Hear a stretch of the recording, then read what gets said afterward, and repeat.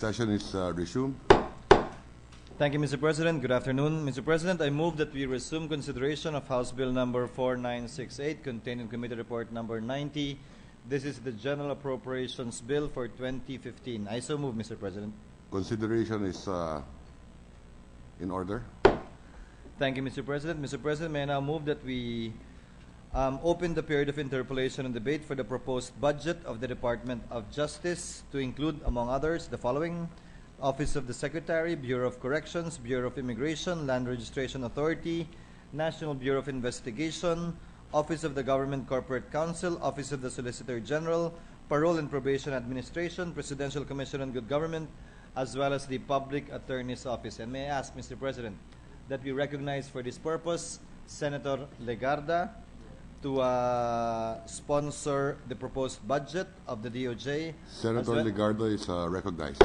May I also ask, Mr. President, to recognize Senator Osmeña for his interventions and their interpellation on the budget of the DOJ. Senator Osmeña is likewise recognized to do the interpellation. Thank you, Mr. President. Would the kind sponsor yield to a couple of dozen questions? Very simple. Yes, Mr. President. I'm sure she's very prepared, Mr. President. To our esteemed veteran legislator, just for the record, I'm feeling cold, not feeling too well today. And yes, but I will endeavor to ask your couple of dozen questions within my physical capacity. Mr. President, if the good sponsor is not ready, is not feeling up to par today, I'm willing to postpone my interpellation until next week. We are ready, Mr. President. Morally, emotionally, intellectually, it is just cold, so I'm a bit under the weather, but I will endeavor to answer your questions. Thank you, Mr. President. My questions really deal more with the matter of policy on some legal issues rather than the specific appropriation in the budget. But I think this is important because we don't get too much of an opportunity to get all of the top dogs of the Department of Justice and the Office of the Solicitor General, the Office of the Government Corporate Counsel. And so let me take this opportunity today to raise some issues, raise some questions on issues that I feel might negatively affect the revenue collection of this country for decades to come. The first one would have to do with the right to match. What is the position of the Secretary of Justice, the OSG, the Solicitor General, and the Corporate Counsel on the right to match? Or let me be more specific. For example, an unsolicited offer is received for an asset owned by the government, subject to a Swiss challenge, which is a price challenge really, and giving the party that made the unsolicited offer the right to match or the right to top by 5% or 10% or 15%. What is the policy of government? What is the opinion of the Department of Justice on such matters? In my understanding, Mr. President, it is the position of the Department of Justice and the Office of the Government Corporate Counsel that as long as it is a contractual stipulation, the right to match or the right to top is acceptable. And I believe that this is also based on jurisprudence. As long as it is contractual stipulation. In short, if it is stated in the contract, Mr. President, that there is a right to top, then it is legally allowed. If it is stated in the contract, so let's go back to the contract. What gave them the right to top?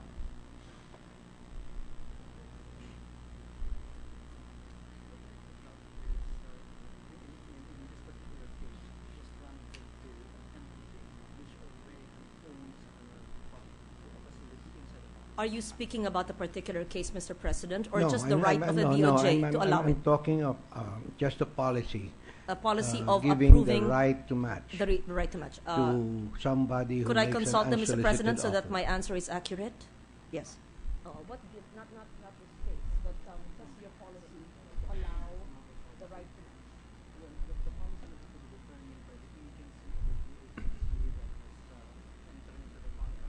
there is no one policy?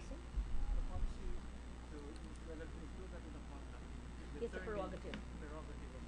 Mr. President, according to the OGCC, it is to be determined by the agency or the institution if he will include, or if it will include the right to match or the right to top in its contracts, in its contractual agreement. In short, it is to be determined by the agency, and it is the position of the DOJ that in certain contracts where it is stipulated, it will be respected and implemented.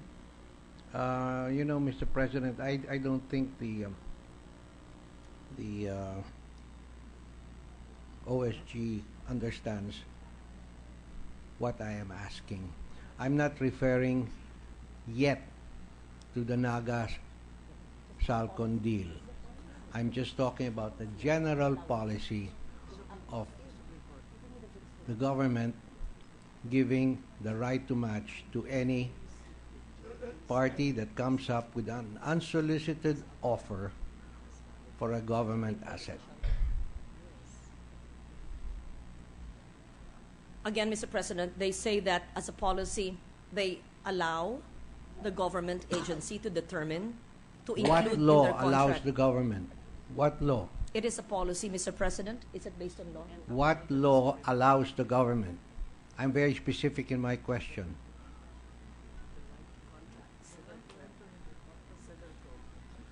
Because I can point out to them several Supreme Court decisions that say that the right to match is not in conformity with competitive bidding.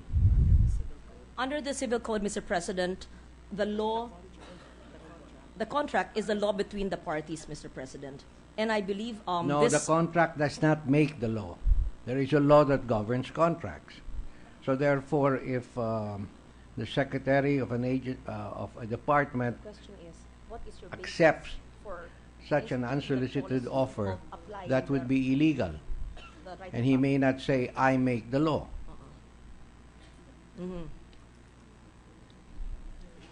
Mr. President, let me just be, in my limited understanding of law, there is only one law in this country that permits the right to match, and that's the BOT law of 1994, where it states, it provides that an unsolicited offer may be accepted by government subject to a price challenge, or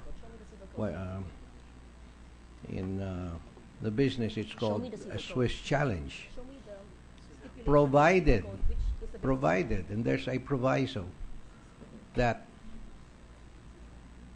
the one who made the unsolicited offer had what is known as a proprietary right, a secret that was exposed name me the because he made the unsolicited offer. So in order to compensate him for her for that secret, he is allowed to match the price challenge. That's the only exception.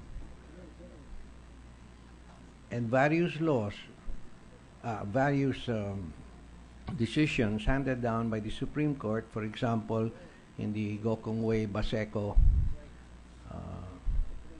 case, the Supreme Court already stated that a price challenge, the right to match, that is not in conformity with fair and open competitive bidding. Mr. President, if I may, it says here that in the case What of... says here? It says, may I put on record, Mr. President, in the case of the public bidding of JG Summit Holdings versus the Court of Appeals GR 124293, September 2003, the right to top in instances of public bidding has been upheld by the Supreme Court in JG Summit. In short, it ruled in 2003. I'm very glad. Is that what they're using? I was given that information, Mr. Yeah, President. well, they're wrong using that, because if you look more deeply into the reason why the Supreme Court upheld the right to match or the right to top, was because Paseco and the Philippine government went into a 50-50 joint venture. Was it Paseco? Kawasaki. Kawasaki and the Philippine government went into a 50-50 joint venture to purchase Paseco. So therefore, this is normal practice that because we are partners, we give each other what are known as preemptive rights. This is corporate practice. And that was the price for the right to match. But it cannot occur, and it has not yet occurred except in one or two instances, where somebody may ex parte come up to, let us say, the Department of Public Works and say, I'm giving you an unsolicited offer to buy the Ayala Bridge for 10 million pesos. Just give me the right to match. O di unahan lang yan. And what happens is that because of the enormous amount it would take to prepare for a bid, many people will not bother to bid. And it happens time and again. See, I am not talking about the Naga Salcon deal yet. I will get to that. But the principle of the right to match has been enunciated by the Supreme Court. If there is a valid legal right that in practice, in commercial practice, is respected, like for example, magpa-partners tayo, at sasabihin ko sa'yo, oy, 50-50 tayo dito, before you sell out, give me the right of first offer, the right of first refusal, or the right to match, then that is valid.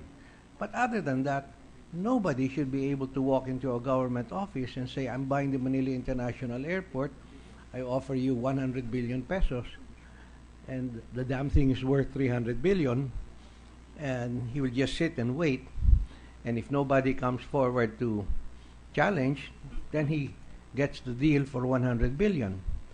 But believe me, it will cost about $2-3 to undertake a due diligence just to establish a competing bid. And so I have seen many groups say, we're not joining that thing. You've given somebody an advantage over everybody else. Is it possible not to use it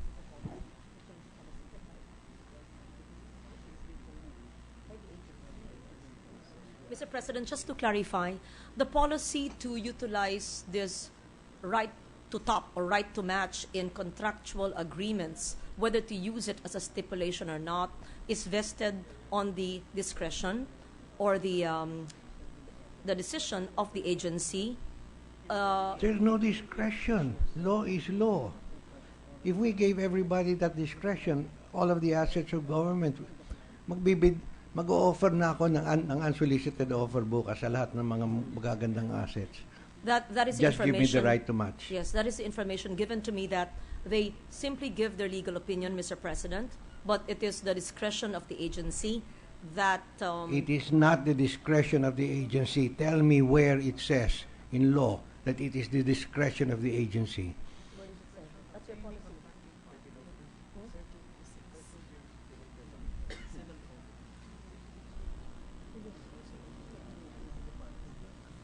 May I read the Civil Code Article 1306, Mr. President? Yes, please. The contracting parties may establish such stipulations, clauses, terms, and conditions as they may deem convenient, provided they are not contrary to laws, morals, good customs, public order, and public policy, Mr. No, President. that is too broad, Mr. President. There are specific cases already on open bidding and the right to match. And any agency will come to us and say, well, this is not contrary to law, public bidding, morals, or public policy. Let me give you another example of when a bidding becomes illegal. When the contract is amended after the bidding occurs. And it happened 7 times. For example, in the Piatco case, there were 7 amendments to the concession agreement that it became ARCA, the amended and restated concession agreement, and then became ARCA 2 and ARCA 3 and ARCA 4. And of course, the Supreme Court threw it out and declared it null and void because you cannot change a contract once it has been signed. Now, in the Baseco case, on which I base a lot of other cases, there was indeed an upholding of the right to match because of the commercial relationship between the original Philippine government and Kawasaki. But if there had been no relationship, no partnership, it would have been illegal. And again, I will repeat, the only law that allows the right to match up to this time is the Build, Operate, Transfer law. And it gives the right to match simply because, number one, the guy had an invention. He found a way to build a new bridge. He made an offer, I shall build a bridge from Manila to Corregidor. And this is the amount that I'm bidding. Now, because of that proprietary right, he is given the right to match. But otherwise, there's no other law that allows this.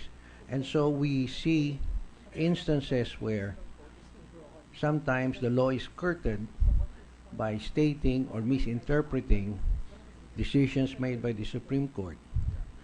And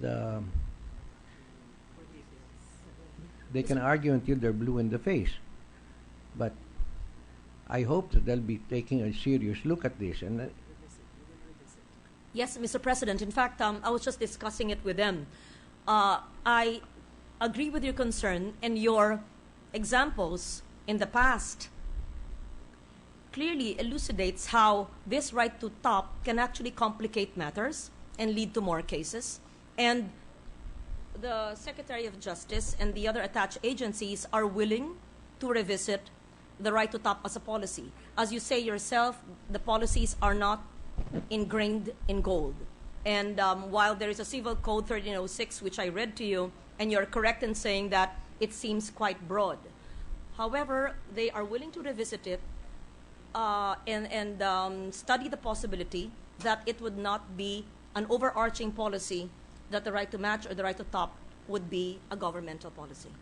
well, thank you for that. But I know you're just trying to get rid of me. But No, I actually agree. But- You've clearly explained it, and this would avoid further cases in the future. And I'm not trying to get rid of you. You can ask more questions. okay, thank you. I will. Mr. President, here's a situation in the Naga Salcon case. There are four small power plants in the town of Naga. Now the city of Naga in Cebu.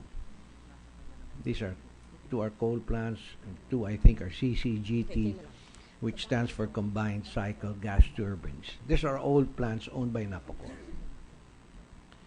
There was a bidding conducted in 2008 for one of the plants.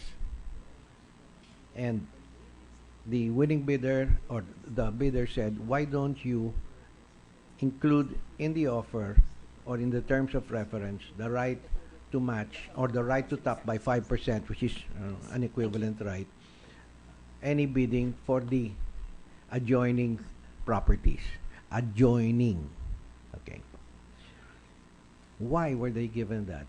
I checked with the PISALM and they said because earlier in 2005, AES, a big corporation which bought our plants at Masinloc for about $900 million US, a 600 megawatt coal plant, had been given the right to top by 5% the sale of an adjoining piece of property to Masinloc. Now, the history of Masinloc, and I want to put this on record, is that generally, government properties, hindi po tinatitle yan. Napakatamad natin, ho. As a matter of fact, I have seen school buildings out in the provinces which had been donated in 1910, 1915. Hanggang ngayon, wala pang title. because we just haven't done our homework. And that's what happened in Masinloc. So ang sabi ng government, all right, we'll bid out the 600 megawatt plant. I know you need this adjoining land, which we're still trying in the process of titling. I know you'll need it for your coal beds. So we will give you the right to tap when we put it up for bidding. So, now, to me, that was okay. It's just a piece of land. There was nothing important about it. And certainly, the bidder said, kung hindi ko makuha yan, wala akong coal bed. In the meantime, lease it to me. So that is what happened. Using that as the excuse, when the terms of reference were prepared for Naga Salcon, and here you have 4 plants. They were not empty land, unused land, not even used for a coal bed. They're actually existing operating plants. Sabi nila, gawin mo rin ganun ang ginawa natin sa Masinloc. Kung sino manalo dito, may right to tap sa adjoining 3. They're not dependent on one another. It's separated by a road in between, pero ang ginamit is adjoining. So therefore, using that, Salcon, KEPCO, won the first of the 4 plants. By the way, the owners of Salcon are very close to me. So there's nothing personal here, and I'm very sorry to have to use their contract as an example, but I'll have to do it for the benefit of the Filipino people and future generations. So sabi nila, okay, when you bid out the other 3, we're going to want to exercise our right to tap. So wala gahong gusto magbid. They went through 2 or 3 failed biddings because there's only one bidder or below agreed agency estimates. So in this last bidding, I had specifically asked the San Miguel Power Corporation, would you like to bid for the Naga plant? They said yes, but not with the right to tap there. I asked the Lopez Group of Companies, would you like to bid? Yes, but not with the right to tap. It's going to cost us $2-3 million to just prepare, exercise our due diligence, and we know we're going to lose anyway. Advantage na sila eh. The only one who bothered to come up with a bid was the Aboitiz Power Group. Why? Hometown nila yan, Cebu Province, taga dun sila. So they felt they had an advantage because they own Visayan Electric Company, which is the Meralco of Cebu.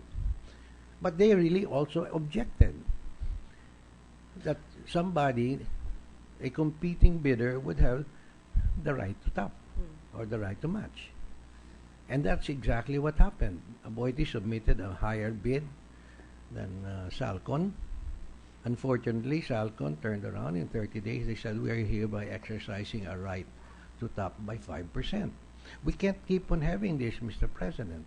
So I know that is the previous contract that the OSG is referring to, but that previous contract was already an exception in the sense that nobody would have bidded for the AES and the others would have bidded for Masinloc without a coal bed. But there is no connection now between the 3 other plants and the first plant that was sold. They don't share anything. There's a common road, and anybody can use the right of easement or right of way to continue using that common road. But other than that, there was no reason for it. There was no commercial reason for it. For several years, Napocor was operating those 3 other plants independently of Salcon's first plant. So this is why it concerns me, not because I care who buys those plants. Like I said, the group that exercised the right to match are very close friends of mine. One is related to me by affinity, married my niece. However, I can see that in the future we're going to have an enormous amount of problems if we don't put our foot down. Now, Mr. President, to show you that a law does not exist allowing this, there is a bill here in the Senate filed by Senator Nancy Binay, that says the right to match the Swiss challenge will now be accepted as a form of public bidding. And I quietly told her, you don't know what you're getting into. This is going to cost our government a lot of money if we keep on doing this. So we should not make exceptions to this. Mr. President, I know exceptions have been made. There's now a funny situation where the SETEX, the O&M, the operation and maintenance for the SETEX said it would be subject to a right to match or a right to top. There also was a situation a few months ago wherein a very big real estate developer made an unsolicited offer for a piece of land in Fort Bonifacio on the condition that it be subject to Swiss challenge with the fellow or with the group that made the unsolicited offer given the right to match. Eh di sabi ko, eto na. And it was upheld by the DOJ. And that's totally out of line. I'll tell you the name of the company that made the bid, SM Land. And I think the others who wanted to challenge said, why is this not subjected to public bidding, open bidding? Ba't mo pinapayagan na may makakapasok sa opisina mo at sasabihin, eto unsolicited offer ito. Ayan o. Because if something were for sale, then government should already announce in advance, everybody, I've got 35 hectares for sale. Prepare your bids. This is my minimum price. Then it's fair. Another example, just last lang, so we can shortcut this. In 2002, a very big financial group made an unsolicited offer to buy the shares that SSS owned, amounting to 29% of common stock in Equitable PCI Bank. That was a big amount of money. I exposed it and I investigated it. I was chair then of Banks Committee. And I asked the president of SSS, why did you accept this offer? Oh, well, it was a good price, sir. I don't care if it was a good price. It should have been subjected to open bidding. So after 3 or 4 months, with the pressure on her, she backtracked a bit and she said, all right, we'll subject this to open bidding, but we're giving the buyer, BDO was the buyer, the right to match. I took them to the Supreme Court. Why are you giving BDO the right to match? Just because they were the first to knock on your door? Then I'll form a group that will be the first to knock on everybody's door in government with an unsolicited offer. Now the Supreme Court declared my case moot and academic 2 years later because the GSIS, the price was 43 pesos. The GSIS declared 2 years later, yes, we're selling our 14% ownership, but we want 92 pesos. And that made it academic. Now, SM had to pay 92 pesos also for the SSS shares. So the original contract was at 8 billion, became 17 billion, more than double. But this is what I'm saying, Mr. President. If I can't keep on going to court every time, I can't afford it, and challenging this right to match situations that come up every once in a while, may nakakalusot. And I'm asking the Secretary of Justice, the OSG, to make already an open determination and let everybody know the right to match only exists under these conditions and not under any condition. And it should not be at the discretion of the agency head because, you would be opening up a can of worms. Thank you for that, Mr. President. You've actually convinced me with your examples, and I mean it. And so the Secretary of Justice and the OGCC have agreed to study it because clearly this is done. In fact, in the 2013 NEDA guidelines, the Swiss challenge, or right to match, is part of their guidelines. However, there is no law, try to assist me in this predicament, there is no law that bars agencies that expressly says that the right to match is not allowed. However, it is also not a policy of the government to encourage agencies to stipulate in their agreements the right to match, the right to top. So it is really the discretion of each agency to stipulate it in their contractual agreements or not. However, after having stated those cases that you mentioned, it really could simplify matters, and it would prevent us from having more legal issues or legal tussles if this is studied further, so that the right to match is not. How can you actually prevent institutions or agencies from this when it is part of the NEDA guidelines of 2013? I'm not sure of 2014. So that is my predicament. I cannot answer you because I'm not. 2013. Yes, in the The 2000. NEDA guidelines allow the right The to Swiss match. challenge, no? The Swiss challenge. The Swiss challenge, yes, for an unsolicited offer, and if the unsolicited offer is made by somebody that has a proprietary technology. Anyway, Mr. President, since this It's representation in the is not BOT law. It's in the BOT law.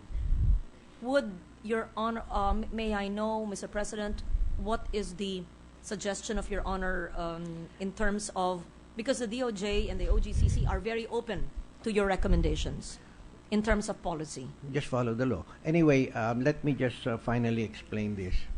The right to match really stems from the right of first refusal. So if you Google it, yung right to match, they'll refer you to right of first refusal.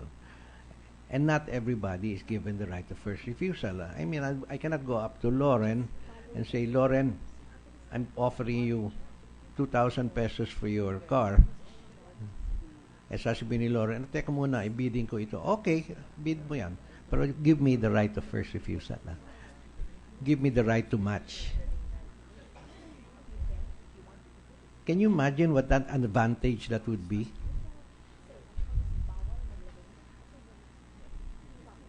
Especially if you have to spend a lot of money to prepare a bid. Mabuti kung laway lang. Pero hindi po eh. These bids cost, I know, I've seen them prepare. They hire foreign consultants. They run the numbers. They do modeling, etc. These bids can cost $2, $3, $5 million. If I were to bid for a $600 million or $1 billion power plant, that's going to cost me a pretty penny. Now, why will I waste going through that exercise if I know the other side can easily match it? All he's doing is waiting for me to make an offer, and he'll say, I match. So that's what I'm saying, Mr. President. They've got to start from the right of first refusal, because there have been too many exceptions, too many palusuts already in this past 10, 15 years, that I saw the danger of it becoming standard. And it should not be standard. A bidding, an open bidding is an open bidding. Diba? Kung bigyan mo ako ng advantage, I'll be able to sell the advantage tomorrow. Believe me. Give me the right to match. Bebento yan. Yes. I'll go out. Okay. Who wants this plant? Just give me 5%. I'll put you in the position of the right to match. I believe, Mr. President, that open competitive building is still the standard, is still the policy. However, since there is no prohibition on the discretion of agencies to stipulate in their agreements the right to top, then some, based on their right. own discretion, do that, Mr. President. This is not open competitive bidding if one party If they do that. enjoys the right to match. I agree with you, Mr. President. So, they are willing to study can we that. have a promise from the Secretary of Justice that should I'm not telling her how to write it or how or what she will eventually say. I just say, give us something in writing, say within 30 days, analyzing. Not a specific the case, but just a problems. general policy. Yes, Yes, Mr. President. and we'll take it from there. Yes, Mr. President, the committee will receive also a legal brief or a memo on, after thorough study, on the Maybe I'd right like to them match, to yes. say, to first define what is open bidding, what is meant by fair, open, public competitive bidding, bidding. competitive bidding. And does anybody, any party enjoying the right to match destroy the competitiveness of that bidding? I am one with you, Mr. President, in going for open, transparent, competitive bidding, and we commit, the DOJ will commit in less than 30 days to submit to Your Honor a legal brief on the right to top and its implications, whether for or against. I thank you for that. Thank you, Mr. President. On another issue, about 6 months ago, this is part of the Napoles brouhaha. There was a report that 515 million had been coursed through the National Commission on Muslim Filipinos, which is an office right in the office of the President in Malacanang. And so initially, President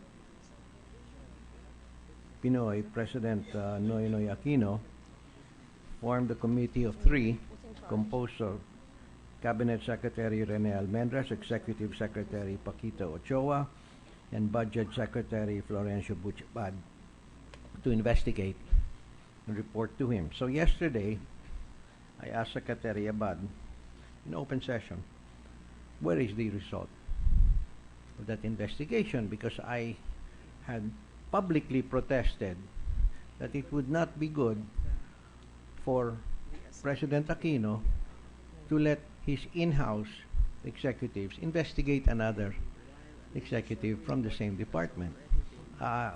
My words were, this is like asking St. Peter to investigate St. Paul. Well, I was not informed. I only found out yesterday when I asked for the report that it had been passed on to the Secretary of Justice. So may I formally request the Secretary of Justice to furnish this representation in this committee with a copy of the report on the 515 million course through the National Commission on Muslim Filipinos to about 18 NGOs connected with Jenny Napoles. Yes, Mr. President, according to the Secretary of Justice, the National Bureau of Investigation has submitted its initial report to the Secretary of Justice. She is finalizing the report on the National Commission on Muslim Filipinos. By There's an finalized initial meaning, report. However, there are progress reports to finalize the report, Mr. President. shall we wait another 3 weeks, 3 months, 3 years? I normally like to set deadlines. Otherwise, if it's open-ended, there's no pressure to wind up the report.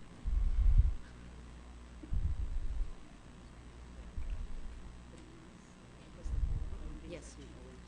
They are currently waiting from some documents from the Commission on Audit, Mr. President, and but I confirm that the NBI is proceeding with its investigation. In fact, it has its initial report with the Secretary of Justice.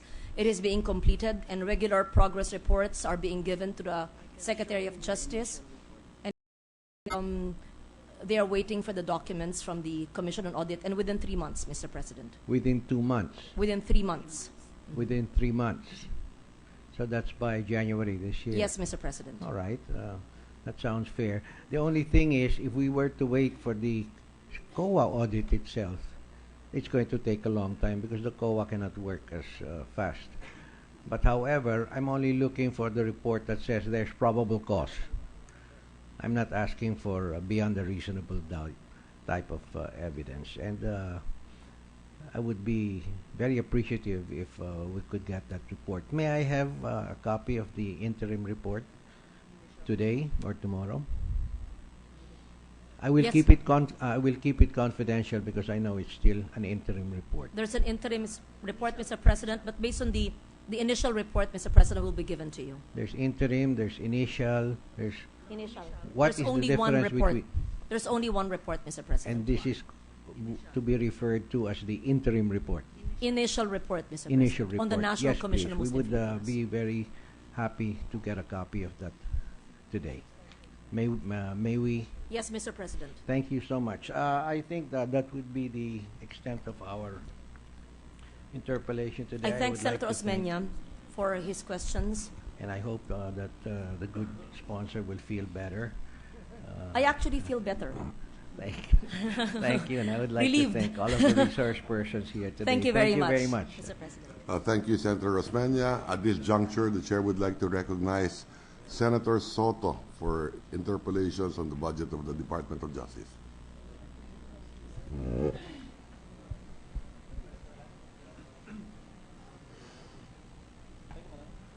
Mr. President, I was charmed by the looks given by Senator Legarda and Secretary De Lima. Therefore, I have withdraw any interpellations for the DOJ. Thank you, because I understand that the minority leader wanted to increase the budget. In the portion of committee amendments, you will increase the budget, right? I will wait for the period of committee period of individual amendments. We would like to submit that the anti-cybercrime division be given additional budget. And you the also National wanted Bureau to of beef Investigation. up the National Bureau of Investigation. Yes, the NBI itself. And the PAO and the Bureau of Immigration so that they can stop the human traffickers and the drug traffickers. Tama na yung sa NBI, And Mr. the President. prosecutors Kayo- nationwide. Ikaw na bahala doon sa iba. Majority Leader. Thank you, Mr. President. Thank you to our distinguished acting minority floor leader, Mr. President. Okay. May I request for 1 minute suspension? Session suspended.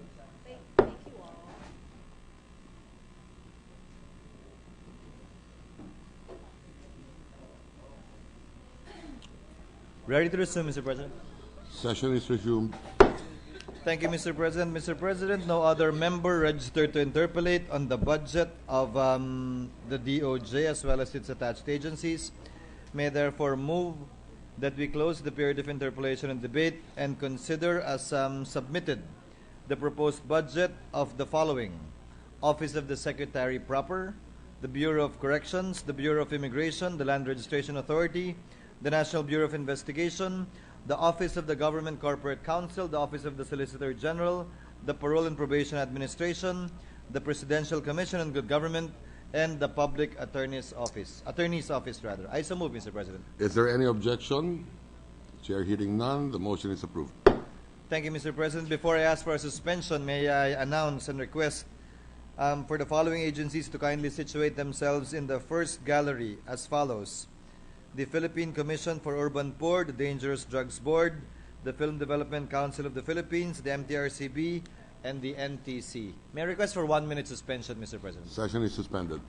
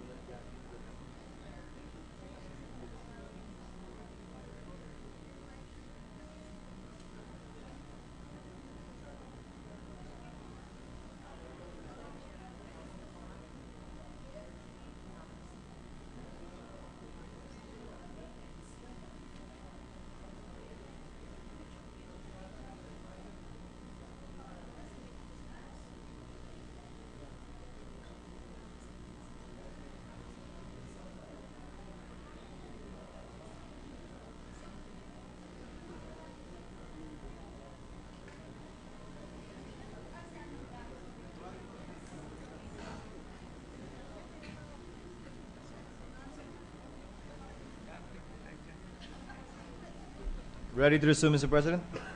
Session is resumed.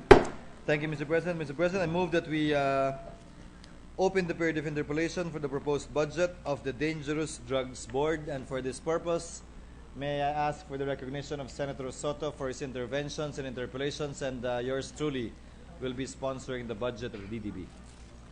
Senator Soto is recognized to interpolate. To respond will be the chairman of the Committee on Finance, Senator Escudero.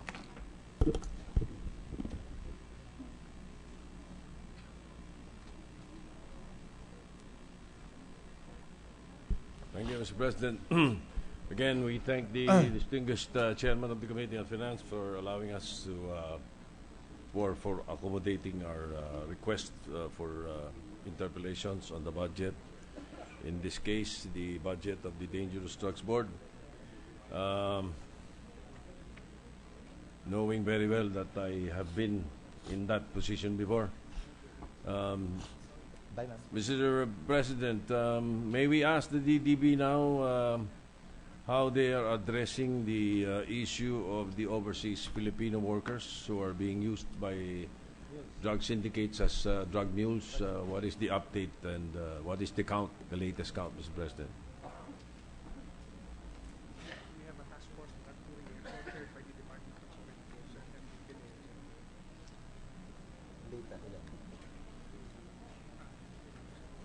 Data niya, ilan yung news na huli. Mr. President, while they're getting the figures, according to the DDB, they have formed a task force drug courier together with the Department of Foreign Affairs, as well as the PIDEA, in order to not only monitor but arrest this seemingly growing occurrence of the utilization of Filipinos as drug mules. But is it right to say that from the time, I think over a year, where an information campaign was highlighted by not only the DFA but the DDB, the number of apprehended drug mules has gone very low? Mr. President, I have the figure. For Asia and the Pacific, these are the Filipinos detained for drug-related offenses abroad. For Asia and the Pacific, 342. Middle East and Africa, 257. The Americas, 117. Europe, 104. Or a total of 820, Mr. President, Your Honor. China, which is part of Asia, Formed the 342. China's contribution to the 342 is 218, Mr. President, Your Honor. Would they know how many are facing the death penalty?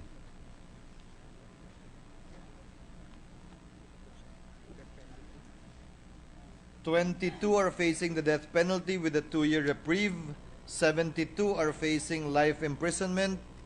118 are facing fixed-term imprisonment. And 8 are pending cases or still under investigation." This is insofar as China is concerned, Mr. President, Your Honor. What about the other countries that you mentioned, including Europe? Are there countries where our OEFWs or our countrymen who are considered drug mules facing the death penalty?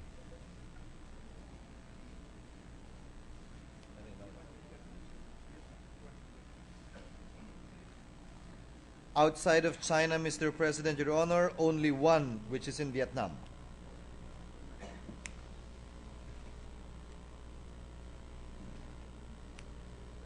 The task force drug courier that they have formed, do they have enough funding for that particular endeavor, Mr. President? Where can we find it in the 2015 budget? It's not in the DDB's budget, Mr. President, Your Honor. It is lodged in the budgets of PIDEA and the Department of Foreign Affairs, since the job of DDB is coordinative. Thank you, Mr. President. Now,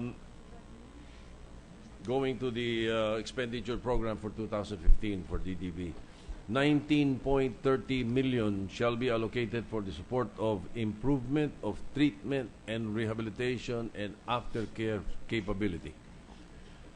I'm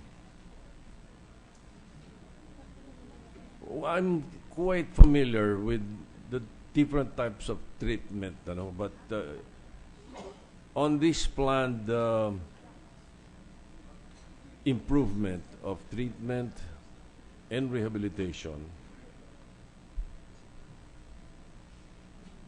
what would be the concentration, Mr. President? Will it be on services and facilities or system? Expansion of services, Mr. President, Your Honor, particularly outpatient services. Expansion of services. But what about the system? Where are we concentrating? Faith-based, 12 steps, the 12 steps model, eclectic, therapeutic, or the multidisciplinary? Alin ba rito ang concentration, Mr. President? Therapeutic community, Mr. President, Therapeutic, Your Honor. the Bikutan formula. They are nodding their heads, Mr. President. Thank you.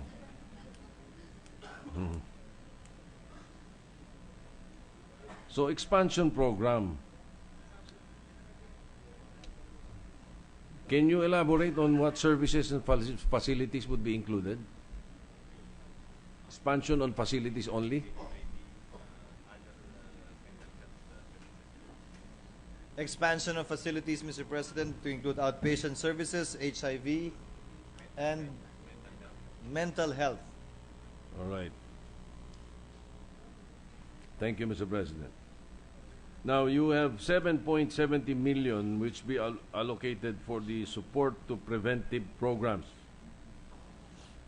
May I know what these preventive programs are again and how effective are they? 7.70 million, that is a drop in the bucket for a preventive program. What do you plan to do with this 7.70? Ano mga magagawa ng DDB dito, Mr. President?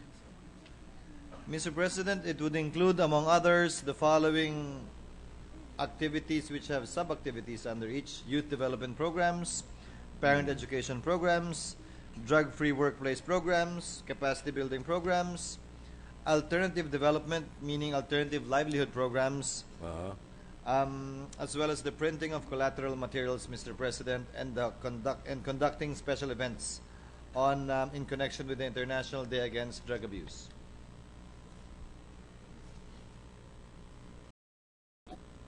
Ano to, Mr. President? Sinamit nila ganito na or kinat ito? Inano po? Kinat ng DBM o they submitted more than this? The reason I'm asking, Mr. President, is that, well, the Senate is very much aware of this already for so many years. We've been talking about it. Actually, Mr. President, we have on file, I believe, the proposed budget of the DDB. I asked for that during the committee deliberations. We can give you a copy of their proposed budget as submitted to the DBM for your perusal and Yes. Perhaps reference during the period of either committee or individual amendments. Well, we would appreciate that. The reason, Mr. President, is that a 4 or 5-way approach is still the most effective approach. And when you say 4 or 5-way approach, preventive education is a big chunk of the problem. It's as big as enforcement and as big as rehabilitation. So if we're talking of 600 million for PIDEA, we're talking of 19 million for the expenditure program, 181 million for other programs, 7.70 million for support to preventive programs is parang nakakaawa, Mr. President. I joined. Are we serious in our preventive education program kung ganito ang programa natin? So I expect the sponsor to accept a proposed amendment to this effect, probably in the period of individual amendments, Mr. President. The points are well taken, Mr. President. At the proper time, we would be more than willing and open to effect such proposed amendments. Thank you, Mr. President. Yung pong alternative development program na binanggit nyo, is it the same? The alternative development program that DDB is conducting, that is replacing marijuana plantations with mulberry trees and abaca production? Is it the same? Are they still doing that, Mr. President? Boy Bawang. Yes, Mr. President, Your Honor, that is their alternative livelihood program. Para imbis na marijuana ang itanim, mulberry tree na lang daw po. Yes, well, for the information of... Huwag nyo na lang paspel ho yung mulberry. Mulberry, M-U-L. Anyway, Mr. President, yes, I'm quite familiar with that. What do they call that? Sericulture. Sericulture, is, if I recall it right, is there is silk production. And the catalyst is planting mulberry trees. Thank you. Then,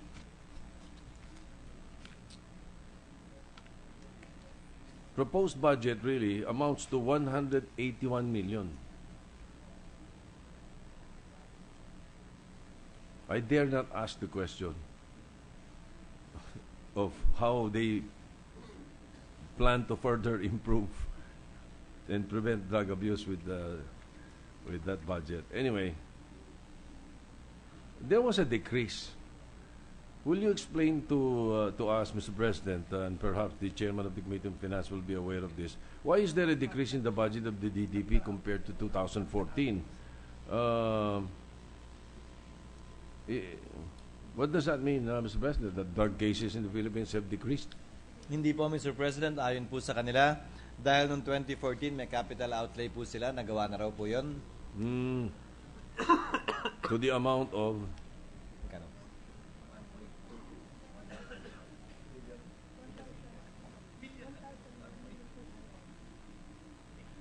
Ano yung ginawa nyo? Magkano yung reduction ng budget of 1.2? 1.2 daw, according to Senator Doblon. The 25th Ayoko na nga Senator. ho sanang sabihin kasi maliit lang eh. Sinabi pala ni Yoli eh. Ang liit lang pala yung decrease. Lakihan natin yung dagdag. That's in the form of capital outlay for I vehicles, see. Mr. President. I according to see. them. And they don't need it now. Anyway, thank you. We thank the sponsor. At least we're able to place on record that we are able to solicit the support of no less than the chairman of the Committee on Finance. Thank you very much. You have that assurance, Mr. President. Mr. President, no other member registered to interpolate. I will transfer podiums, Mr. President.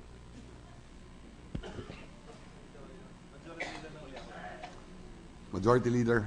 Thank you, Mr. President. Mr. President, no other member registered to interpolate on the budget of the DDB. May I therefore ask that we close the period of interpolation and debate and consider the same as submitted. I so move, Mr. President. Is there any objection? There being none, motion is carried. Thank you, Mr. President. May I now ask that we open the period of interpolation and debate for the proposed budget of the Presidential Commission for the Urban Poor, and for this purpose, may I ask that we recognize Senator Gingona to sponsor the budget of the PCUP and Senator Soto for his interventions, respectively. Senator Gingona is recognized to sponsor the budget of the said agency. Senator Soto is recognized to interpolate.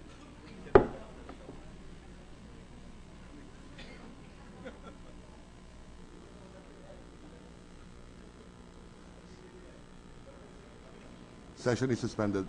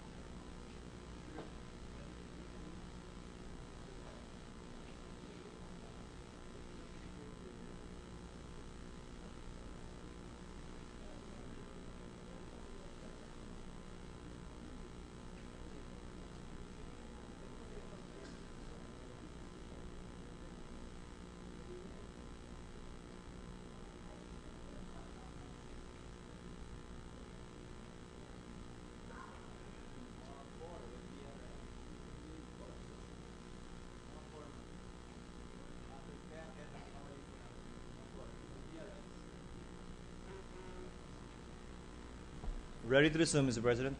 Session is resumed. Senator Gingona is recognized to sponsor the budget, and Senator Soto is recognized to interpolate. Thank you, Mr. President. Thank you, Mr. President. Will the distinguished gentleman yield to few questions on the budget of the PCUP? Certainly, Mr. President.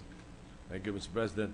The Presidential Commission for the Urban Poor, PCUP, has, I understand, formulated and recommended about 220 policy programs for the urban poor to address their needs, of course. How many from this pool of 220 policy programs are being implemented? And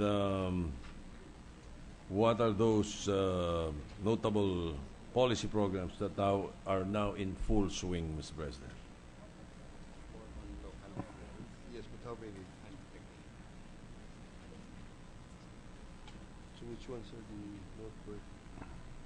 Which ones are the noteworthy? Yeah, the 30.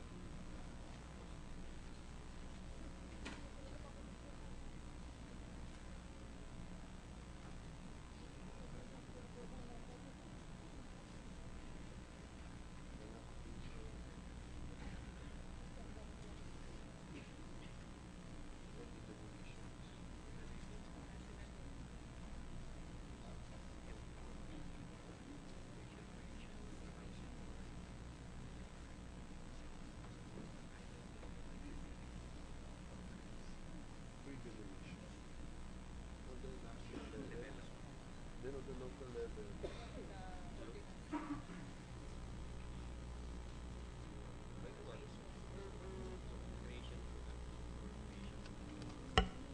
Okay, Mr. President. There are 138 policies. Those national in scope, 130. 8, Mr. President.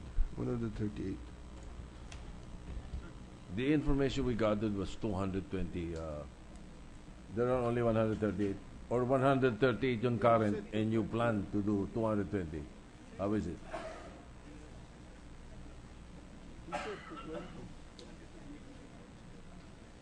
Yours is 138.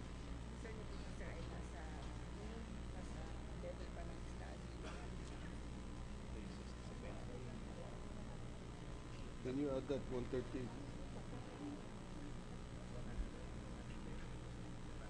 Sige po. Ano po yung... 67 po ang nakalagay dito na for further study. Kaya I hindi see. pa na-implement. Dun sa national level, ang chief program nila, yung pre-demolition conference. So para walang bulaga, walang magugulat na lang basta meron demolition, pinag-uusapan muna, nagkakakomperensya muna bago mag-demolition. Okay. That's one. Well, one of the, quote ko to 10-point covenant of the President with the urban poor. I read this in their program. And it is, no eviction without decent relocation. How is this reconciled with the court orders and other processes which must be respected and carried out? How do we ensure peaceful eviction in instances when informal settlers appear to insist on staying in the property which is belonging to another? Doon po pumapasok yung, Mr. President, doon po pumapasok yung pre-demolition conference. Kasama na po yung sheriff at yung communities na saklaw ng eviction order. Of course, they try to make it as humane and as orderly as possible na walang gulo, so to speak, Mr. President. All right. Now, Mr. President, to facilitate my inquiry, can you just give us a copy of the current policy programs that are being implemented, all 138 of them? Will do, Mr. President. All right. Para hindi ko na isa-isahin yung ibang programa. Now, let me go to the budget proper. The PCUP proposes the increase of its MOE from 49,920,000 to 62,235,000 in 2015.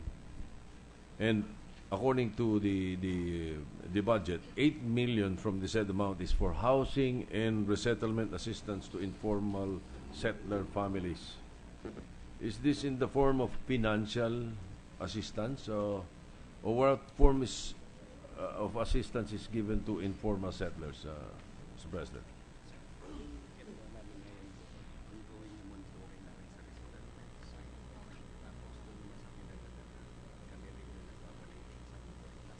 Housing and resettlement assistance. Financial ba ito, Mr. President? So Okay, thank you. monitoring and validation. And then who do you submit it to? Oh.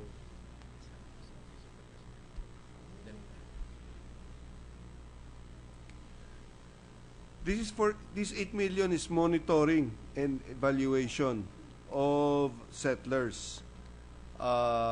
Then they submit the reports to the Office of the President, Mr. President. Medyo nakakaligaw yung title. Ano? Housing and Resettlement Assistance. Monitoring pala ito. Are you sure? Are they sure, Mr. President? Monitoring pala ito? Assistance ang nakalagay. I'm not against it, ha? As long as they are able to explain it, Mr. President. Yun lang ang general title. Mr. President, we're open to changing it. In consultation, Okay. we all agree that it's really misleading. Yes, thank you. We should. I think it's found in... yes. It's from the Committee on Finance itself. Thank you, Mr. President. We can do that at the proper time. Now, we have a problem with the so-called professional squatting. How do we ensure that there will be no instances of professional squatting? Is there a mechanism that PCUP has formulated to be able to check that profession does not take place?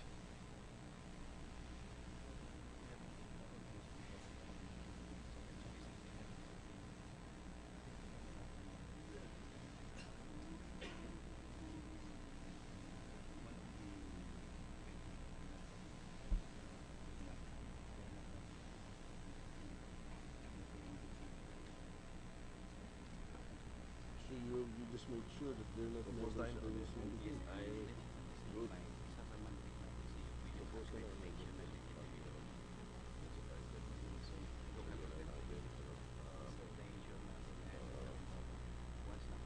Should be in the background check.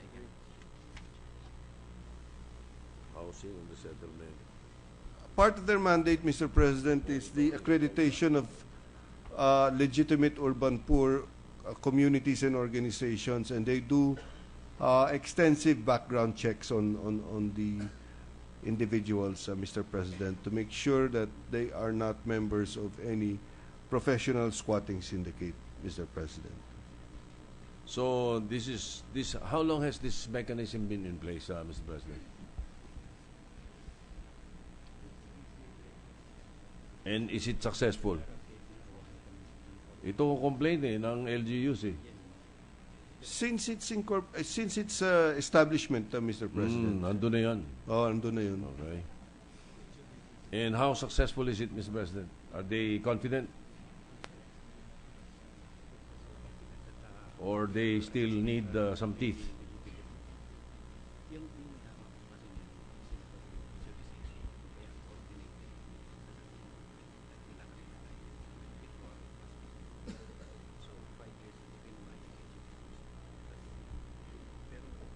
Professional squatters?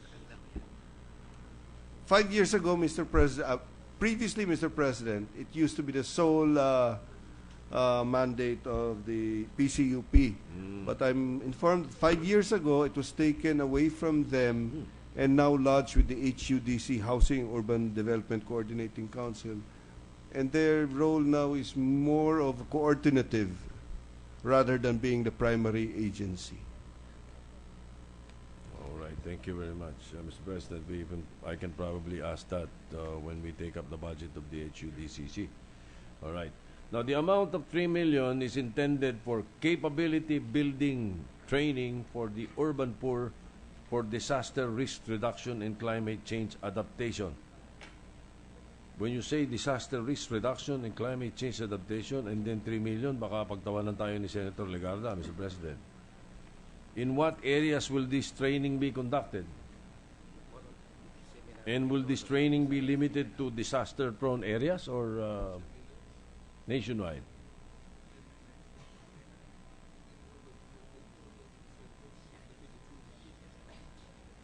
Mr. President, it's for seminars in major urban centers lang. All right. Ganun lang, hindi Hindi po hindi full-blown Opo. training program for the Hindi po. urban poor. Okay.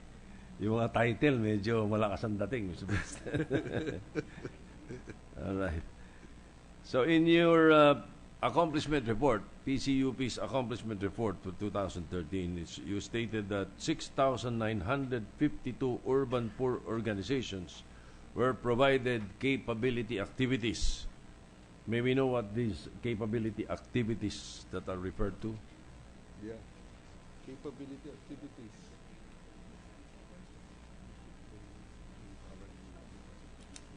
Dadating ang panahon, Mr. President, we will ask the chairman of the Committee on Finance na i-translate na sa Tagalog itong budget natin.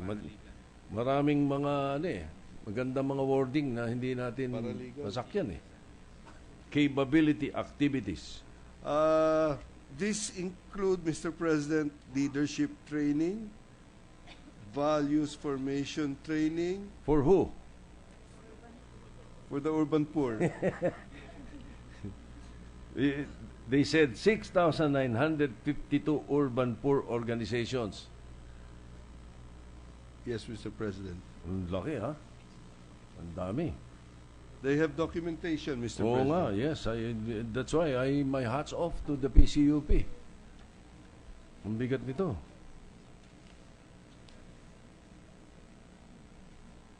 All right. Thank you, Mr. President. I am somehow enlightened, but although, as I said, medyo yung mga title natin, nakakalito kasi. Thank you. We Thank you. agree some of the titles need revisions, Mr. President. Thank you, Senator Soto, Majority Leader. Thank you, Mr. President. Mr. President, no other member registered to interpolate on the budget of the PCUP. May therefore move that we close the period of interpolation and debate and consider the same as submitted. I so move, Mr. President. Is there any objection? The chair hearing none, the motion is approved. May I now ask, Mr. President, that we open the period of interpolation and debate for the proposed budget of the Film Development Council of the Philippines. Consideration is in order.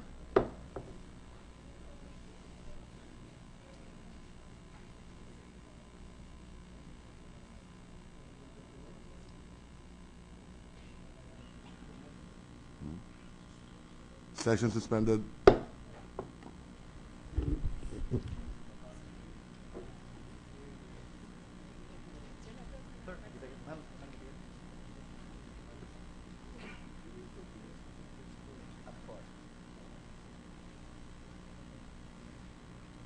Hi, sir. How are you? Nice to see you again.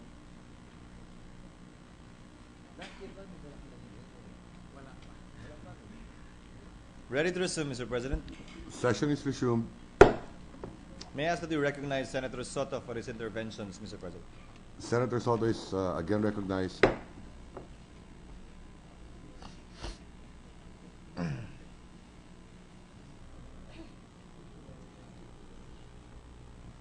Thank you, Mr. President.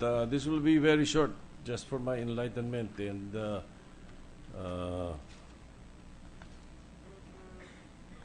if you will recall, I was discussing this last year also with the Film Development Council already. So I will just go straight to some concerns that are being asked by people from the industry. Do you have a program for the production of historical and Filipino values-oriented films, Mr. President?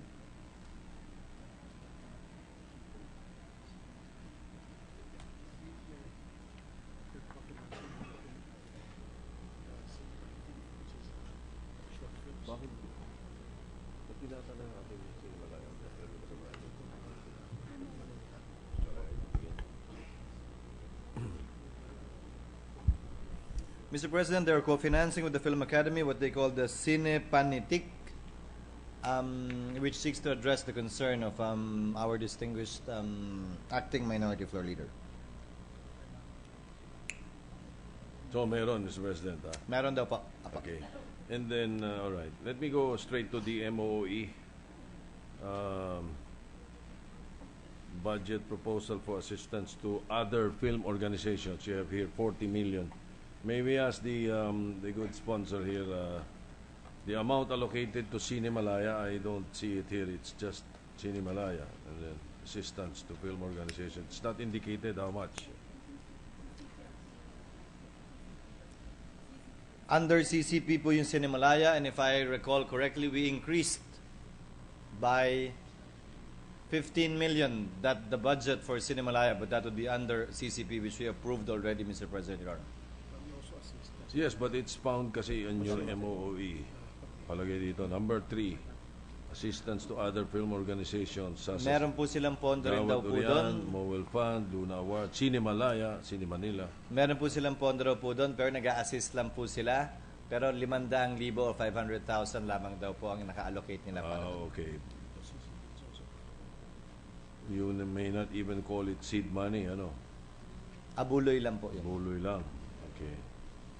Anyway, Mr. President, just to remind them, and I brought this out already last year, the underlying reason for the creation of the Film Development Council, sana medyo baitan pa rin ng konti yung mga Filipino producers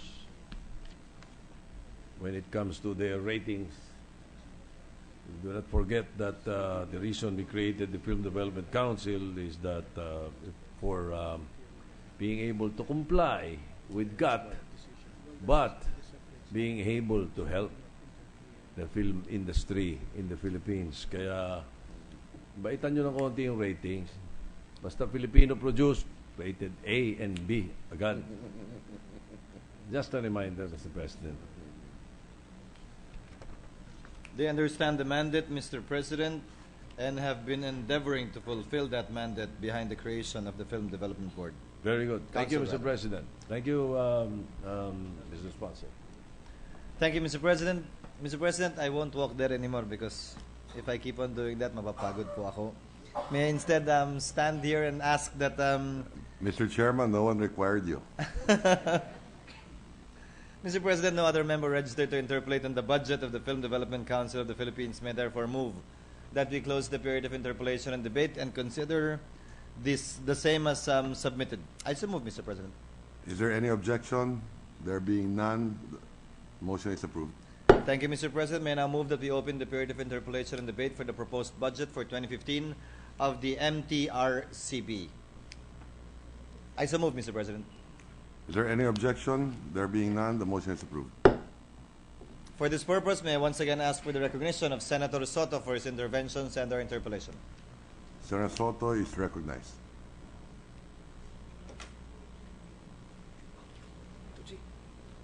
Thank you, Mr. President. Again, we thank the chairman of the Committee on Finance and the sponsors.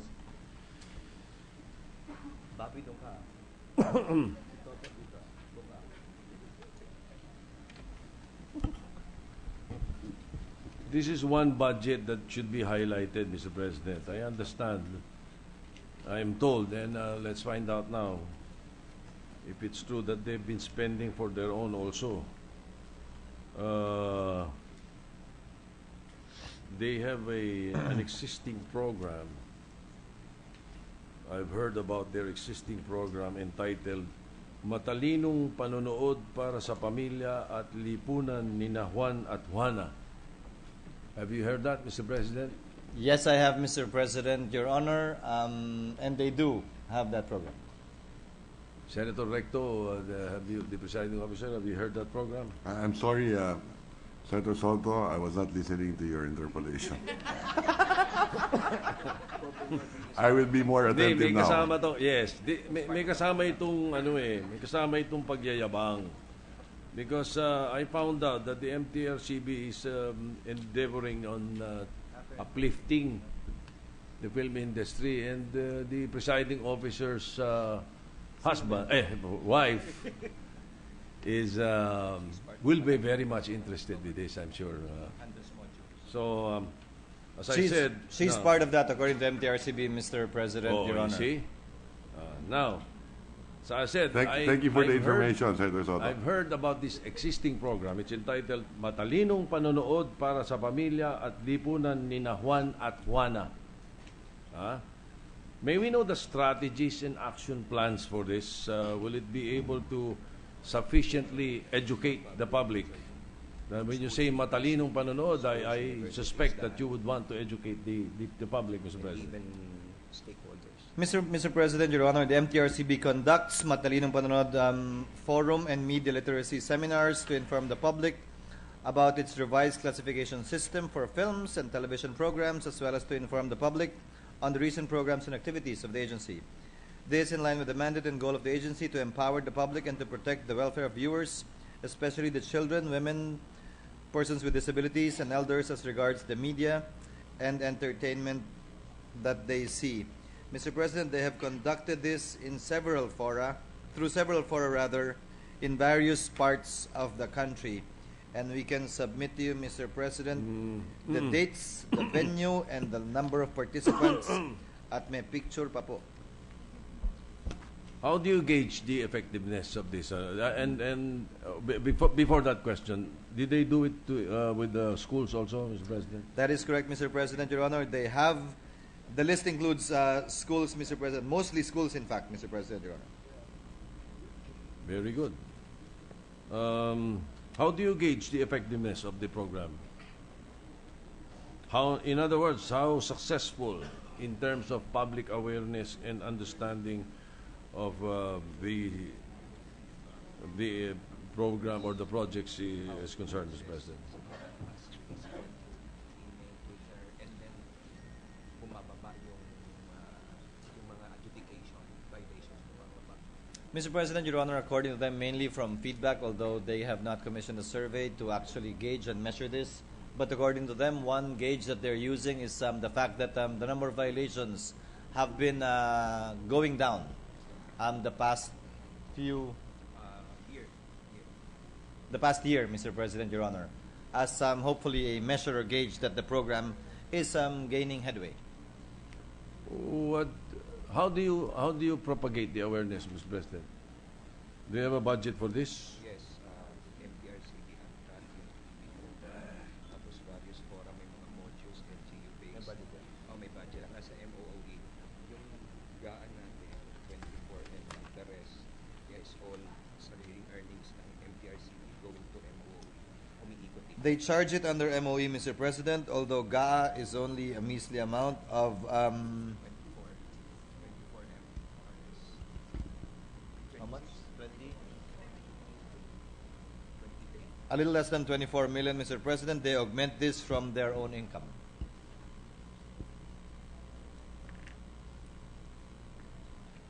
And their own income does not go to the general fund. They are allowed to use it. Yes. That is correct, Mr. President, Your Honor. I'm just curious, sino ba naka-invento ng title na yun? Matalinong panonood para sa pamilya at lipunan ni Juan at Juana. Attorney Villarreal?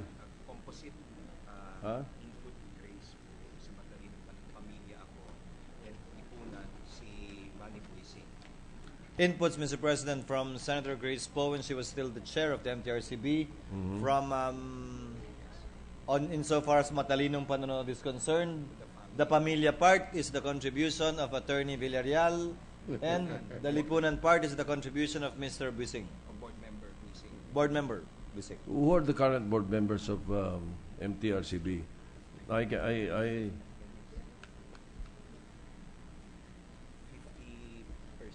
from the industry.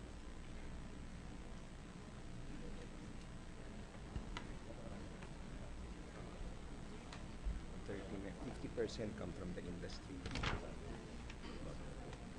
If I may, parang dalawa lang kasi kilala ko, Jackie Aquino and Bobby Andrews.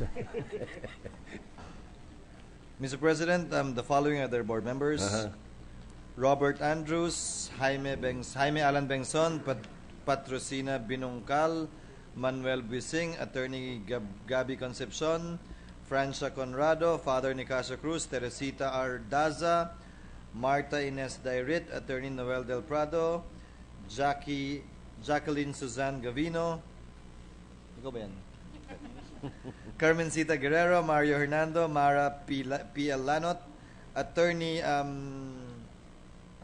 Eric Henry Joseph Malyonga, Annalisa Martinez, Maria Carmen Musngi, Cecilia Nubla, J.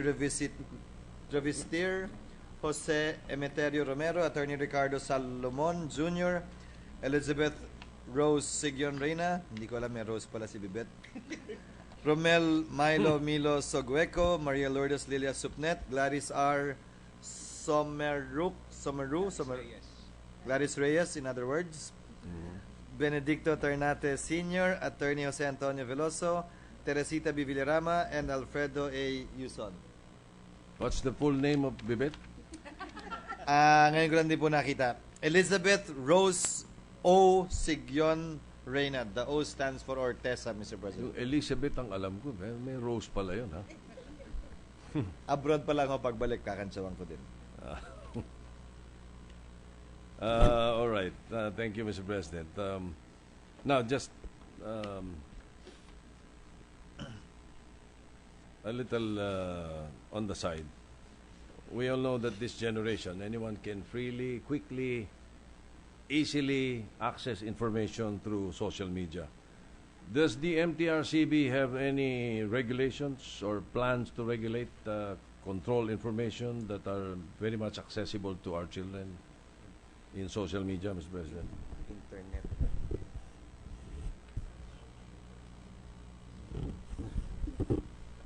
Social media or new media, Mr. President, or the internet, as some would refer to it, is not within the mandate of the MTRCB. I remember this was a subject of long debate when we were trying to amend and update the charter of the MTRCB when I was still with the House. It is not within their mandate, Mr. President. And during your debates, Mr. President, is it not feasible to include it? Well, to begin with, Mr. President, that was in 1999, approaching 2000. Hindi pa kasing laganap yung internet at mga applications tulad ngayon.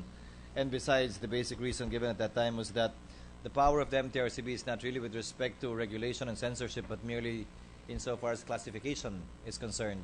And the concomitant knee-jerk reaction would necessarily come from the industry. Now, the internet, new media, is a totally different ballgame compared to traditional media, meaning to say television and movies. All right. Perhaps in the future we can look into it. I see my fellow Letranite nodding his head. We can work. All right. If they will be given legislative cover, Mr. President, and authorization, they will embark on such a journey insofar as new media is concerned. Studied models. We can make studies on that. Thank you, Mr. President. Now, just one more very small point, but I think it's very important. At the risk of sounding like Archbishop Cruz, do you have guidelines in relation to the themes and storylines presented in teleseries? It goes into artistic license, so only very basic. Only very basic guidelines, Mr. President, because more often than not, it would fall under artistic license of whoever is producing, writing, or coming up with these teleseries. As I said, at the risk of sounding like Archbishop, kasi I would want to suggest that you study the possibility of minimizing themes of violence, sex, adultery, and rape in Philippine television, Mr. President. Kahapon lang kay Vice Mr. Chair. President, according to them, they are conducting matalinong panonood seminars and workshops with the networks themselves who are doing this on their own. Kumbaga, via self-regulation and through coordinative efforts with these stations, perhaps we can achieve the goal being sought by Senator Soto. All right. Thank you, Mr. President, because one of the major factors, I believe, in the prevalence now of teenage pregnancies is this. So we should look into that. Anyway, I congratulate the MTRCB for their work and their program. I hope they are successful, and the Senate will always be supportive of such endeavors. Thank you, Mr. President. Thank you, Mr. Chairman. Thank you, Mr. President. Thank you, distinguished Minority Floor Leader. Mr. President, no other member registered to interpolate on the budget of the MTRCB. May I therefore move that we close the period of interpolation and debate and consider the same as submitted. I so move, Mr. President. Is there any objection? The chair hearing none, the motion is approved. I request for 1 minute suspension, Mr. President. Session is suspended.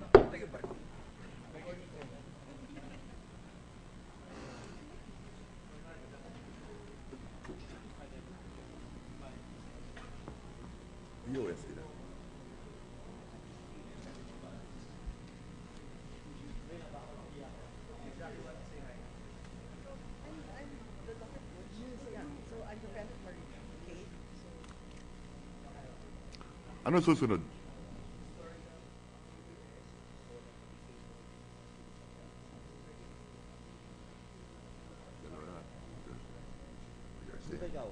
Okay.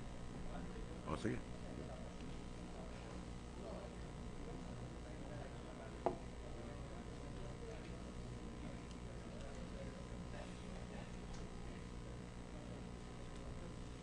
Thank you, Bam.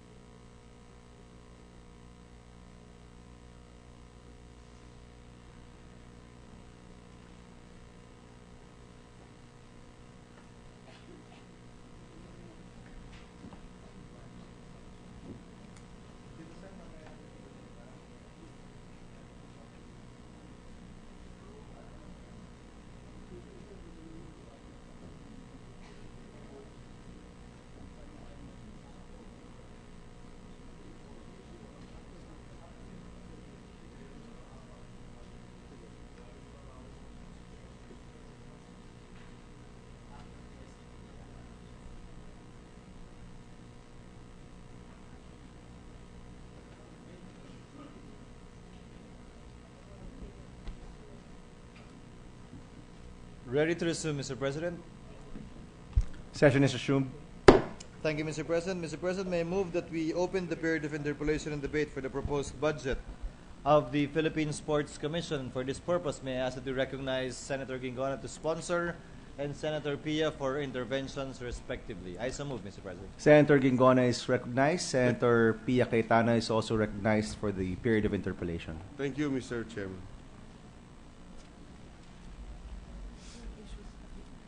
Thank you, Mr. President.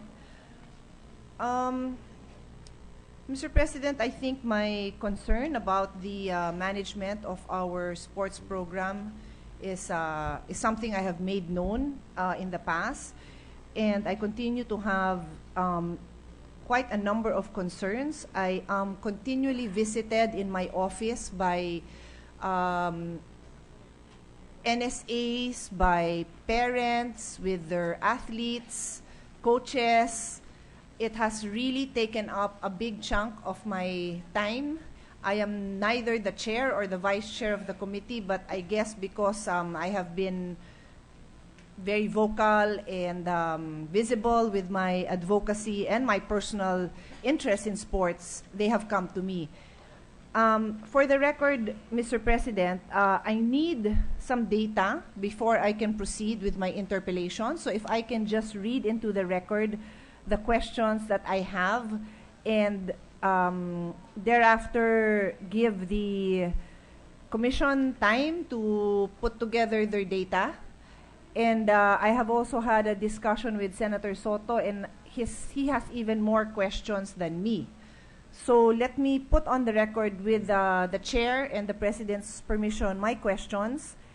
And after that, I will, with the permission of the Chair, I will suggest that we suspend interpellation to give them time to put together this data and submit it to us. No, I don't know if Senator Soto would like to add to my list, but I'm assuming that since my data is pretty basic, that might already help him ask his questions when his time to interpellate comes. So with the permission of the presiding officer and the chair, can I read into the record my questions? I'll proceed. I'll read into the record my questions for Go ahead, PSC. Senator.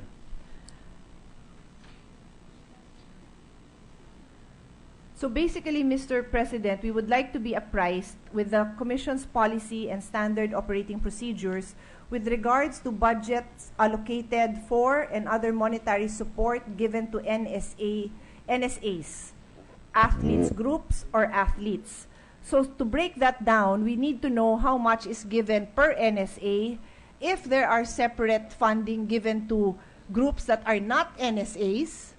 So if there's a separate group that approaches PSC, do they give? What is the basis for giving? Can we have a complete list of this? And then individual athletes. So case to case, we read in the papers that somebody was supported. So may we know how much and why? Why some, why not others? No, a complete report on that. Specifically also, the list of competitions, both local or international, which the Commission has allocated budget for, and how such competitions are selected. So if we look at this year, and then give us a comparison of what will be budgeted for next year so that we can see what did we do this year that will no longer be repeated next year. And I'm assuming I would like to hear responses in connection with performance, and even if it's not in connection with performance, but in connection with long-term plans. In other words, if you're going to say, well, despite the dismal showing in the last Asian Games, we have continued to support this kind of competition because the plan is 4 years from now. So explain it to us so that we know. Budget allocation for the competitions I mentioned, including its breakdown. So how much is for the competition itself? Did you give allowances to train the officials? Did we support LGUs who were hosting these competitions? And then next, allowances given for other exposure-related travel and or training, if any, to NSAs, athletes groups, or athletes, as well as the criteria used in selecting who will receive said allowances or any other monetary support. Now, I ask this question in line with concerns that have been brought to my attention that some teams have to wait until the last minute until they get approval to travel. Meanwhile, the cost goes up. I mean, I book my fares also. I know that if you book a month ahead, 2 weeks, 1 day, the cost will change. So I've had people have to come to my office to tell me that as they await approval of PSC, the price of the ticket to go abroad is going up. And we all know that. So that's a valid concern, especially if your team is composed of 10 or 20 members. Now, having said that, there are also distinctions between the support given. I have received information that some teams receive full support, which means travel, board and lodging, and some kind of allowance. Another team was told, we will pay for your travel, but it will be reimbursed. So, abonohan nyo. And then the allowance, kayo na. So, ano yung basis for these different kinds of treatment? Kung mayaman yung patron nila, if they have a patron or a manager, baka kaya. Paano kung wala? Or kung meron man, wala naman pang-aabono. So that is where my questions are coming from. What is the basis for determining these competitions, and what is the extent of support given each team? And is there a difference in handling? Why?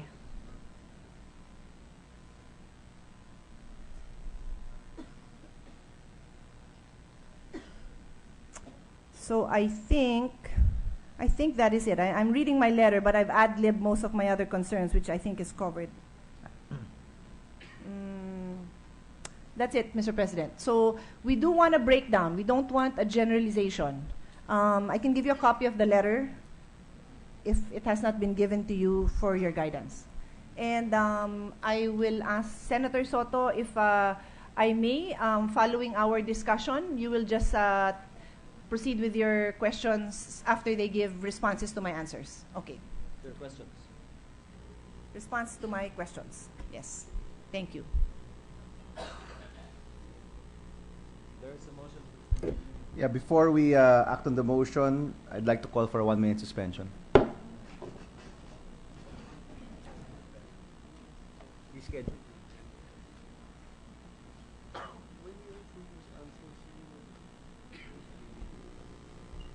You need to schedule.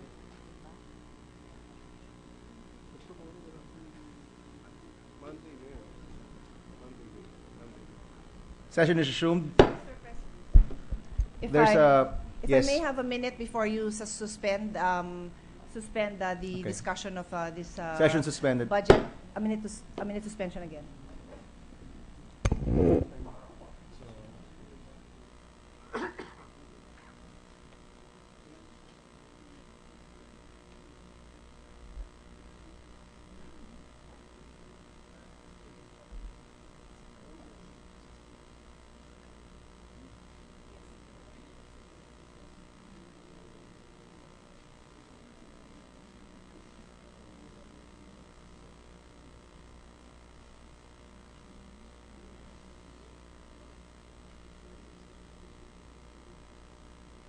Ready to resume.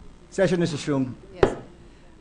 Mr. President, I'd like to make of record that I am not, I do not monitor on a performance-based, competition-based, I do not make my analysis competition-based per competition, because I do, as an athlete, I do understand there's peak performance, there's competition in preparation for the A races.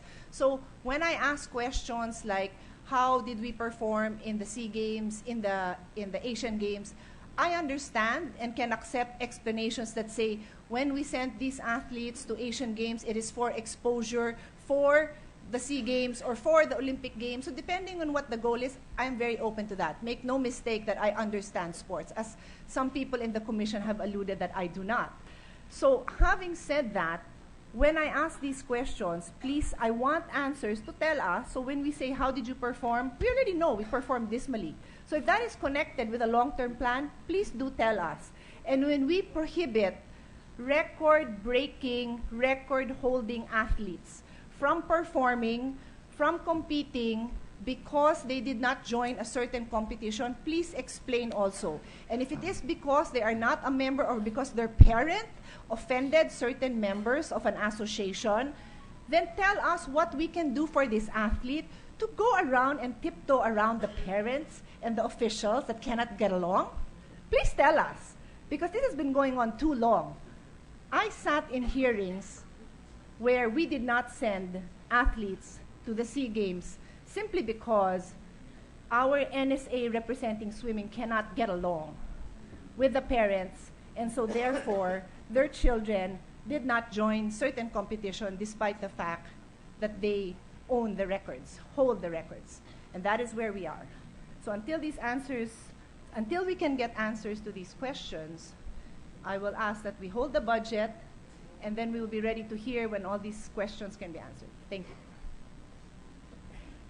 Parliamentary status, Mr. President, is there is a motion to suspend further consideration of the budget of the Philippine Sports Commission. We interpose no objection. So there being no more objections, this motion is approved. Thank you, Mr. President. Mr. President, may I now ask that we may I withdraw that, Mr. President? Mr. President, no member registered to interpolate on the budget of the Department of Agrarian Reform. May I therefore move that we close the period of interpolation and debate and consider as submitted the proposed budget of the Department of Agrarian Reform as well as its attached agencies. I so move, Mr. President. Any objections? There being none, motion is approved. Mr. President, likewise, no member registered to interpolate on the e-government fund. May I move that we likewise close the period of interpolation and debate and consider the same as submitted. I so move, Mr. President. Any objections? There being none, motion is approved. Thank you, Mr. President. Mr. President, may I now move that we open the period of interpolation and debate for the proposed budget of the Philippine Drug Enforcement Agency. I so move, Mr. President. So moved.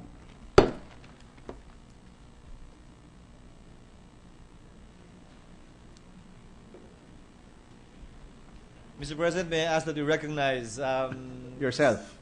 Senator Soto as well as this representation. Senator Soto is recognized, and Senator Escudero's other role is also recognized. Thank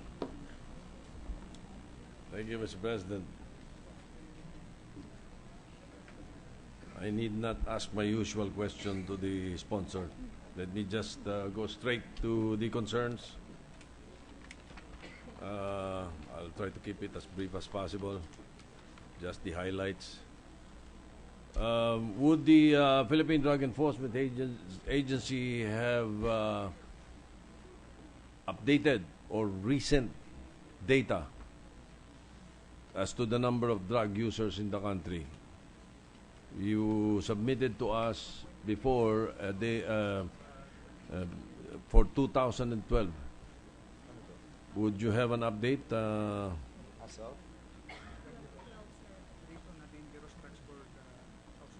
Based on the DDB household survey, Mr. President, the latest of which was in 2012, the figure is at 1.3 million drug users in the entire country. That was the latest. Wala pa tayo for 2013. Every 4 years daw po, Mr. President, Your Honor, yung survey nila. Ganun bang kamahal yun? It's the Alright. DDB, Mr. President, that does Yes. the survey. All right.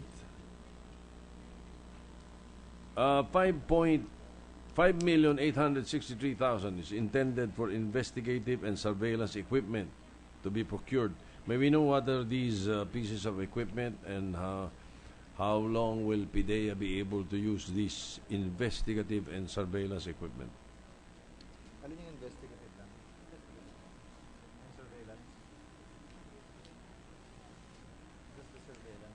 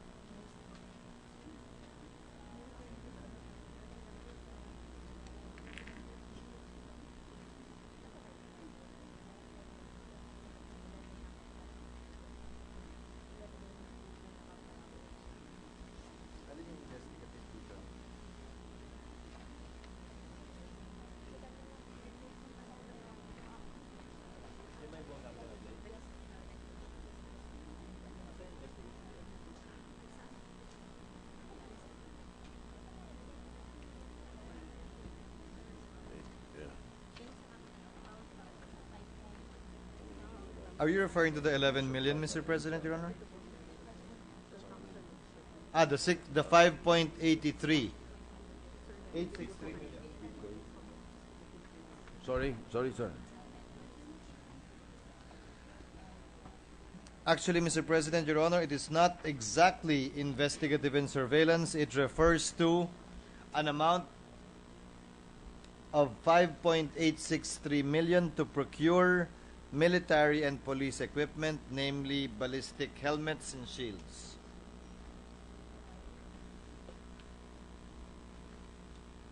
So am I wrong, or is this found in the proposal, Mr. President? Yan po yung, yung title surveillance, pero hindi surveillance. Again, the title may be misleading, Mr. President, Your Honor. It is for the procurement of ballistic helmets and shields. Would you mind if we amend that, Mr. We will, Mr. President, Your Honor. Thank you, Mr. President. Just to be accurate. Yeah.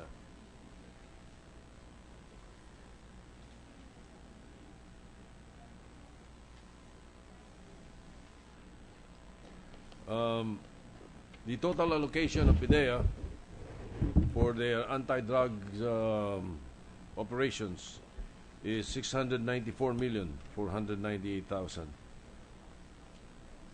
How effective were the anti-drug operations in terms of arrests and seizures of illegal drugs, Mr. President? Maybe they be able to submit to us a totality of the landscape, the dangerous drugs landscape in the perspective of PIDEA. They will do so, Mr. President, not only their accomplishment report insofar as this field is concerned, but the accomplishment report in its totality of the PIDEA. But to spread it to the records, Mr. President, Your Honor, from January to November, they conducted 14,122 operations, arrested 11,161 persons, and filed 14,009 cases, which are all marked increases compared to their 2013 same period, January to November accomplishment. Very good. Mr. President, thank you.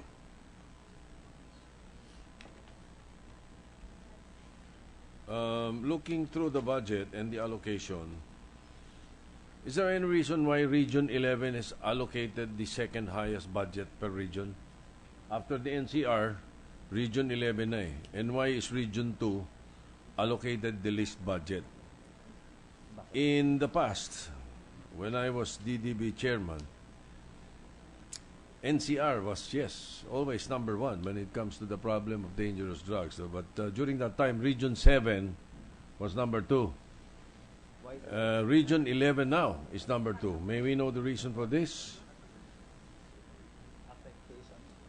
No, what I was pertaining to was the problem of dangerous drugs, and that is why I will not be surprised if the second highest budget would be for Region 7. But is Region 11 now the second highest problematic region? That is correct, Mr. President, Your Honor. It is dictated by the prevalence of users, pushers, and the prevalence of drugs based on their data, Mr. President, Your Honor. If we're talking of Region 11, what is the prevailing problem? Methamphetamine or shabu or marijuana? Shabu, Mr. President, Your Honor, Shabu. would be at the top of the list. And where would the source come from for Region 11? Based on your intelligence reports, manufactured there?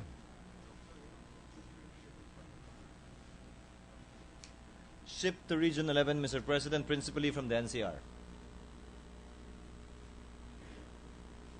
And then why is Region 2 allocated the least budget? Nung araw, mataas din ang Region 2. It was number 3, I think. So now, have you resolved this problem? I understand in Region 2, the problem is marijuana. Tama ba? Aside from prevalence, Mr. President, Your Honor, they factored in land area and population. Hence, the lowest allocation for Region 2. For example, Mr. President, according to them, comparing it to Davao, as you very well know, Davao is the biggest city in terms of land area, not only in the country, but I think, if I'm not mistaken, the whole world.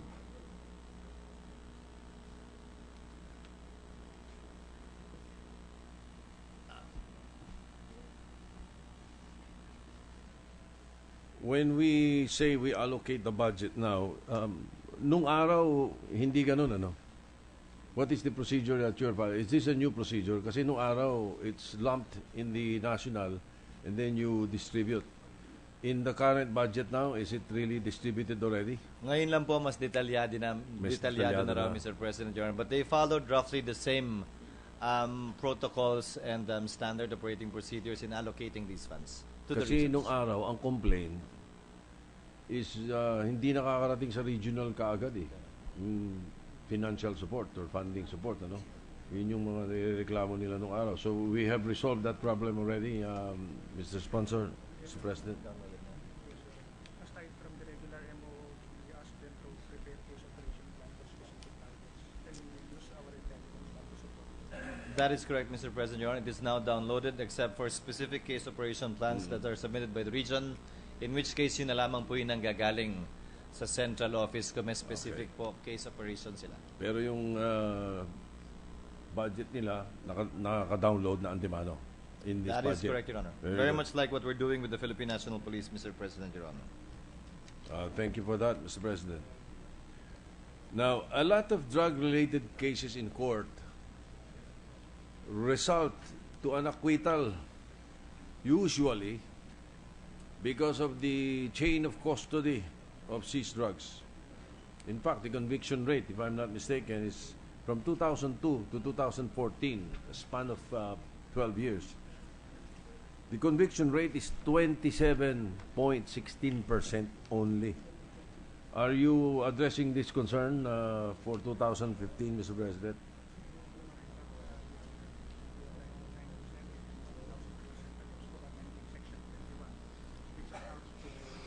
Have we started coordinating more with the prosecution?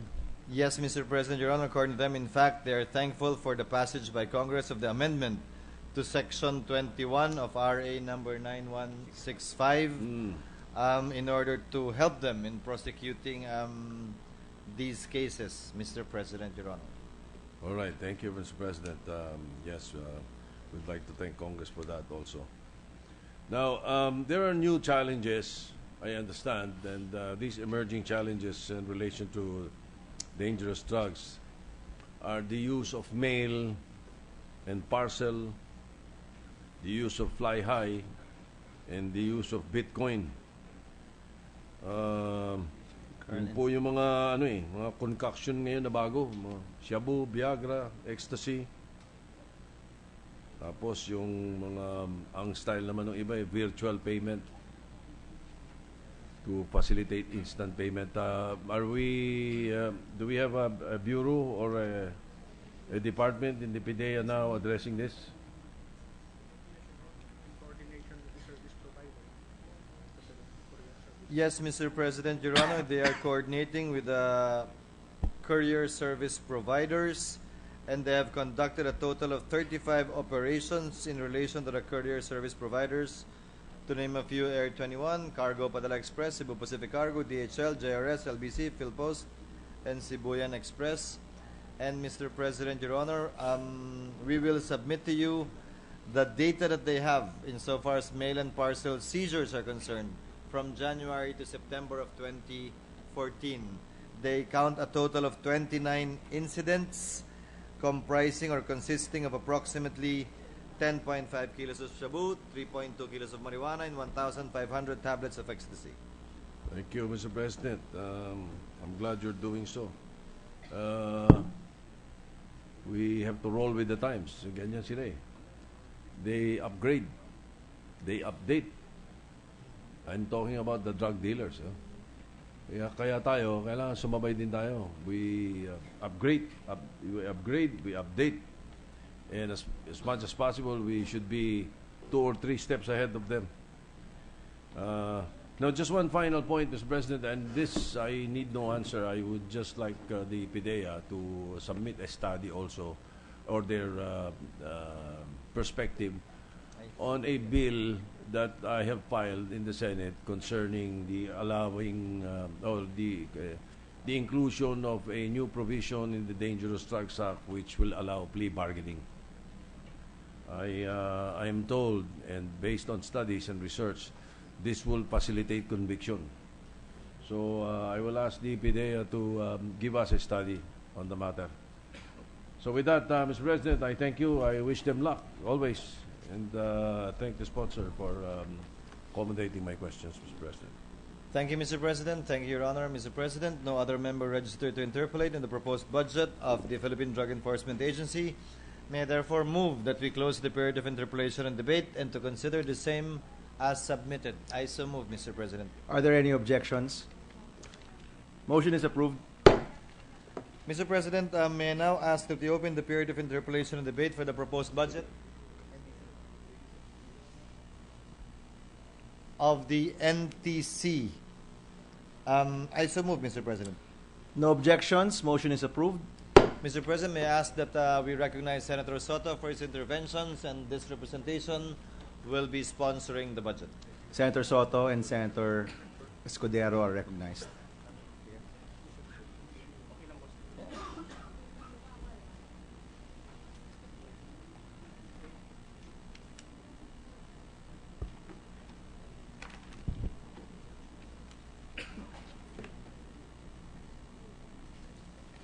Thank you, Mr. President.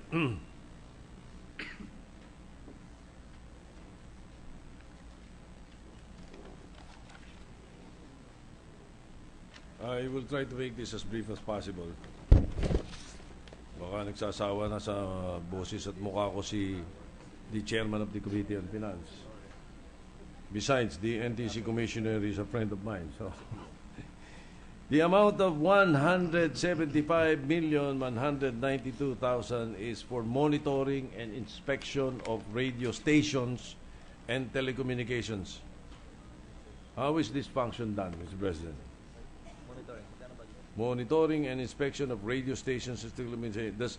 When you say monitoring and inspection of telecommunications, does this cover investigations also on missing load and or credits? Telecommunications. Yes, Mr. President, Your Honor, it does. It does. All right, good. How long does it take for NTC to resolve complaints of missing cellular load or credits? This is a problem that is close to the heart of many young Filipinos. They usually mediate, Mr. President, Your Honor. They don't have to rule. And usually in mediation cases, all it takes is one mediation meeting.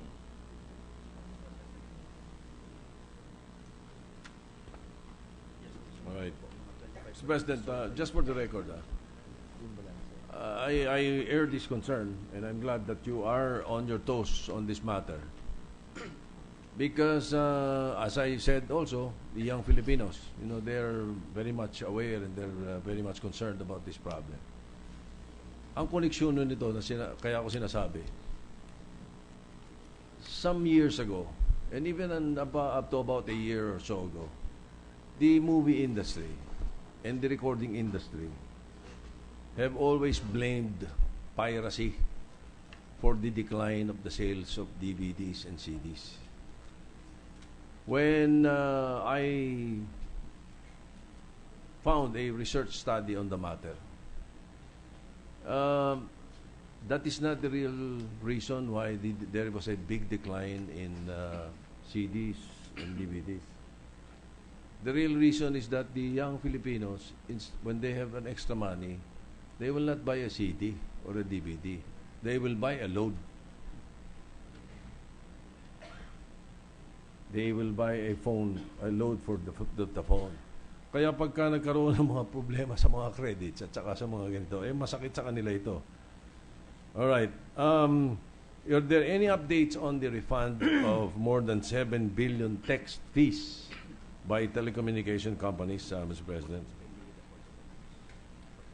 It is pending, Mr. President, Your Honor, with the Court of Appeals. What do you mean?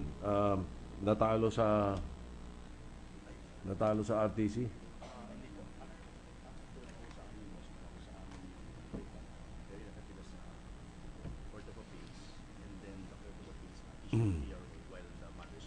Mr. President, Your Honor, the NTC issued a favorable ruling compelling the telcos to refund 7 billion in text fees. However, their decision was appealed to the Court of Appeals, and the Court of Appeals issued an injunction pending the resolution of the case.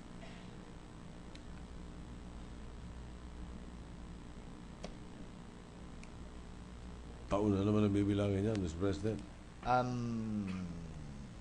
Unfortunately, Mr. President, Your Honor, although we heard the budget of the judiciary this morning, we cannot ask them about it. Oo nga. Dapat pala nauna yung budget ng NTC bago. Yun pong per pulse billing. Panalo sa amin. That was Court of Appeals, but it's now pending with the Supreme Court. That's another case. Another case, Mr. President, Your Honor, is the per pulse billing. NTC issued a favorable ruling, meaning favorable to the consumer. They won in the Court of Appeals. It's now pending before the Supreme Court. Mr. President, perhaps, I don't know how to go about this, perhaps you would be in a better position to think of a way. This is not the first time that's happened, the second incident. There was a first one. Many years ago, I asked that the SIM cards be registered, the prepaid SIM cards be registered. We conducted the hearing. I was then chairman of the Committee on Public Services. The NTC issued a directive for all telecom companies or telecommunication companies to register their prepaid SIM cards because it is being used for kidnapping, for blackmail, for bomb, kung ano-ano. And untraceable. Pwedeng bilis sari-sari store, lana. But if you register it, may possibility, may chance tayo na mahanap kung saan, at least may starting point of the investigation. The NTC issued a directive for all the telecom companies to register. They refused, and they brought it to the courts. There was a TRO issued, and the TRO lasted for, I think, 10 years. Yes, that is correct, Mr. President, Your Honor. Actually, it's not a TRO. It's a preliminary injunction, Mr. President, which is effective during the pendency of the case. Ayun pati mga text scams, mga death threats, hanggang ngayon, ginagamit, Mr. President. Perhaps the Senate can find a way Legislation, Mr. President, would solve the problem. We'll take up your suggestion on that, Mr. President. In that case, we will draft one, and hopefully it will gain the support of. We will support The you in rest. that, Mr. President, Your Honor. Thank you, Mr. President. Thank you. Now, one of the 2015 targets of the NTC is for all municipalities, barangays, and public high schools to have a broadband communication. At this time, how many municipalities, barangays, and public high schools have broadband communication? Nakakailan na po tayo? All municipalities have, Mr. President, Your Honor, pero hindi po yung buong footprint ng munisipyo. Pero lahat na raw po ng munisipyo ay meron at least sa mga sentro. We have a project po with ICT Lahat na po. para po sila propagate through TV. Yes, Mr. President, Your Honor. So 100%, ha? 100%, but the footprint is limited, Mr. President, within the municipality. Okay. So barangays and public high schools, wala pa? Hindi pa kompleto. No, Your Honor, Mr. President. When do you think can we brag about that? Para pong lalagyan ng broadband connection. Actually, boss, right now we have a project. Next year? DOSTE. Around what month next year?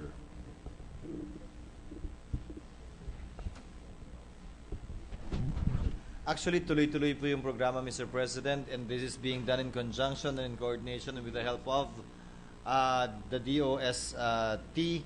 And in fact, Mr. President, Your Honor, your Senate Committee on Finance allocated funds for this particular purpose as well for the 2015 budget. To cover schools, Mr. President, ports, airports, train stations, and public plazas. All right. My next question was somehow already answered, so I will skip it, and I will just jump to a concern by the Sergeant at Arms, Mr. President. General Balahadja wrote the NTC 2 letters regarding the billing of SMART as it concerns his roaming. May we know the result? Would you have some of your executives give us a report or an answer? Nakakadalawang sulat na si General Balahadja. Sir, yung in charge doon, kami na po. We will take care of that. The chairperson, Mr. President, Your Honor, the commissioner, Mr. President, Your Honor, will look into it personally because the person in charge of those complaints is not with them right now.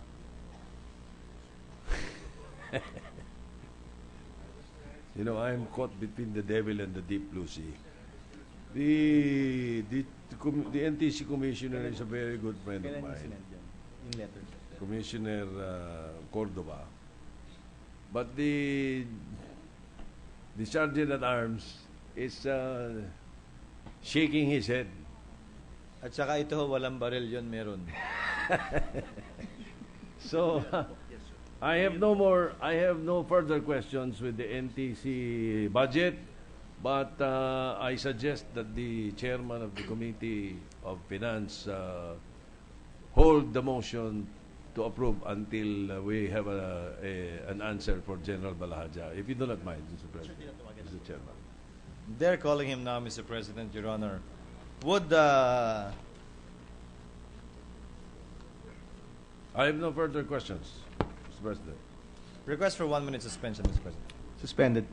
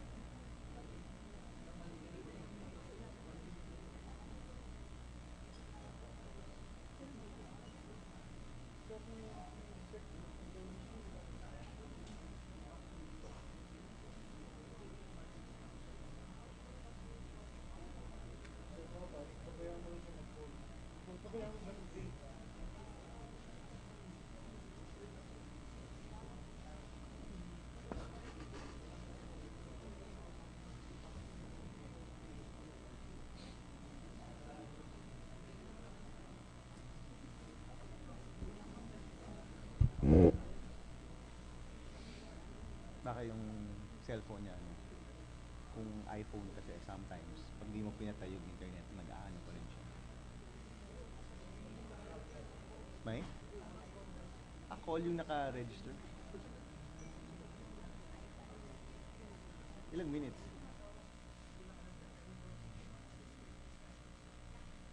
So, hindi internet.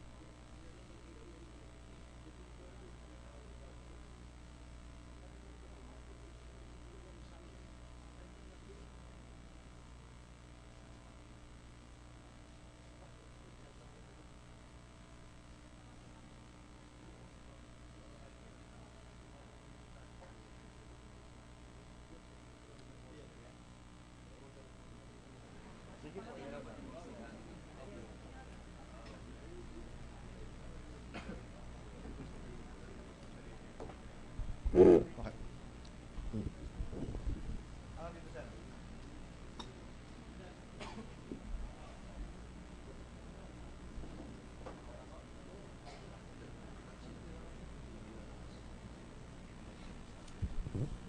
Ready to resume, Mr. President. Session resumed. Thank you, Mr. President. Mr. President, the NTC committed to address the concern raised by Senator Soto because it is quite possible that this, what happened to General Balada, is happening also to other people, and if you multiply it 1,000-fold, it will involve a huge amount of earnings on the part of the telcos and huge amount of losses on the part of the paying consumers. They will address, Mr. President, submit a report to the chair of the Committee on Finance. With that, Mr. President, Your Honor, no other member registered to interpolate on the budget of the NTC. May therefore move that we close the period of interpolation and debate on the budget of the NTC and consider the same as submitted. So move, Mr. President. Are there any objections? There being none, motion is approved. Thank you, Mr. President. May I request for 1 minute suspension? Suspended. Mr. President, may I ready? Ready to resume, Mr. President. My apologies. Session resumed. Mr. President, may I ask that we open the period of interpolation and debate for the proposed budget of the Department of Science and Technology. And for this purpose, may I ask that we recognize Senator Recto, and may I ask the DOST family to kindly situate themselves behind me. And while they're doing so, may I ask for a minute suspension?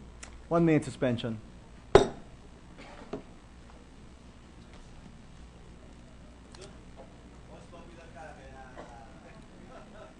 Jun. Most popular ka eh, kaya second time next year. I signed up for it. We'll try to let go of that first.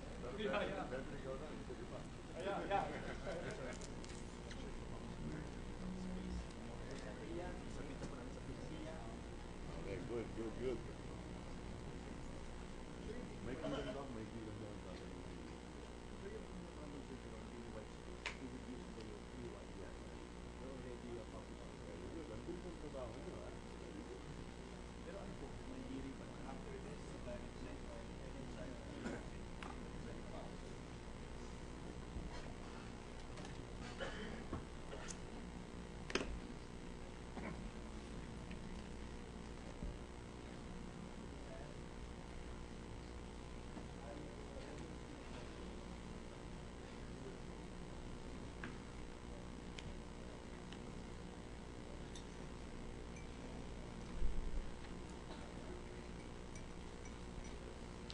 Yung public sector spending,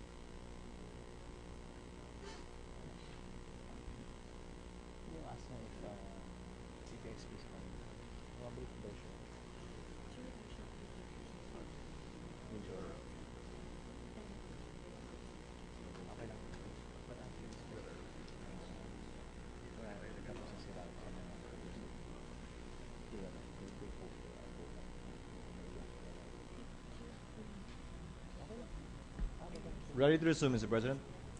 Session resumed. Mr. President, may I ask to recognize Senator Pia for her interventions and interpellations. Senator Recto and Senator Cayetano are recognized. Thank you, Mr. President.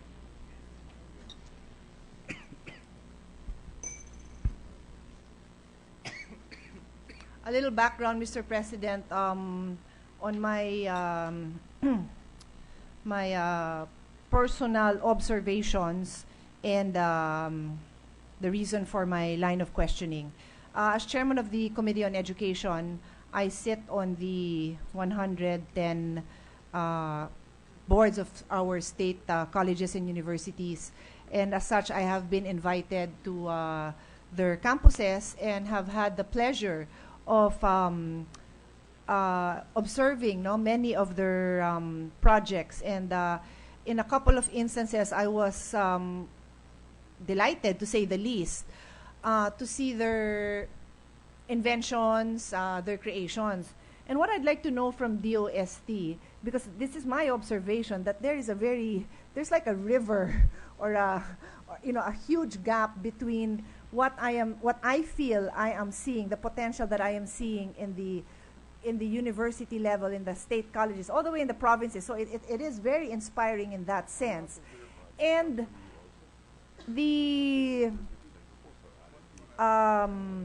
whether it's the support or the interest of national government in tapping this raw talents, in supporting. So I'd like to know, and perhaps the committee chair can also enlighten me. Is there a is there a cluster in the cabinet that looks into this? Because I just feel from my own observation that we are not maximizing this pool of talent. We harp about the need to elevate the teaching staff also in our state colleges, and the few that we have seem to be making the best of the experiences they have by way of the kind of thesis that they produce, and yet I don't really see it going full-blown. Senator Pimentel Sr., who was with us in the previous Congress, at least one or more than one occasions, took on the plight of inventors who do not get the support. So that's basically my concern, and that's what I'd like to hear from DOST. What are these programs that will tap into these resources that we have, particularly in the state colleges and universities? From what I know, Madam Chair, Madam President, is that a lot of the budget of the Department of Science and Technology. Sorry, I think our mic is not. Yeah, I can't hear too well. There. Yes. Okay. From what I know, Mr. President, is that a lot of the research grants provided for by the DOST goes to state universities and colleges as well. Okay, so in that sense, the support is there by giving them, and I do know that because my Correct. last visit to Bacolod or Iloilo, I welcomed the first batch of freshmen who are all DOST scholars. So nakakatuwa. Yes. So And in that sense, the yes. scholarships are good. Not only the scholarships, Mr. President, but also grants in aid for research and development. Okay, so granted that that's there, and let's look at the figures. Not only for the public universities, but also for private universities. Okay, so that's good, and I'd like to look at the figures with the chair later on, because we are also going to be passing the, I will be sponsoring the UniFast, which is all about having one body look into all our scholarships and monitor, and I'm all for more budget for DOST scholars. So at least that's in place. So, but my next question is, and that was my primary question, is Yes. how do you turn it around? So you gave them these grants, and I've been to all these colleges and universities with all these theses filed somewhere, maybe or not in an orderly fashion. How do we utilize this? Some of them are immediately utilized, and in determining which R&Ds to be funded, there is a strategy in the Philippine Development Plan. Okay. There is an organization in the cabinet that harmonizes all of this, and determines which to be funded. Okay, so by on and that large, note, can yes. you give me an example for 2014? Yeah, let's what? say, for example, the DREAM project. Okay. Okay, 15 SUCs were involved. Ano to? The Drug Discoveries Program with 10 SUCs, food innovation centers in all the regions with all the SUCs. So there are many programs that the DOST undertakes with higher learning institutions, But particularly can our you SUCs. can you expound on that? So what came of that? I mean, was it a fair? Was it The a DREAM project, Sorry? the DREAM project seems to be successful. So the DREAM project is all of the things you read together, or just No. the first one? That's the No, first that's the one. first one, That's yes. on the development of drugs. Is that what it was? No, the DREAM project is with regard to The LiDAR mapping. with the LiDAR mapping. LiDAR mapping. And it's now for being disaster risk reduction. and it's now Yeah. being used. It's being used all LGUs nationwide, and all barangays would have a copy of this It, for it, purposes of disaster risk reduction. it is a plan, or it is No, a. these are maps already. These are maps. Sorry, I didn't. Yes. I didn't okay, so these are Yes, maps. Okay, these so are maps already. so that has come to its full Correct. cycle. Correct. Correct. And there's still plenty of applications. And there's a lot more applications that we can use for this. Okay. One would be for local government units in the future, as I told them, potential benefit for real property taxation, for example, for urban planning purposes, so on and so forth. And this was a project, a joint project of various SUCs, or Yes, one together with the particular. DOST. Yes, it started with UP, but now we are involving. It started with the University of the Philippines, and now they have involved 15 SUCs. Okay. Well, So the problem is roll out, and I agree with you, Yes. with many of the research and development. no. What I'd like to hear from the Secretary, Mr. President, Mr. Chair, is how is there a regular consultation, probably with CHED, on this? Because I still do feel that there's a wealth of information there that is untapped. So, do we have a regular system of reviewing what are the latest creation? Do you have an annual review? Do they present it to you annually that every SUC produced X number of masteral candidates, and 3 of them, would require the DOST taking a look at it and Yep. reviewing it? That's what that's where. Yeah, my understanding is that there is How a link. proactive is DOST in? There is a link, just like the Senate, the chairman of the Education Committee sits in the board. My understanding is that the regional directors of the Department of Science and Technology also sit in the board of the different state universities and colleges.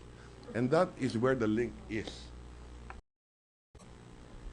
Yeah, not all, no? Not all. Not Just all. in some, because I don't Yeah. recall that I've met a lot of the DOST representatives. So, not all, eh? No, I would like to get a complete list na rin para we can... We will provide you the yeah. list, Mr. But, President. but having said that, does your representative report that regularly to your... within DOST, no? Because they may be tasked with just contributing but not reporting back. Yes, sir. The CHED also sits in all DOST governing councils. Okay. So okay. they do sit. There is a link. But I agree with the gentle lady, no, from Pateros and Taguig. I mean, at least it's there, no. And so The link is there consider organizationally, this, yes. consider this not a wake up call, but support, no, for trying to strengthen those existing linkages. So let me now just go to a specific concern that I have, which has to do with a bill that I filed, and I have recently been given the authority to create a subcommittee. Well, a subcommittee was created, so I can share it. This is for the hearing of the Sustainable Transportation Bill, no, which I hope to hear as soon as the budget debates are over. I'd like to know what are the projects related to sustainable and green transportation. In a nutshell, because I'll hear this in detail in my hearing, but do we have budgets for the studies? Have we come up with specific programs that are already meant to support sustainable transportation locally? I mean, in terms of our ability to use existing raw material and the like? There are a few programs with the DOST, but before I mention them, I'd like to mention as well, Mr. President, that I do also have a bill on alternative fuel vehicles. We Perfect. passed that on third reading in the previous Congress, but we've not heard it yet in the committee So, in this Congress. If Yes. if the chair will allow, I would be happy to hear that along with my Sure. sustainable transportation bill Sure. because they're very similar. Yes, very similar. Now, in addition to that, as far as the DOST is concerned, they do have R&D on intelligent transport systems. Okay, Of what course, is the that? one in Can UP. you just tell me what is intelligent transport system? Let me begin with something easy to understand. Rapid electric vehicle charging. Okay. So, mas mabilis mag-charge ng baterya ng Ng sasakyan. mga e-jeep ganon? Yes, correct. Okay. So this would be this. Yes. So what is this? This is the cost Elec- for producing the vehicle, the charging no. station. What? Basically, charging station do. So DOST Okay. came up with the charging station to support Electric vehicles, but elec- this one for electric motorcycles. electric motorcycles. Yes, or e-trike, even the tricycles, yes. And where is this? Is this one specific location? In Mandaluyong, So just in Mandaluyong. yes. Okay. The project cost is about 16.2 million. Okay. If I may, because I might forget when I Yes. finish my interpellation, which after this I'm done, may I ask the Secretary and his team to stay because the reason for my interpellation, aside from my concerns with the SUC linkages, for DOST to be working with DOTC. So if I may ask you to stay, I will not delay but please stay because I need you to be present for that. Thank you. Okay, please. There are others, the hybrid electric road train. Hybrid electric Electric road road train. train. Where is this? And what is it? You can shift from coal to electricity? Tested further in Clark. Okay. It is now being tested in Bikutan, and it will be transferred eventually to Clark. Hybrid electric, so I would assume this is a hybrid vehicle, and therefore it is both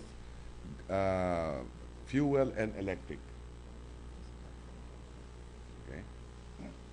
So it can shift. Yes. So depending if the cost of electricity, which is predominantly coal, is cheaper or more expensive than gasoline, you will shift? Ganun ba No, yun? not necessarily. When you're in O, traffic, pag traffic ka, electric ang gagamitin mo. Para, Pag umaandar ka na, more fuel efficient, basically. so you do shift. But Yes, it not, does shift, yes. But not based on world Not based prices. on the price, yes. Not based on the price. It's just like the electric vehicles, the hybrid vehicles you see being sold in the market today. Okay. Okay? Well, they're quite expensive pa, no? So And that's why we have the alternative fuel vehicle bill. There are tax incentives. yeah, I and do remember non-tax now when you incentives, sponsored yes. that. I do remember. Correct. And then you have the automated guideway transport system. This is a prototype, the one in UP, if I'm not mistaken. Is it running? It is? It runs, but Parang it's not being utilized. It's a prototype. So meaning, when you say it's a prototype, you test it and then it parks, or you test it and So how many kilometers is that, or meters? 450 meters. 450 meters. It only shows, in effect, that this technology works. It's a simple technology. It's a prototype. oh, pero sana man lang nilagay yon between It's for, being for the upgraded for now. the UP people here, and that's the three of us, and We have serious that's what I mean. Sana man lang na-link yon to AS, to Mascom. There is a Because I saw serious- it. It's in front of CHED. There is a So it serious goes discu- from somewhere to nowhere. So sana man lang, Yeah. ano ba? There is a serious discussion with UP to utilize it and to expand the system. Yes, because right now, Mr. President, if I may, it's only from the corner of University Avenue and Peripheral Road. I don't know what's the name of that road now.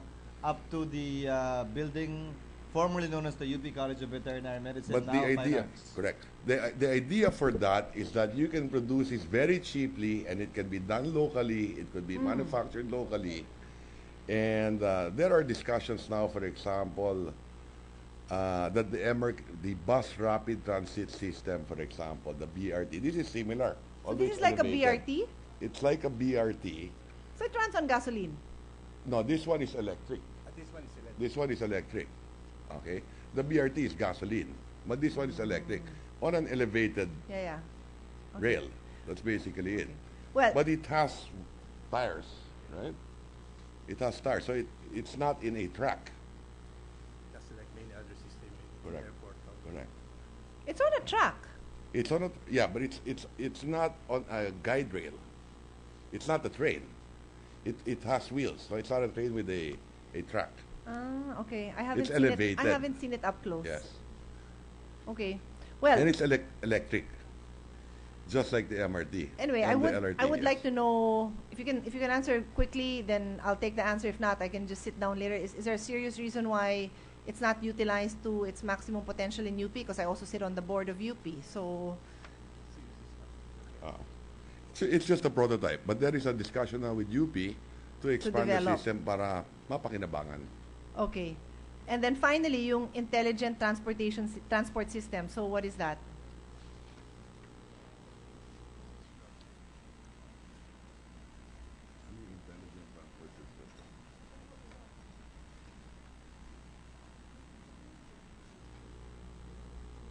Basically, to help the DOST to have a more efficient transportation system. Innovative traffic solutions for real life, real problems. So, It's a program. smarter traffic systems. So it's a program. It's It's not a yes. tangible thing. No, it's a it's not a program. vehicle. No, it's not. It's a system. It's a system, yes. Okay, so my bottom line is this. Is that 32 million? Because I did get an advance copy of that. That's 32 million. Okay. 47.2. 47. Yeah, Okay. yes. So, Mr. President, this is my point, and I'll wrap up now. Yes. Aside from the automated guideway transport system, that's the one in UP, right? Okay. Which is a prototype. So until we do something about it, it's not. And if it has passed that testing stage, then we should do something about it. That's 300 million. Everything else you pointed out is 47 million, 16 million, 26 million. It's not a lot. It's such a small investment for such a huge problem that we have: transportation, traffic, clean air. So what I'd Correct. like to do is, if you can recommend, because I would love to work with the committee chair on this, if you have programs that are worth funding, we should. And so I don't know if it's lack of initiative on the part of the cluster that supports this, that's why we don't have any programs that are substantial in nature, or because we never came up with anything for them to support. So which comes first? We show them great programs and we ask for funding, or from the start they already said don't bother? Because this is nothing. I mean, if we're trying to find solutions, we're spending 26 million. That's nothing. Yes. So here I am prepared to lobby, but what am I lobbying for? Where are the programs that will launch us into the next century? Yes, I agree with the lady from Taguig and Pateros. I just wanted to point out as well that there are many priorities that the DOST is also undertaking, increasing agricultural productivity, assisting MSMEs, halimbawa, for S&T, innovation, so trade and industry, weather forecasting, disaster reduction preparedness, among others. I agree. Investing in human resource development, administering the Philippine Science High School, ensuring that we have more S&T graduates in our society by providing them with scholarship and assistance, so on and so forth. But yes, during our committee deliberations in this budget, I pointed out to them that issues of traffic, real life, real problems, flooding in Metro Manila, Exactly. I mean, transport solutions. no one in this, Yes. no one on this floor and in the gallery will say that they never heard of our traffic problems. Correct. It's on the front Yes. page. Yes. I usually argue on issues which are in the middle or don't even make traditional media. It's only taken up in social media. Yes. Traffic is on the front page of every tabloid Definitely. newspaper. So you can't So- see that it's not Correct. it shouldn't be a priority. I rest my case. Yes, renewable energy. Yeah. We can go on and on and on, Madam President. I'm sure they've heard our advocacies and initiatives, and that when they harmonize the list of all types of R&Ds that need to be funded, I'm sure they'll take this into consideration. I hope so. And as I said, I asked that the Secretary and his team stay for the DOST so they can hear the concerns I have and see the bigger picture. You meant for the what did I say? DOTC, yes. DOTC. Thank you. I'm done. Thank you very much. Mr. President, no other member registered to interpolate on the budget of the DOST. May therefore move that we close the period of interpolation and debate and consider as submitted the proposed budget of the DOST to include the Office of the Secretary, Advanced Science and Technology Institute, the Food and Nutrition Research Institute, Forest Products Research and Development Institute, Industrial Technology Development Institute, Information and Communications Technology Office, Metals Industry Research and Development Center, National Academy of Science and Technology, National Research Council of the Philippines, PAG-ASA, Philippine Council for Agriculture, Aquatic and Natural Resources Research and Development, Philippine Council for Health Research and Development, Philippine Council for Industry, Energy and Emerging Technology Research and Development, PHIVOX, Philippine Nuclear Research Institute, Philippine Science High School, Philippine Textile Research Institute, Philippine Education Institute, Science and Technology Information Institute, and the Technology Application and Promotion Institute. I so move, Mr. President. Mr. Majority Floor Leader, that's the Science Education Institute. Yes, Mr. President. Yes. Are there any objections? There being none, the motion is approved. Thank you, Mr. President. Mr. President, may I now move that we open the period of interpolation and debate for the proposed budget of the Climate Change Commission, and may I ask for a minute suspension? I so move, Mr. President. 1 minute suspension.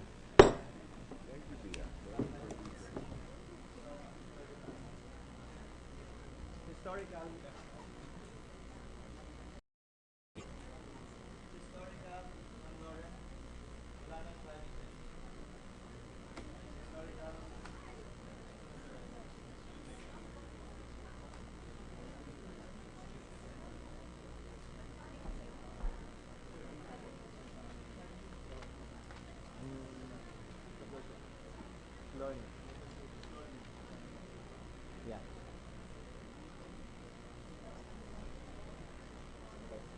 We gonna?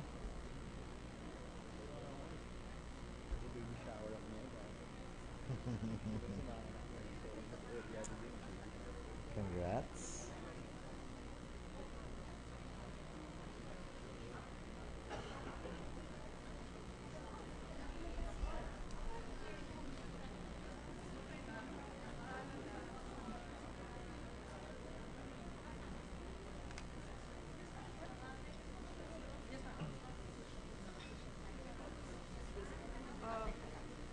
We'd still follow the principal common and differentiated response.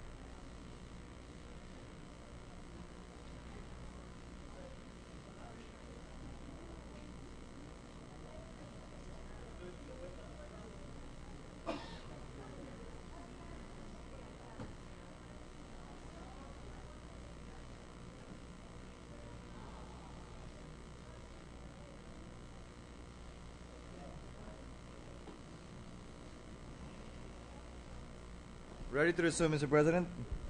Session is resumed. Mr. President, no member registered to interpolate on the proposed budget of the Climate Change Commission. May I therefore move that we close the period of interpolation and debate and consider as submitted the proposed budget of the Climate Change Commission. So moved, Mr. President. Is there any objection? There being none, motion is approved. At this juncture, Mr. President, may I now ask that we open the period of interpolation and debate for the proposed budget of the National Historical Commission of the Philippines, and for this purpose, may I ask that we recognize Senator Legarda to sponsor and Senator Pia Cayetano for her interventions, respectively. Senator Legarda is recognized to sponsor the budget, and Senator Pia Cayetano is recognized to interpolate on the budget.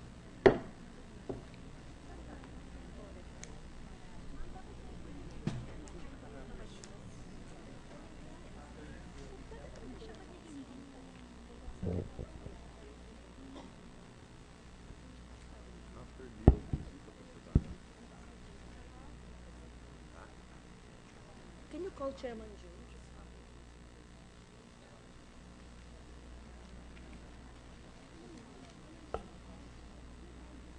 Is this my last?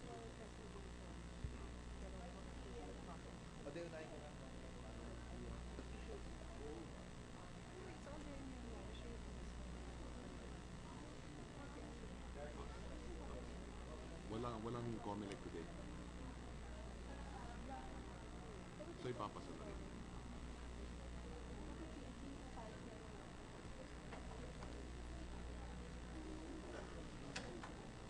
So on time tayo, no? Pagkatapos ko, no?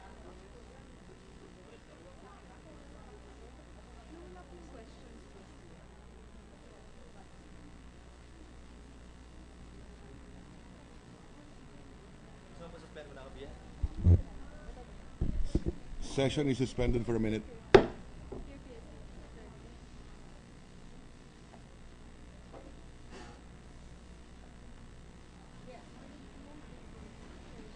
Oh, sige, check nyo.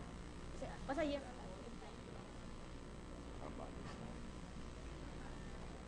Sino ba?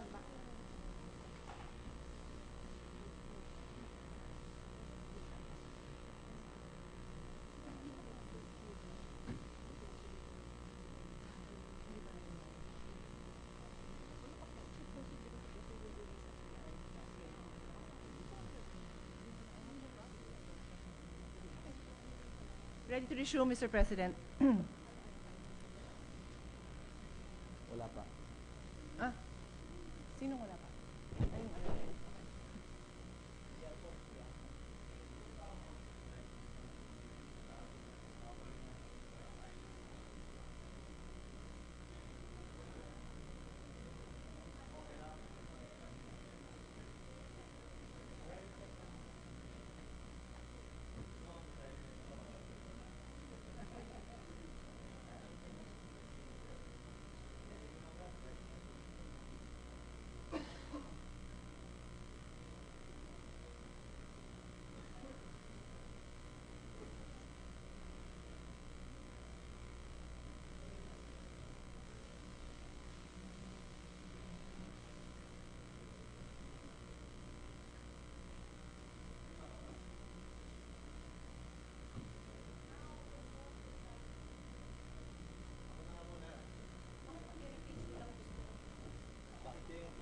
Judge, prosecutor, and defense lawyer.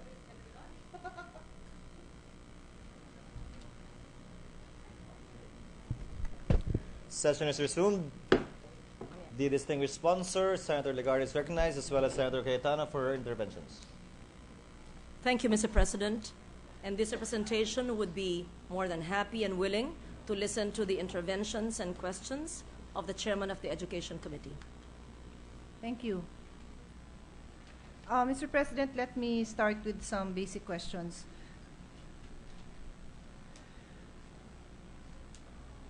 May we know how much the NHCP remitted to the National Treasury last year? 2013, Mr. President, if my figures are accurate, the NHCP remitted 271, is this million or thousand? Thousand, that's all. 119.25 to the Bureau of Treasury. And this is income from? This is income from the sale of books and some periodicals in their museums and donations, Mr. President, because the museums are free, but they receive donations, and also in the sale of some of their books that they produce, there is income generated from that. So let me clarify, before I go on. You mentioned donations. So if somebody who has a heart for heritage makes a donation, it will go to the National Treasury, effectively. If it exceeds 1 million, unfortunately, in fact, I was just asking It exceeds, them, for the record, if it exceeds 1 million, because that is what the law provides, no? they have to remit it beyond 1 million to the Treasury. So, if you and I, as heritage advocates, would go to philanthropists here and abroad and charm them into donating millions of dollars, walang choice ang NHCP. They just have to give it to the National Because Treasury. that is in their charter. So useless yung charm ni Senator Legarda. Unless, if there's anything left of it. Unless the charter is amended, and I would join you in amending the charter so they can receive donations, and it can go to the reconstruction of Bohol, Leyte, etc. Yeah, well, I'm of the opinion that we might be able to make that amendment in the GAA itself. So I if was Her just Honor and discussing I it. can discuss with the chair, and if that can be done, that's something I would like to do. This representation, Mr. President, already has a very strict provision on heritage. However, it does not contain yet the retention of income by the NHCP over 1 million, because I was informed that that is violative of their charter. However, if the opinion of the LBRMO and the others here would say that by virtue of the special provision in the GAA, they can retain more than 1 million, I would be more than willing to have that as a special provision. Well, the general rule is the latest law prevails over Of course, the and the former GAA law. is our foremost Of law. course, there's another law, which is special law versus general law, but this is a special law on budgeting. So my Can we humble actually legal change the opinion charter? is that we can do that. So that is the position that I would like to take. I would specifically carve out donations because, as I said, if we were to use your influence, your charm, your connections, of course, these people would expect that it is used specifically for the heritage preservation purposes of You're the correct. NHCP. There is no, it does not make Sense. common sense that we would ask for assistance from heritage advocates and philanthropists only for it to be remitted to the Treasury on account of perhaps an antiquated charter. Yes, okay. And now let me move forward. You mentioned that the income they retained was, aside from donations, also sourced from sales of books, periodicals, etc. Can you put on the record if this would also include fees? Because from what I understand from the chair, there are also some, when they upgraded some historic sites or museums, they have been able to charge fees, or they intend to. So please clarify that for me. They do not charge presently. Okay, but However, there is a proposition that they could charge in certain sites which have been rehabilitated, possibly to improve their income. yes, well, what I would suggest is you have a very, an open-ended type of fee. And I discovered this in the New York museums, where it has a fairly hefty fee printed in front of the ticketing center. And of course, everyone's lining up to say it's $15. It's not a joke, no? But then it actually in fine print says that it is actually the recommended donation. Yes. In other words, we would like this to be available to anyone, especially students, senior citizens, those who are financially don't really have the extra funding to pay a hefty fee, but at the same time make it income generating. If children from a private high school are brought to their school in a private vehicle, I'm sure they could pay 50 pesos. So we make it socio-economic flexible depending on that. No, those are my suggestion. I think that's worth considering. There's a recommended suggestion, although right now it is free, and that's good. However, there could be a suggestion for those who would wish to donate. But you are correct that we must amend the charter And if the GAA special provision could amend the charter, that would be great, so that they need not remit to Treasury whatever they would generate from that. Okay. This is the general rule on donation. Donation of NHCP, Sa ano ma'am, sa lahat. meaning It has to go to the National Treasury, but they have to submit a special budget. And if it is a foreign donation, it must require approval of the President. May I read into the record the rule on donations? Receipts from donations shall be accounted for in the books of the donee government agency in accordance with pertinent accounting and auditing rules.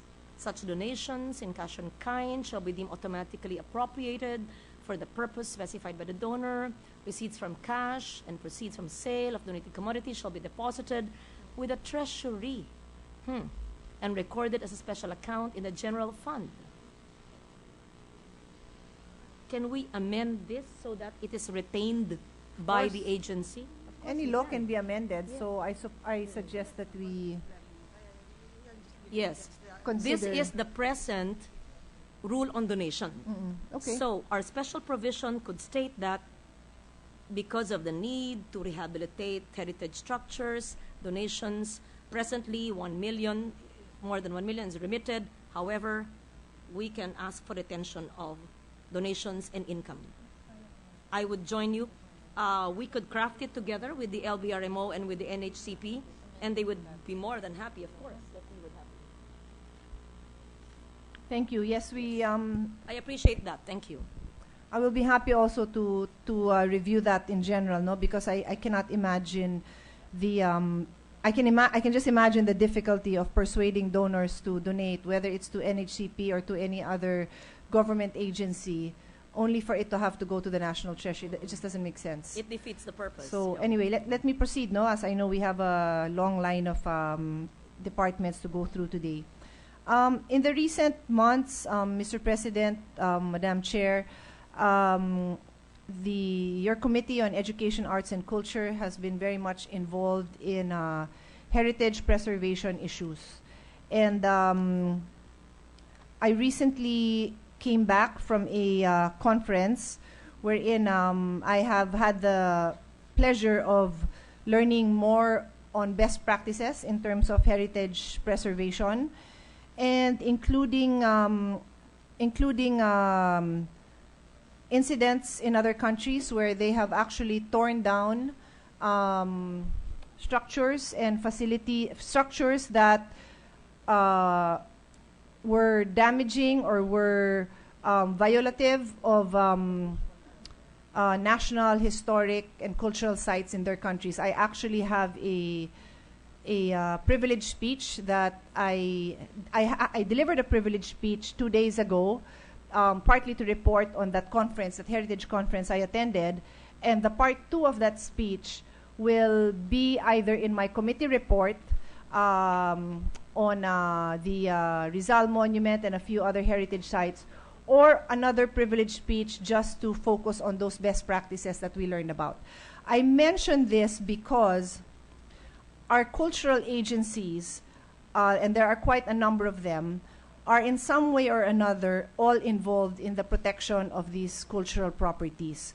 And there are 2 that I would like to single out today, so we put it into the record, at least as far as budgeting is concerned, because as I will push for the increase of budget of these cultural agencies, and as I will also work for the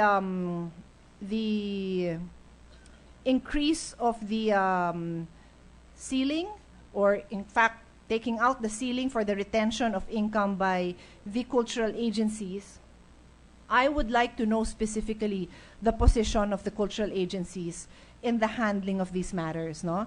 So for the record, in the case of Rizal Monument, we've had a number of hearings, and there were statements made by the cultural agencies that, to my mind, in some way, cause confusion on the direction that the cultural agencies were taking.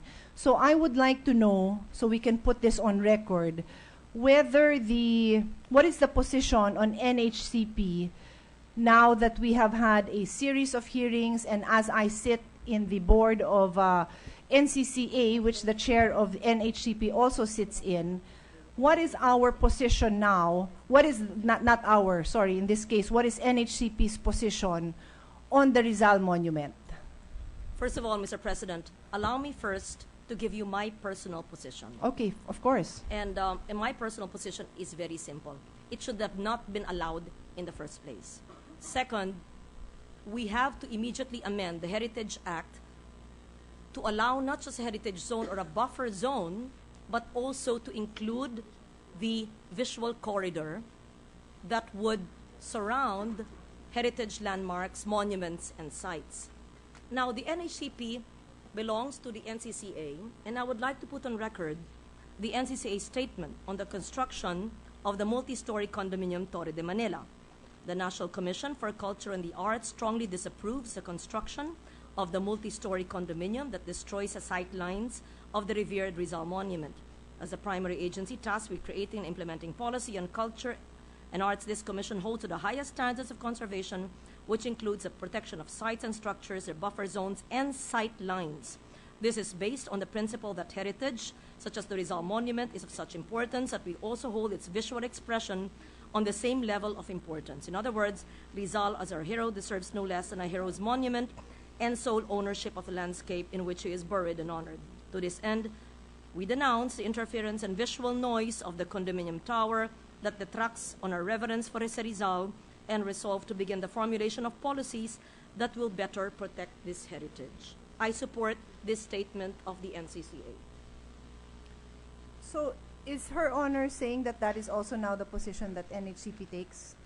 I believe so, Mr. President, because the NHCP belongs to the council where NCCA is, just like National Museum and all the other agencies under the NCCA, and we in the council should speak as one, in unison, as one voice, and I, defending the budget of the NHCP, would want to believe that the position of the culture agencies is one, and that we must do all we can to amend very strictly and stringently the policies so that not just the buffer zone and heritage zone, but even the visual corridor, the sight lines, must be included in heritage conservation and preservation. So that is the position of NHCP? Yes. Because your Honor said that because you're defending it, that is the position. So we just want to be sure that that is actually the position and not just by the sponsor defending it. I would wish that that would be their position. Can we find and out? I am confident.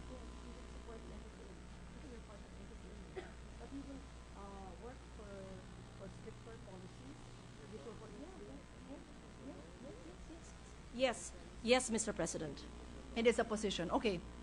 I'm happy to know that. I would also like to put on record when Her Honor mentioned that stronger laws that would protect the vistas and sight lines. Because, Mr. President, I've read the heritage law. I was one of the authors of this. In fact, I filed it in '98. It was only passed in 2009. There is nothing in that law. I want it to be stricter. In fact, perhaps we could add it in the special provision. Apart from the special provision on retention of income beyond 1 million of the NHCP, we could file an amendatory provision that would make the Heritage Act of 2009 stricter to include sight lines and visual corridor so that no other possible problem in the future, like the multi-story condominium of Torre de Manila, would happen in Rizal Monument or other monuments around the country. Okay. Thank you. Of course, we're happy to hear that from the sponsor. Just to put on record, though, no, from a legal perspective, although I agree and I would be happy to work with Her Honor to strengthen the heritage laws, to leave no room for a alternative interpretation, I do believe that there is enough in our existing laws to have supported a position from the very start that a structure such as Torre de Manila should not have been allowed. And although I will delve on this in much detail in the committee report, as I said, that I am about to file, let me just put on record to respond to the statements that Her Honor made. Under the existing Heritage Act, RA 10066, we also define intangible cultural property. An intangible cultural property includes the spaces and other aspects of social and natural context necessary for their sustainability. So this we have interpreted to definitely include the vistas and the visual corridors. And as for the statement on vistas, those words, no, vistas and visual corridors, although Her Honor is correct in saying that it is not in the law itself, they are in the guidelines. So in making opinions or providing expert opinions to whether they are to LGUs or to concerned groups. May I just interrupt? Yes, of course. I don't want my statements to be misconstrued by anyone outside of this hall. I did not say that it is not in the law. What I'm saying is that we must expressly cite it in the law and put a mandatory special provisions so that it could not be misinterpreted by developers. Yes. But Well, I agree with you that intangible heritage would include spaces. Yes, and that- I just want it very clear. And that part is in the law. Yes. So as I was saying, all our cultural agencies should be quoting these provisions to support the protection of these heritage sites. Yes. That's what I'm saying. It's for developers and those with private interests to question it. But the agencies defending culture and heritage should be at the front line saying that these are the laws we have and these are sufficient to provide protection. In fact- that is what I'm saying. Yes. In fact, let us take off from letter Y of the Heritage Act, which defines intangible cultural property. From that aspect of the products they create and the resources and spaces and other aspects of social and natural context necessary for their sustainability, let us specify and clarify that so there is no more future confusion of another tower rising beside a monument. We Yes. can use the word spaces and clarify that in the special provision that I have crafted for heritage preservation. Can I just ask, our sound system seems to be going up and down. I just noticed that since earlier, so for the technical... Mic test. Yeah, I don't know why. Mhm. Anyway, and to wrap this up, no, I'm about to conclude. Just again to clarify and for the record, Her Honor is correct that we have those provision on the definition of intangible property and open spaces. And yes, it would be further strengthened if certain provisions that already exist in our guidelines were in the law. Yes. But let me say that it being guidelines does not mean that they cannot be implemented. Oh no, that's why they're there as exactly. guidelines. Yes. And that is where I have a problem because this was not pointed out from the very start. So again, I will read it into the record. The NHCP guidelines on monuments, it's a very long title, no? Those guidelines basically state that it's the guidelines on monuments or honoring national heroes, illustrious Filipinos, and other personages specifically state that we must keep vista points and visual corridors to monuments clear for unobstructed viewing, appreciation, and photographic opportunity. So that to me is more than enough to ensure that the torre was not constructed. So I'm putting that on record. Very clear. because- Everybody in this hall agrees with that, and the guidelines should have been respected. As I said from the very beginning, the permit should not have been granted in the first place whenever that permit was granted. Yes. If you can have the building torn down today, have it torn down, please, legally. That's my position. We will make such recommendations in the committee report, Madam Chair. And then, as I said, I'm ready to wrap this up. Just one more issue, which is another issue that was brought to our attention in the course of the hearings on the Rizal Monument, is the Army and Navy Club. Go I'm ahead. sorry. I'm I don't sorry. mind if you have to clarify something. Army-Navy Club. Okay, are you ready? We're okay? Yes, Okay. yes. So my one other issue is on the Army-Navy Club. Brief background on this. In the course of restoration, the private developer had asked for permission to tear down the auxiliary structure. And I am familiar with it, yes, actually. And NHCP was very clear about the authority to tear down only those ancillary They had structures. violated it. Yes. It is appalling how it had emerged to be a skeleton, and I don't know how they can restore it to its old glory. And I think whoever did that should be held accountable for their actions. Well, I have said the same, but we are where we are now.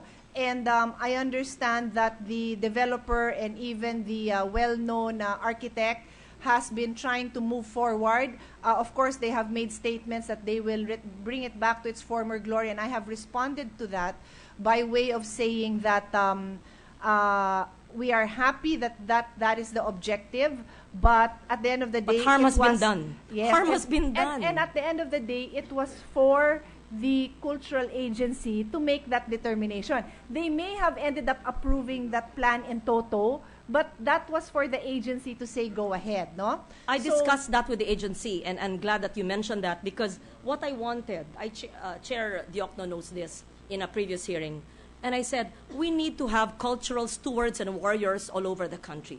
Just like we have ecological warriors, and how can we guard all our protected areas, all our Ramsar areas, etc. We need cultural warriors. How do you do that with such a measly budget and how many people in your office? We have to strengthen our cultural agencies. We have to give them the wherewithal and the resources to guard it. And we have to deploy KAFGU-like stewards of heritage and conservation so that not just any bridge, any building will be destroyed. In fact, in the special provision, let me read the whole special provision. We will, give me the special provision. I have a special provision which in part I read in my sponsorship, but I will put it into the record now, that no structure can be destroyed, defaced, rehabilitated. Give me the special provision. Using government funds. Now, my concern here is, what if it is private funds? That would be a territory difficult for me. Oh, Well, let that me is answer my own question. It's but covered that by is the law. it is It's already covered by the law covered, yes. because of the 50 years and above. Yes. Well, in any case, what I was just going to conclude on this matter was that, be that as it may, we are where we are, the damage has been done. I think it is time to move forward because I understand that, well, I received a letter from the developers asking for my permission to that effect. And I want to put on record that that is not for me to give. It is not for a senator. Yes, that is not for me to give. Just because I made public statements, No. pronouncements about it, No. I leave it with the agency. So as far as I'm concerned, and the letter that I received pointed to further damage being done to the structure while they are unable to rehabilitate, by all means, I leave it to the agency. Go ahead. No, I pose no further objections because there's no further damage that can be done except It's already a skeleton. Except forces of nature. So if what we can do to move forward is to now look at the new plan, by all means, I let the agency deal with that. No, just because I make statements doesn't mean I'm trying to do the job of any agency here. We got to move forward. It is what it is. Let's move forward. Because after we started hearing the Torre de Manila issue, so many other issues came about. And I am only here in aid of legislation to tighten the laws, to amend, and to a certain extent to make it more publicly, make the public aware of it. But I want the agencies to proceed as they deem fit so we can move on and to a certain extent restore what we can. If I may include into the record the special provision, which we can add not only the retention of income beyond 1 million, but also to include the guideline for vista and sightline. Heritage site and structures, no public funds shall be used for infrastructure projects that will destroy or negatively alter built heritage, open spaces, and cultural landscapes, regardless of whether or not these were previously declared by the NCCA, NHCP, or NM. No alteration, renovation, or demolition of government buildings and open spaces declared by government cultural agencies or presumed to be important cultural properties, including but not limited to provincial capitals, city halls, municipal halls, monuments, fountains, parks, plazas, schools, colleges and universities, fortifications, lighthouses, bridges, and other infrastructure, hospitals, train stations, museums and libraries, stadiums, prisons, and government offices shall be undertaken without prior approval of the National Museum. Further, no infrastructure projects will alter or destroy built heritage, open spaces, and cultural landscapes shall be implemented without approval of government cultural agencies and proper consultation with stakeholders and cultural groups to be administered by the NCCA. This should also include, yes, NHCP. No? It just says NN. I will amend this. This is a draft of the special provision. It will include the 3 agencies of government, cultural agencies of government. Yeah. Kasi NM at NCCP. Mr. President, no other member registered to interpolate on the Tapos proposed na. budget of the National Historical Commission of the Philippines. May I therefore move. May I add something? Yes. Yes. You withdraw that, Mr. And I bring it to the attention of the good senator. The home of a foremost conservationist who has been doing in his private capacity heritage conservation workshops, Professor Eric Zerudo, who is well known in the field of conservation, is being threatened by demolition because of a public works project in Ahuy, Iloilo. So I request, again, based on special provision, that cannot be done anymore because the road apparently will be built, and what Yolanda and the earthquake did not destroy, according to him, the DPWH could expropriate. And so I am pleading, and many other homes in Palo, Leyte, other homes where roads will allegedly be widened, based on our special provision, these monstrous interventions, I support public works projects, but if they will intervene in heritage and conservation, perhaps there are other ways of building these roads. So I just wanted to put in the record that Professor Eric Zerudo came to our office and asked for assistance on how his structure, which will soon be declared by the National Museum as a important cultural property, runs the risk of being demolished by the local public works department in this area.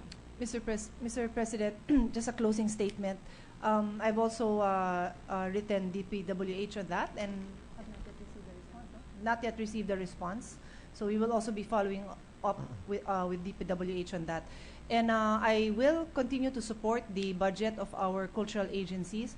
I just want to remind all the cultural agencies that we would like to see, as the sponsor, the chairperson herself has mentioned earlier, that we would like to hear them speaking with one voice, and knowing that there can be technicalities, that they should consult each other so that they can speak with one strong voice, and specifically to raise awareness on this issue, and to be united, especially when we have issues now with private developers.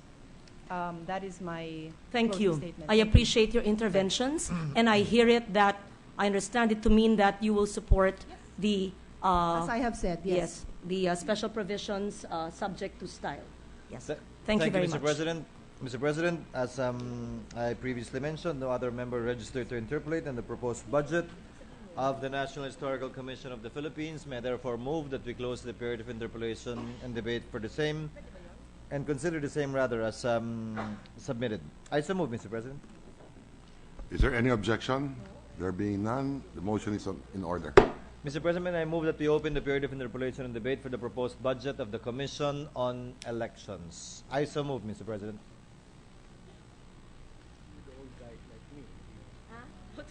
Any objection? There being none, motion is in order.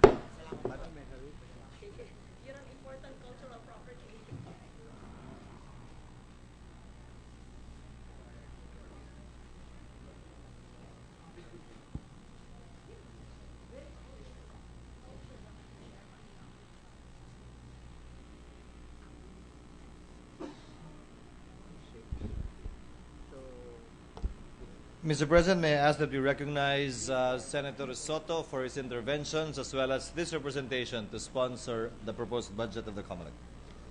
Senator Soto is recognized.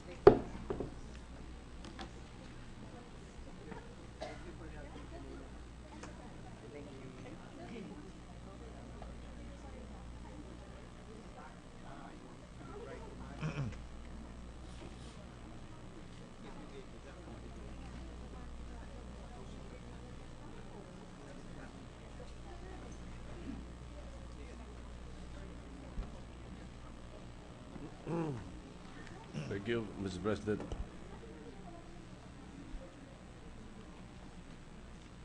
Just some concerns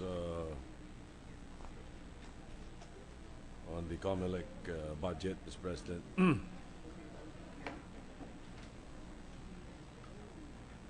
Will I be correct to say that the main reason for the substantial increase in the budget of the COMELEC for 2015 is the acquisition of new PCOS machines amounting to 11.4 billion?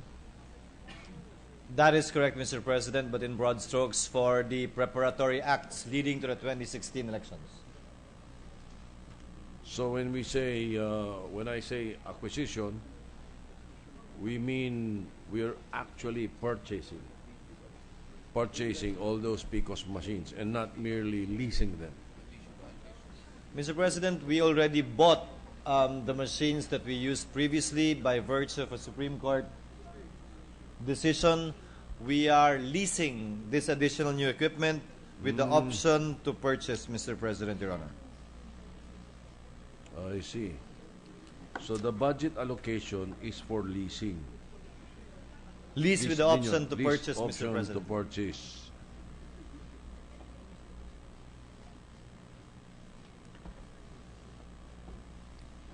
What are the considerations that COMELEC used to determine how many PCOS machines will be purchased and how many and leased? I mean,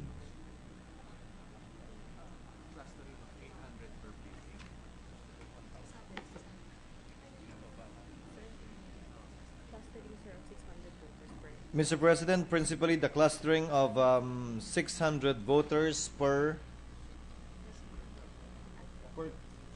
precinct. Per cluster, Mr. President, Your Honor. 600 per cluster. Yun din yung 2013, no? And No, 2010. Mr. President, Your Honor. It used to be 1,000, and if you can remember, there were I long see. lines. Yes. Mr. President, this seeks to curb that, Mr. President. 2010 and 2013 pareho. Yes, Mr. President, Your Honor. This time they plan to do 600. Yes, Mr. President, Your Honor. Okay, dito po sa pagbili ng PCOS o pag-lease, saan nyo ba tingin makakamura ang gobyerno? Sa pagbili o pag-lease? Depende sa lifetime, ano? What are the lifetime of the machines, Mr. President? What is the lifetime of the machines?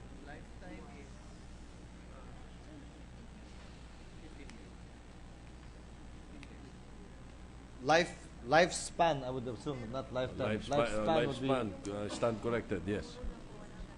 10 years. Under COA rules, 10 years. Under COA, the lifespan of these machines would be 15 years, Mr. President, but under COA rules, it is there is a cap of 10 years. 5 years, no? Sorry, 5 years, Mr. President, Your Honor. I stand corrected. 5 years. Isang election lang. That is correct, Mr. President. That's why the lease option is more economically feasible. Okay, if there are no elections, do we spend money to maintain these machines? Warehousing For siguro? warehousing, principally, Mr. Warehousing? President, Your Honor. Magkano warehousing cost to host the... Ang projected po nila for these new units for the elections in 2016 would be 168 million. 168? Pero may balak ho ang Housing COMELEC, lang yun. Mr. President, Your Honor, na magpatayo ng opisina, extension office at warehouse kung saan among others doon na rin po nila ilalagay yan para hindi na tayo gumagastos kada eleksyon na lang. Right. Itong repairs and maintenance, I understand COMELEC proposal of 188 million. Is that right? Repairs and maintenance. Iba pa ito. Mr. President, Your Honor, the refurbishment of the old machines, they have allocated actually a budget of 1.2 billion. 1.2. Yes, Mr. Iba President. pa yan doon sa 168 na baka warehousing. Iba pa po yung warehousing with facilities na 168 million. Alright. Medyo, okay. Konting detalye lang, Mr. President, if you don't mind. Ano, Yes, para Mr. lang President. for my education. During the manual elections, ilang nga araw the average number of days for counting the votes at the precinct level? Precinct level. Precinct level, Mr. President, kinagabihan lang. Within 24 hours, ano? Mga Within 12 24 hours, precinct Okay. level. In fact, even less, Mr. President. Your Yeah, Honor. mga 12 hours, ano? How long is the canvassing of votes? Sa municipal or city level? Dati, sa manual.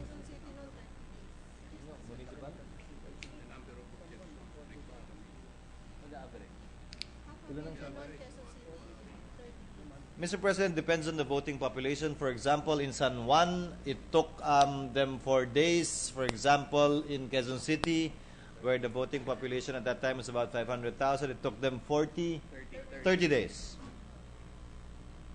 Manual po ito. Sa manual. 40, let's say, 30. 4 and 30. So, mga 17 days on the average. 10 to 15, Mr. President. Your Honor. 10 to 15 on the average. Okay. Sa provincial level,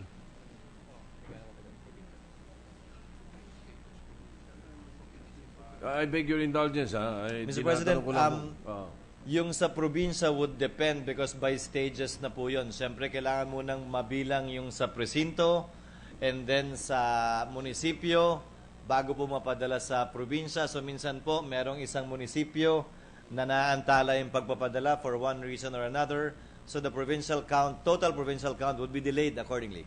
So, it's difficult to come up with data, Mr. President, Your Honor, insofar as the provincial canvass is concerned.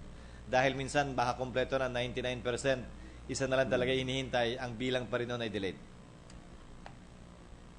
So, weeks.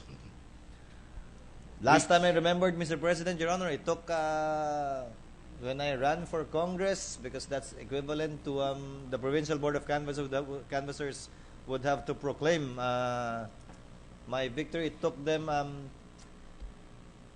2.5 weeks, Mr. President. The last time I ran in 2004. 5 days. Congressman. In the national level, Gano'ng katagal ang presidential? Senatorial?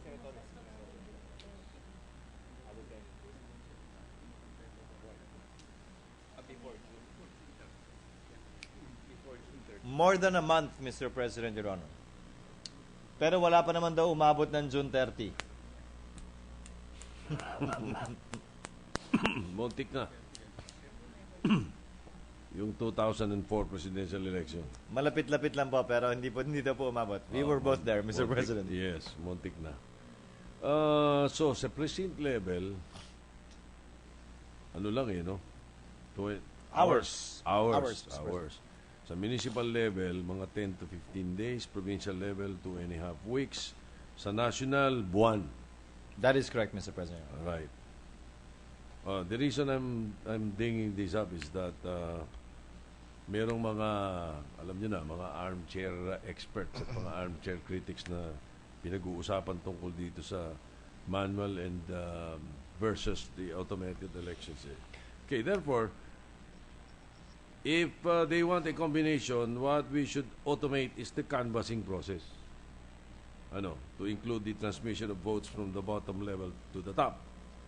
That is if we want speed. That is But- part of it, Mr. President, yes. To maintain accuracy and not rely on PIGOS, sabi nila. Is it logical to prefer manual counting where the people can see and count their votes at least at the barangay level and then automated na iba? Mr. Yeah, President, Your Honor, they mahirap ba have yun? that analysis actually. Using the same number of voters, 55 million as a base, same number of different number of established as compared to clustered precincts, same number of municipalities, barangays, provinces, and municipalities. The cost of automated elections using the current system would be 12.3 billion pesos, as opposed to a manual system which would cost 15.5 billion pesos.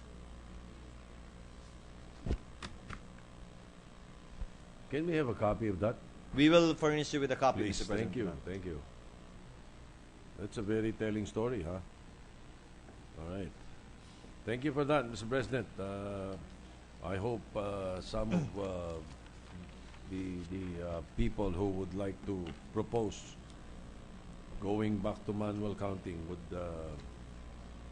see these figures. Detalyado po at naka-breakdown yung cost na ginawa po nila.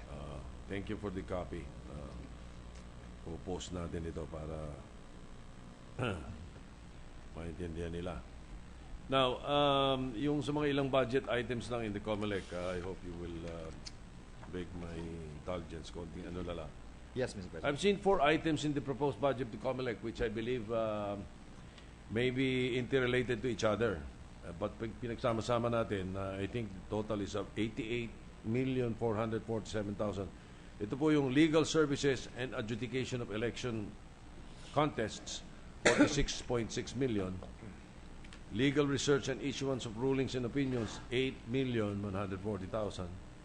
Investigation and prosecution violations of election laws, 12,030,000. Hearing, trial of cases, 17,626,000. What are these expenses? Are they intended for salaries of lawyers and paralegals? And how many cases would these amounts cover, Mr. President? It would cover expenses under both PS and MOE, Mr. President, Your Honor. PS and MOE will cover. It covers 2 departments principally, the Law Department and the Electoral Contests and Adjudication Department. Okay. Why aren't they included in the operating expenditures? They are, Mr. President, Your Honor, as far as I understand, only that it is presented, the budget of the COMELEC is presented by MFO and divided accordingly by MFO under each and every agency performing a particular function under that particular Okay. MFO. So you're saying that it's the presentation, but it Yes, is Mr. President, Your Honor. Oh, But at the tail end of the proposed budget of COMELEC, you can find in the proposed GAA, Mr. President, the detailed breakdown under PS, MOE, and CO, and under each category, still broken further down. Mr. President, Your Honor. All right. So just one final point, and then one parang reminder lang. In this budget, 2015 budget, do we have a budget for recall elections and registration of absentee voters? We do, Mr. President, Your Honor. In the NEP, wala po. Sa ERATA, meron. At sa GAB, sa ERATA. meron po. Okay. 10 million, Magkano? which the COMELEC can augment. Augment lang. Opo, because sayang po yung fiscal space dahil hindi natin alam kung ilan naman talaga yon. At hindi naman mukhang nag-aalala si Chairman Brillantes, mukhang may sapat silang savings para doon. Recall. All right. Just okay. One final thing na lang, Mr. President, Your Honor, if you don't mind, because I know the sentiment of the chairman and the commissioners of COMELEC towards this issue. This is the Supreme Court decision regarding the declaration of limiting of airtime of candidates' advertisements in radio and television. And so the Supreme Court said it's unconstitutional. I am with COMELEC on that issue. As a matter of fact, just for the record, I was a co-sponsor, if not a co-author, of the law. And our intention then, the main author, principal author, was Senator Raul Roco. And we discussed it on the floor. The intention of the law is 120 minutes per candidate. We never agreed to 120 minutes per station, so I'm wondering where the courts got this interpretation. Anyway, nevertheless, now that this has been declared unconstitutional by the Supreme Court, what we can do then now is just merely remind the COMELEC na higpitan natin ang bilang nila ngayon, because many people, many candidates will abuse this. Lalo na yung maraming pera. aabusuhin to. But they are forgetting something, and I think the courts forgot this. Maximum nating kandidato sa national, 3 pesos per voter. So how many voters do we have now? 56 million as projected, Mr. 56 President. Your million. Honor.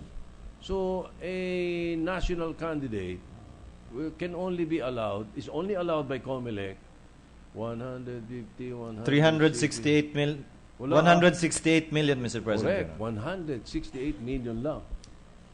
168 million is only for one TV station. Baka kulang pa. Because 120 minutes, bale 240 spots at 30 seconds per spot. And at 30 seconds there, they will usually charge on the average 500,000 pesos.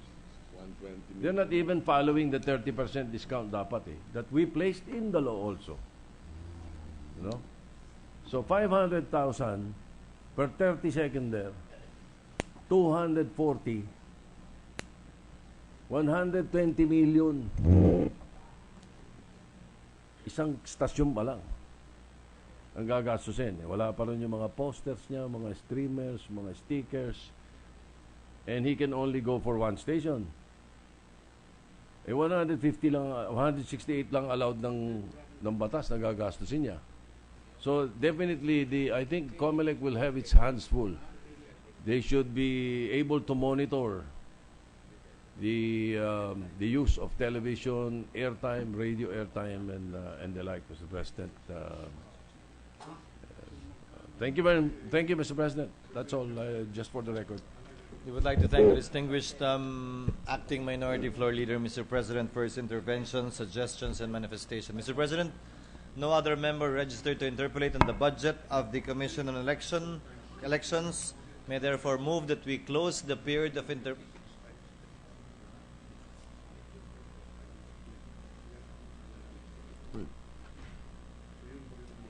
May I request for 1 minute suspension? Session suspended.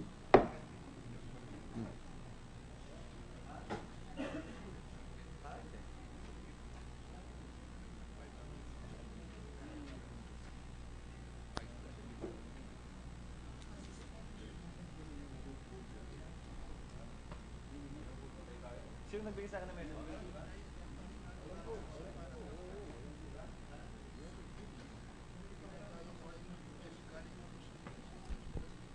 Ready to resume, Mr. President. Session is resumed. Mr. President, no other member registered to interpolate on the proposed budget of the Commission on Elections may therefore move that we close the period of interpolation and debate and consider the same as submitted. I so move, Mr. President. Is there any objection? There being none, motion is approved. Mr. President, may I now move that we open the period of interpolation and debate for the proposed budget of the Department of Transportation and Communications. And I so move, Mr. President. The budget of the DOTC is now on deck. Senator Escudero. May I request for 1 minute suspension, Mr. President, to afford the DOTC family to situate themselves behind me. Session is suspended. Kumusta si Paz? Nasa Dipolog siya ngayon. Bihira pupunta. Pagpunta niya kamoy na magdala siya ng ano. Magdala siya ng sardinas. Yung maanghang. Sige.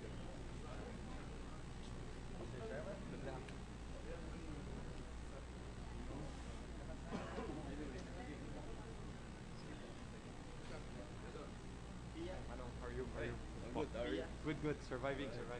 Anong piya mo? Chairman.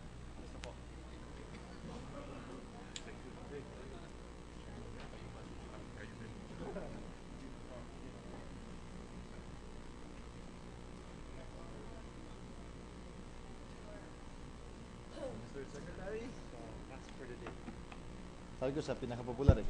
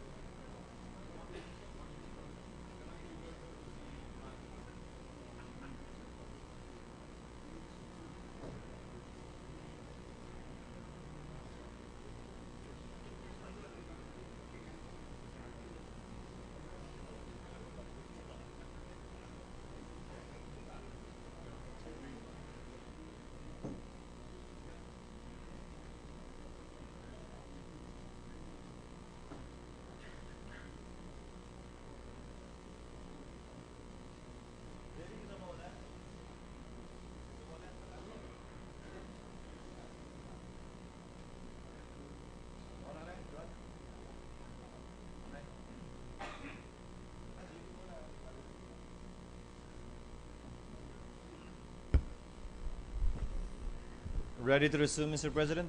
Session is resumed.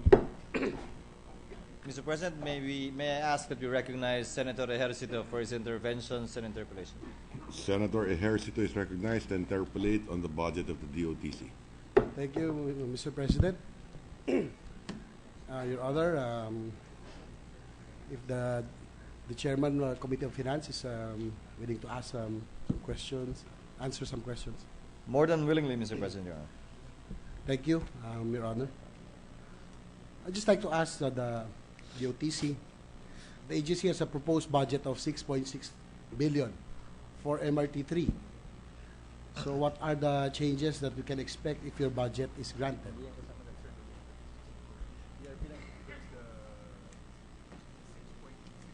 Knowing, Mr. President, that MRT has been besieged by a lot of problems this year, so what can we expect? That is for the payment only of the ERPs, Mr. President, Your Honor, in accordance with the BOT contract. The fund for repair and rehabilitation and improvement of the MRT is not part of it. But they submitted an errata which amounts to 2.1 billion for the improvement of the rail system, and your Committee on Finance likewise augmented this amount. So, Your Honor, Mr. President, when do we expect the additional trains? Will we expect them to come anytime early next year? After which 3 to 4 a month. August next year. The prototype will arrive in August of next year, Mr. President, Your Honor, with 1 month clearing and approval after checks. It will begin to arrive thereafter at 3 to 4 units per month. So right after, we can expect, Your Honor, that the woes, no, at least would be relieved. The commuting public would be relieved of the woes. In phases, Mr. President, as the number of trains increase, hopefully the lines will decrease and will ease the passengers' difficulties the passengers are facing as of the present. Mr. President, Your Honor, we noticed that the MRT has been running smoothly for the past ever since it started operations, and it started the problem started when the maintenance provider was changed. So are we still going to continue with the same maintenance provider? The contract has been terminated. We're reviewing monthly. We had a failed bid on the first try. Hopefully within a month or so we'll publish for the next one. We have they have no plans, Mr. President. My difficulty, Mr. President, Your Honor, is that I agree with most of your points, but I'm in this particular situation, so I have to answer your queries. Mr. President, they have no plans, the DOTC has no plans of maintaining or retaining the existing maintenance provider. However, they have had, how many? They have had a failed bidding, Mr. President, Your Honor, which therefore leaves them to extend the contract on a month-to-month basis until a new bidder shall have qualified and the contract shall have been awarded to a new winning bidder for the maintenance as a maintenance provider. Thank you, Your Honor, Mr. President. Likewise, I just want to ask, Your Honor, if the line from Trinoma to Monumento, is it already operational? Yung Trinoma North, what's it? The North Station. It's physically connected, but it is 9-1 because a decision of the GMA was to extend 9-1 all the way to Trinoma, but it stops at Roosevelt, not up to Trinoma. It's only up to Roosevelt, Mr. President, Your Honor. Wala pa po, hindi pa po nakakarating sa Trinoma. So, when do we expect? Because the long lines that we see, Your Honor, it's probably because of that. Because the station is only until Roosevelt. So most of the people line up in the North Station to be able to take the MRT.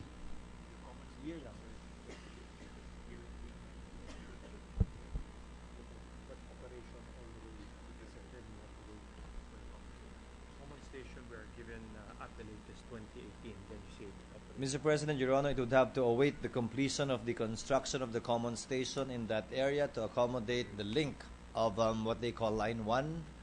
And the period or timetable they're given, Mr. President, is up to 2018.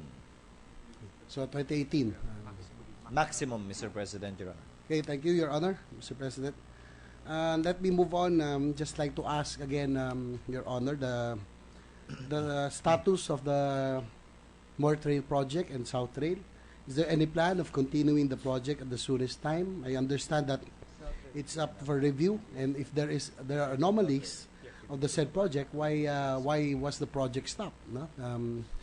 Right now, everybody is, especially in the metropolis, we are all being bothered by the traffic problems. Mr. President, so far as South Rail is concerned, it is one of the projects under the PPP program of the administration.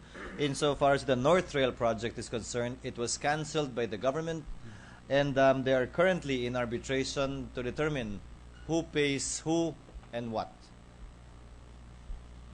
So, Mr. President, Your Honor, do we have a time frame as to when we will resume? First of all, the South Rail. No? Let us talk about the South Rail project. They are due to go to NEDA, Mr. President, this month to obtain the approval of the NEDA ACC and NEDA board for the South Rail project. Okay, thank you, Your Honor, Mr. President. The reason I am very much concerned about this, Your Honor, is that, you know, having a North and a South Rail would solve a lot of problems that we are facing right now. One is, of course, the congestion of Manila. Second would be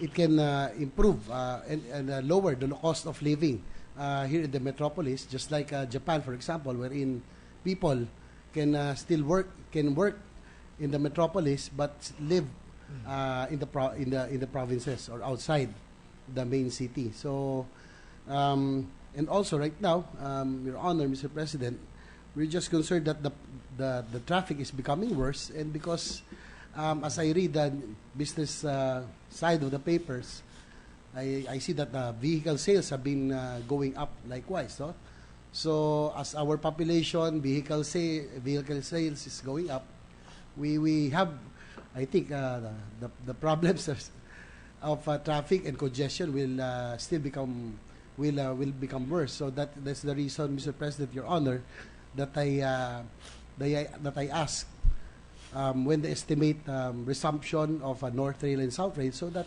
at least we will know until when we have to deal with these problems. The North Rail, Your Honor, the North Rail project is still there's no definite resumption or even. Now arbitration, but we have a JICA proposal from Tutuban to Malolos, and that will be going up to NEDA also next month. Then BCDA will help us out from the Malolos to Clark. Can we plan to work on further all the way to Cagayan? Mr. President, Your Honor, the North Rail project as we know it is the one that's under arbitration. However, there is a new JICA proposal covering Tutuban to Malolos, and which will be presented to the NEDA ICC as well as to the NEDA board also in the latter part of this month, according to the DOTC Secretary. Okay, thank you, Your Honor, Mr. President. And likewise, last point, Your Honor, regarding the PNR, since the right of way is already there, we know for a fact that it's only working from Tutuban up to Laguna, no? Some other countries have hundreds of kilometers of railway system. We only have 100, no? 50 going to Laguna and 50 going back. We're hoping that not only will it improve the traffic congestion, it will again, Mr. President, Your Honor, it will help lessen cost of transportation for our goods. Do we have also any plans for PNR for if it's modernization, whether rehabilitation or modernization? Will we rehabilitate the line up to Bicol or as far as Sorsogon? No? Are there any plans, Your Honor?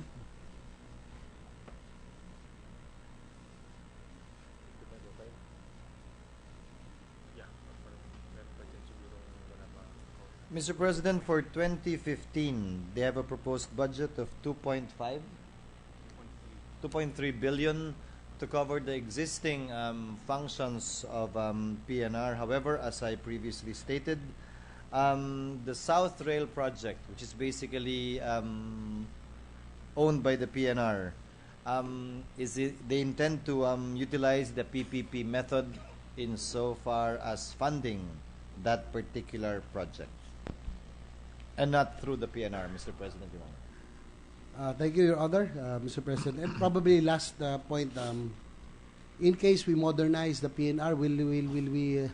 Is there a plan to change to the modern wide track, or will we maintain the old narrow track? Because the wide track will be high speed, no, and high speed rail. According to them, Mr. President, Your Honor, is still narrow, but present technologies can make narrow gauge tracks reach up to 100, It's only being used in South Africa, up to 160 kilometers, I presume. Kilometers per hour, Mr. President, Your Honor.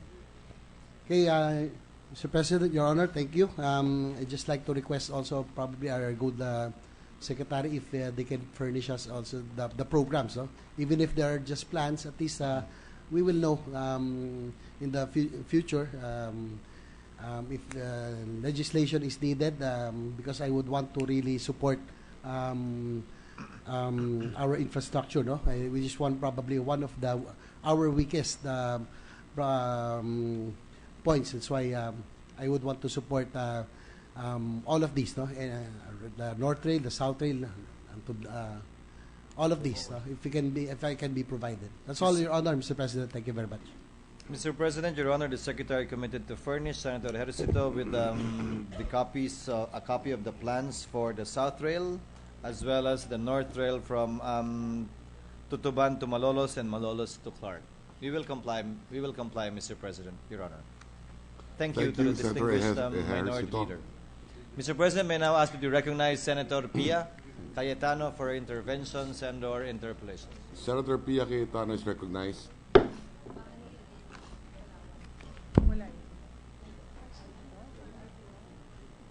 Thank you, Mr. President.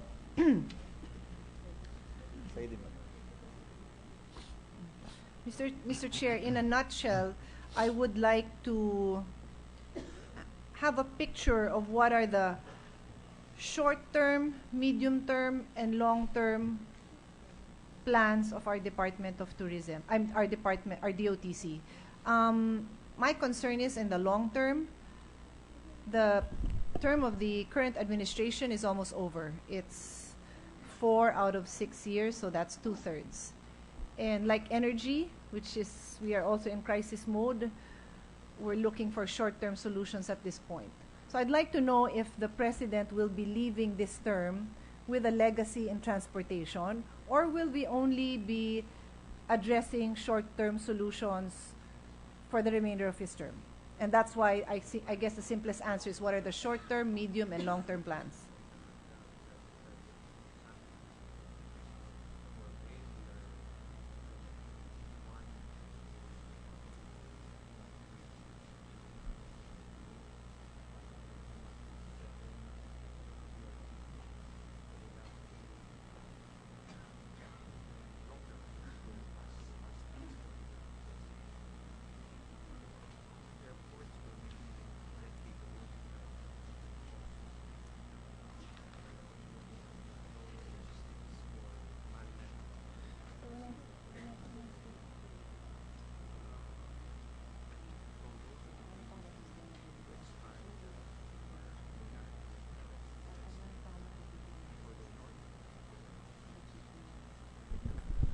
Mr. President, Your Honor, DOTC, in fact, has even gone beyond the term of President Aquino insofar as planning and rolling out projects.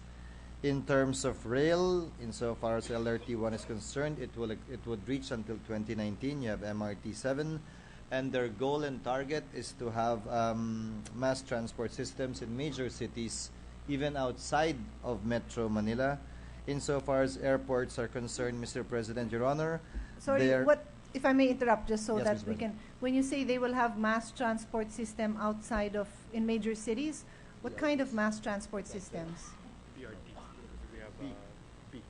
Cebu is already has been approved by NEDA. So we're procuring it. We're looking at Davao as well as a BRT for Davao. Bus rapid transit. Basically buses, segregated lanes, very popular in Latin America. I stand corrected, Mr. President, Your Honor. These are BRTs, and I think the one in Cebu has already been approved by NEDA, and they're looking at another one in Davao, Mr. President, Your What Honor. is the timeline for that, for the actual operation? BRT Cebu and Davao? For Cebu, Davao we're still undertaking the FS Mr. President, Your Honor, for Cebu, according to them, early 2018.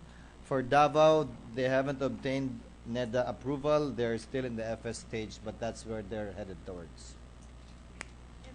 And you were mentioning something else earlier before I Yes, Mr. interrupted. President. Insofar as airports are concerned, the thrust is, and that is in their budget too, to make the various airports of the country jet capable so that the entry point would be increased given the limited capacity of our current airports. Insofar as maritime transportation is concerned, they're looking at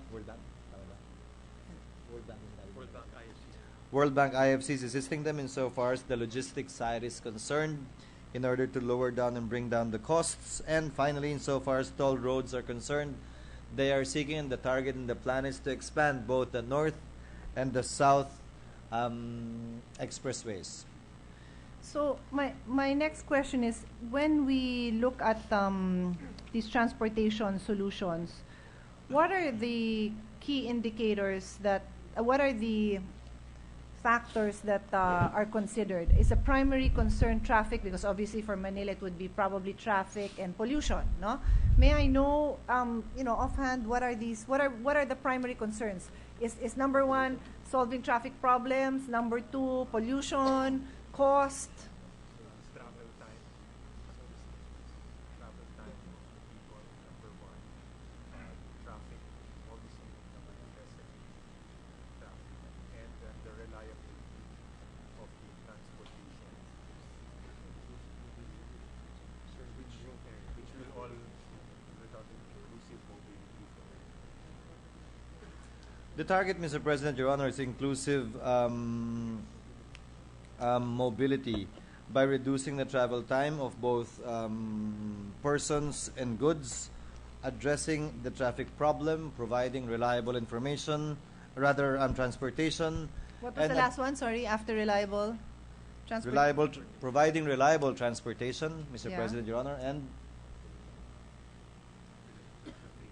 all of that inclusive mobility, access and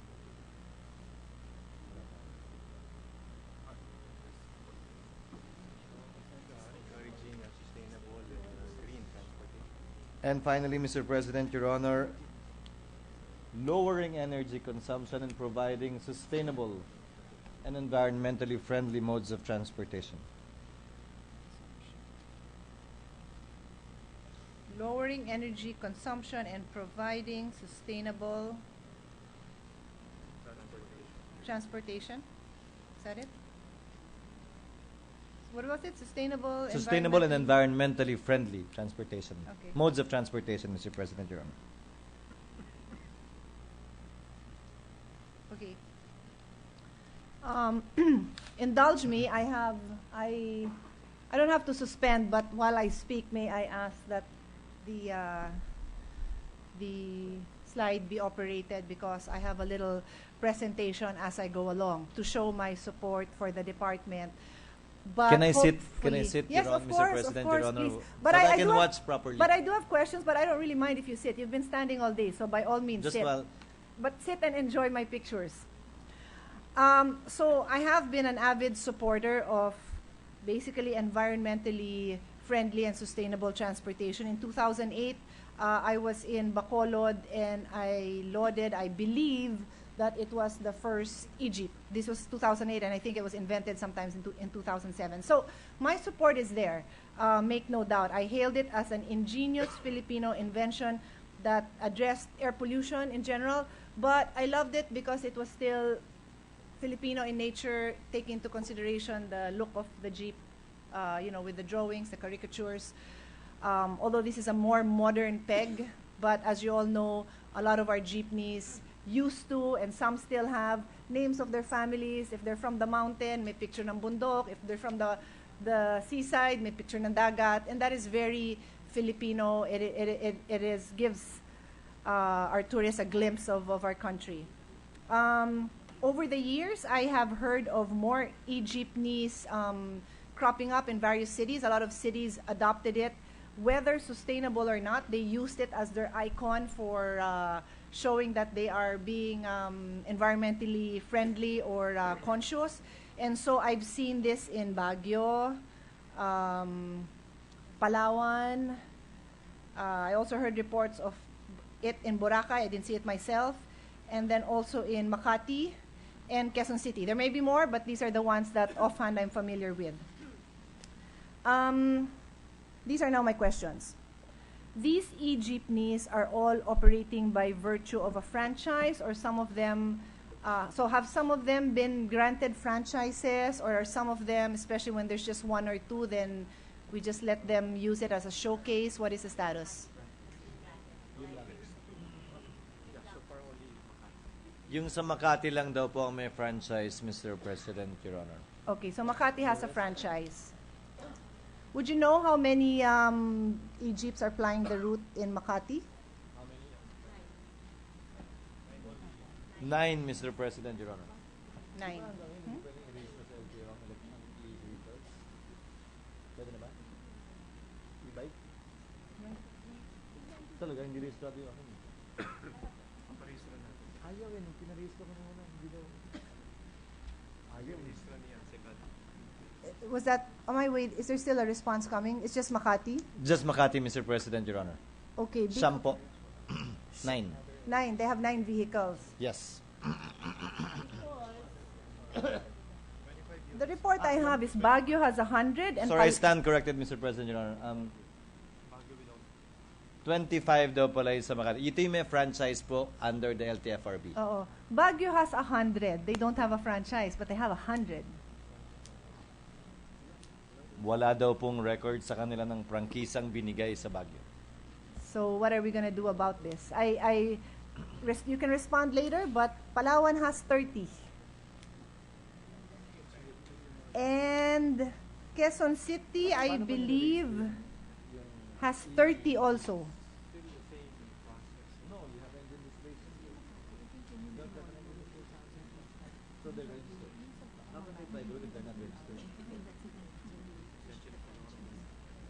They will look into that, Mr. President, Your Honor. But what's in the records? What's in the records of the LTFRB are only the 25 e-jeeps in Makati. Yeah, because we're having. I mean, lately I have also made statements, and it's all over the news about Uber being questioned for not having a franchise. It does have a niche. It is catering to the public who are willing to pay a little bit more or a lot more for the comfort and supposedly more secure mode of public/private. I say private because you're not with everybody else. You can take it on your own type of transportation, and that has been brought to the attention. Well, DOTC has decided to look into this, but yun nga, we have a couple of key cities operating 130 units of this. So I essentially daw, Mr. President, Your Honor, although malinis nga yan at sustainable at Egypt, colorum siya kung wala siyang prangkisa. And they will look into that if exactly my there point. is that data. And that is why one of my first question was, what is the reason when we look into transportation? Are we looking at just solutions to traffic? Are we looking at sustainability? And if I may correct, because that is another point I'm going into, it may be green, but it is not necessarily sustainable. And I'll get to that point later, because we need to be clear that we know what we're talking about. And I did ask the Secretary of DOST to stay, and we also have the chair of NCCA here. I hope he has been called. No, well, Secretary the Maris chair of NCCA, to my right. Chairman De Leon, is here, and okay, Secretary Montes over there. Thank you for staying. I do appreciate it, because my concern involves all of your departments. So let me move on. So we now have established that there's quite a few operating without a franchise. And the reason, and now, does the franchise, when you issue a franchise, are you now looking at the, and forgive my if I do not use the right terms, I'm not a techie when it comes to transportation. Are you only looking at the capacity of that road or that route to accept more vehicles or more public utilities, or are you also looking at all the other factors that you mentioned when I asked what are those factors, and that would include pollution and sustainability, etc.? What does that franchise look at?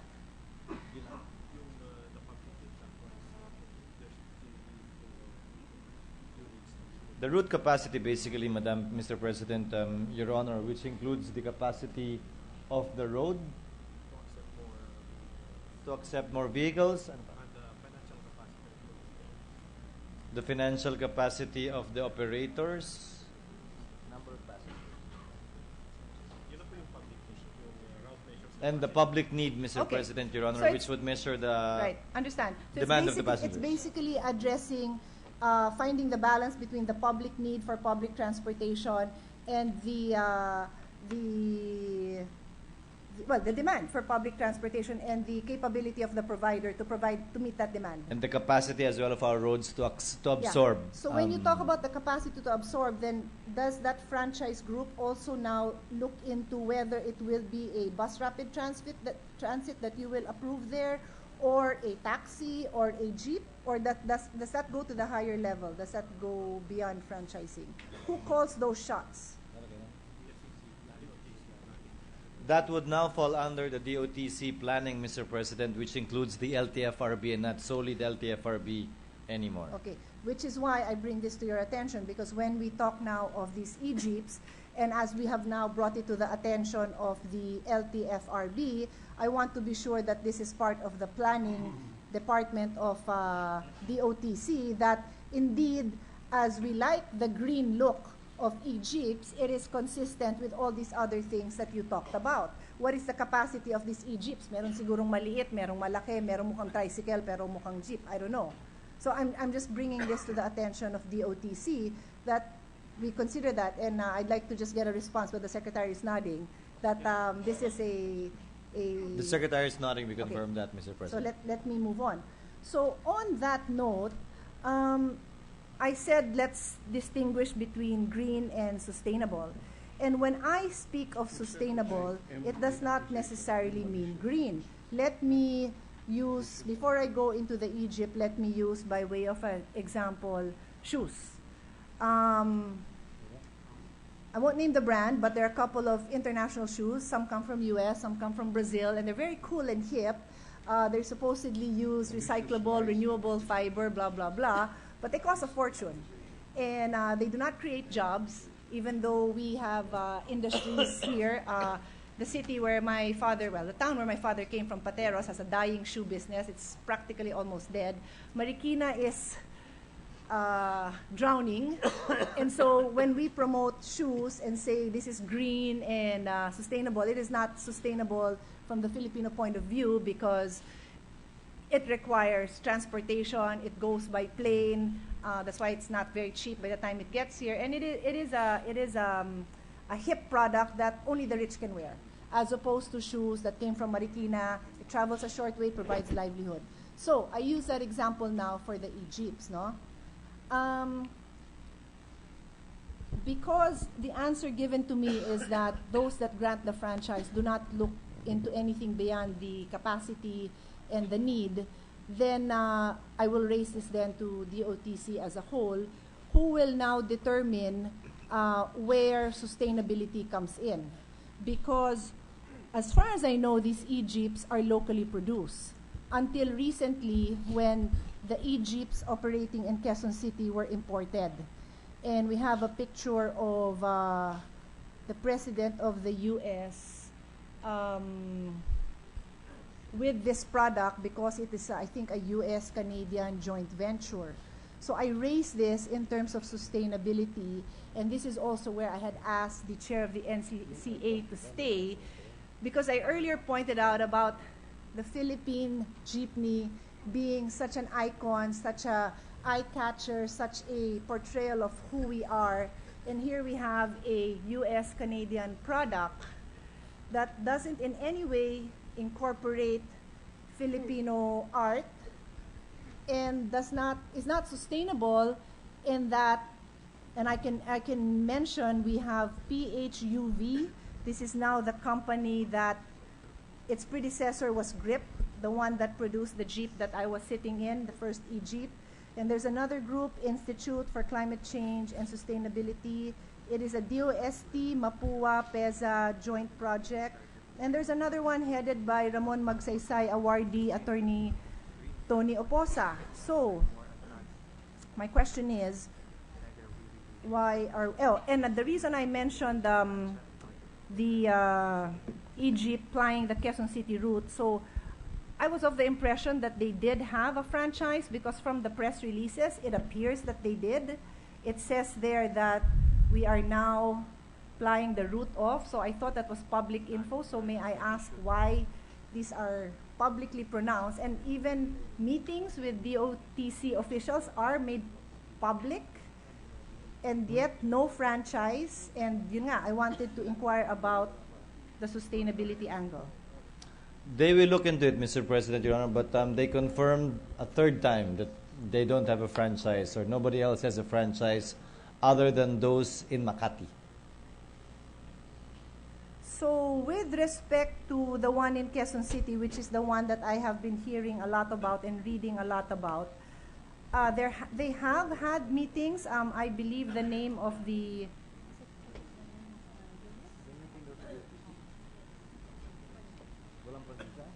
name is Comet. I'm not sure if that's the name of the vehicle or the name of the company, but they do claim to have had numerous meetings with DOTC official in this major launch.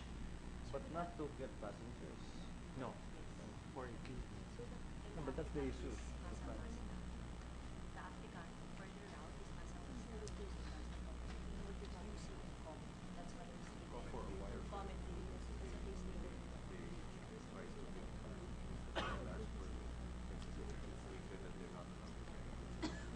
Mr. President, Your Honor, Comet, the one that the lady is mentioning, actually they have a permit to travel, but not to operate as a public utility vehicle, for which purpose they need to get a franchise from the LTFRB.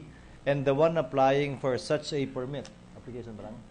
The one applying for such a permit is a transport group, Pasang Mazda. The one applying for the franchise, Mr. President. So there is an application pending. There is. So there is a pending application, kaya lang wala pa po silang ginagrant na prangkisa. Okay, pero yung permit to travel, galing lang po sa LTO yun para magamit. Parang fugitive yun na, I had to put that in.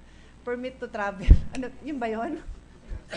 Anyway, what is that? Permit to test the vehicle, Mr. President, Your Honor. They have 30 vehicles. It's in the news that they are flying, and I'm not from Quezon City, so I wouldn't know. Pero may ruta pa doon. It's like Katipunan to SM North SM North EDSA. Are they flying or are they Mr. not President, flying? Your Honor, according to them, the first permit to travel didn't specify that they can get passengers. They have subsequently issued a second permit to travel that now specifically stated that they cannot unless they obtain or get a franchise from the LTFRB. Okay, so do I assume for the time being they should not be flying? Just like everyone else, including those in the other cities. That I support in principle because I'm Yes. into Egypt. They should not be until They get. should not, Mr. President, Your Honor. The long and short of it, even if they're clean or green, they're Exactly. still colorum vehicles. Okay. Colorum public utility vehicles. Now going back to clean and green, as the franchise, the LTFRB tasked to review this grant or deny franchise applications is doing this, can I now bring this to the attention of DOTC? What now, because, and correct me if I'm wrong, I'm trying to make this compact, so I'll answer a few of my own questions. So the general rule is we have a moratorium on granting of PUV franchises, yes. And there is an exception to the rule. I don't know how many exceptions there are, but one of the exceptions is electric vehicles. Green Correct? vehicles, E-vehicles, which is electric, right? basically. Energy? Is it stand for? The is CNG included there? Okay, Yes. so not just electric, no? So, Green. green. No, okay. So let's clarify that. It is possible that one of the reasons this exemptions were made is I was one of those who pushed for it on the context of it being green, but not for any other issue. I leave that up to DOTC to determine if nakakadagdag ba sa traffic yan dahil maliit lang yung vehicle or wala na talagang capacity yung kalsada na yan to accept any other vehicle. I'm not interfering there, and that is where I leave that better judgment to you. What are the vehicles that should be there? But from a sustainable point of view, this is where I would like to offer my suggestions. If I may go back to one of the pictures showing what a real jeepney is supposed to look like, or our traditional jeepneys. Yeah, so these are our jeepneys, no? They promote Philippine culture. I recently had a meeting with a foreign diplomat, and they said that they did a study on what is the single thing that differentiates the Philippines from its other ASEAN countries as we lure in tourists. And they came up with one thing, the jeepney. Sure enough, as we had this conversation, I received by electronic means through my iPhone the pictures sent to me by foreign visitors, and this is the picture that they sent. That's not it.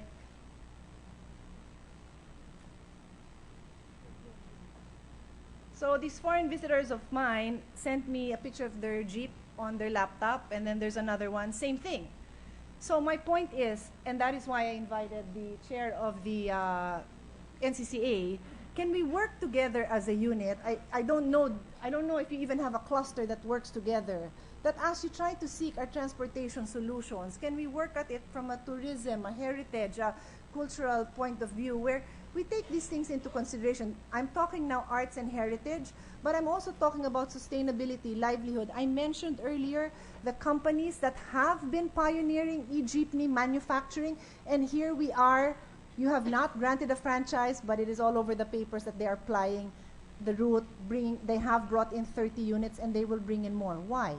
Why do we need to do that? If you're going to make an exemption, it should cover all, if not most, of the elements that the department itself had pointed out in terms of sustainability, green, and I will include now in sustainability sustaining our culture and our heritage. That is a big part of it. So I would just like to know if DOTC is hearing me and if I'm resonating. The DOTC Secretary is in agreement, Mr. President, Your Honor. He is nodding his head. Secretary Monteo is nodding his head, but I don't know if he's sleepy. Well, But he's, no, kidding aside, Mr. President, Your Honor. The Secretary was nodding his head as the lady was speaking a while ago, in agreement with what she was saying. And for the information of the DOTC, in my earlier interpellation on the budget of DOSC, ST. that was the concern that I raised, Exactly. that they work more closely with you in using whatever technology we already have or any programs that can be further developed to get to this point where we maximize and, if not only utilize, even export our own technology instead of importing, which is terrible. It doesn't do anything for us. I don't think it does, except make our foreign partners happy that we're buying their stuff and not selling them ours. So that is my big frustration. I will just quickly mention that earlier, Secretary Montejo, this came from you. I guess somebody in your staff gave us this waste to energy projects. No, I didn't get a chance to ask the secretary if these waste to energy projects could actually work with vehicles. But my point is, we have these kind of projects, and we should develop them further. If we're going to go the way of Egypt, then you might as well explore all kinds. I will be holding a hearing on my sustainable transportation bill where we can take this up in more detail. But until then, may we be kept updated on any franchises that would be granted and the basis for such, and may I be given the assurance that this will take into consideration not just the capacity and the demand, but the other factors that we have discussed on the floor. Namely sustainability as well, Mr. President. Yes, the Secretary of the DOTC as well as the chairperson of the LTFRB is in agreement, Mr. President, Your Honor. Okay, and I will just move on to one more point.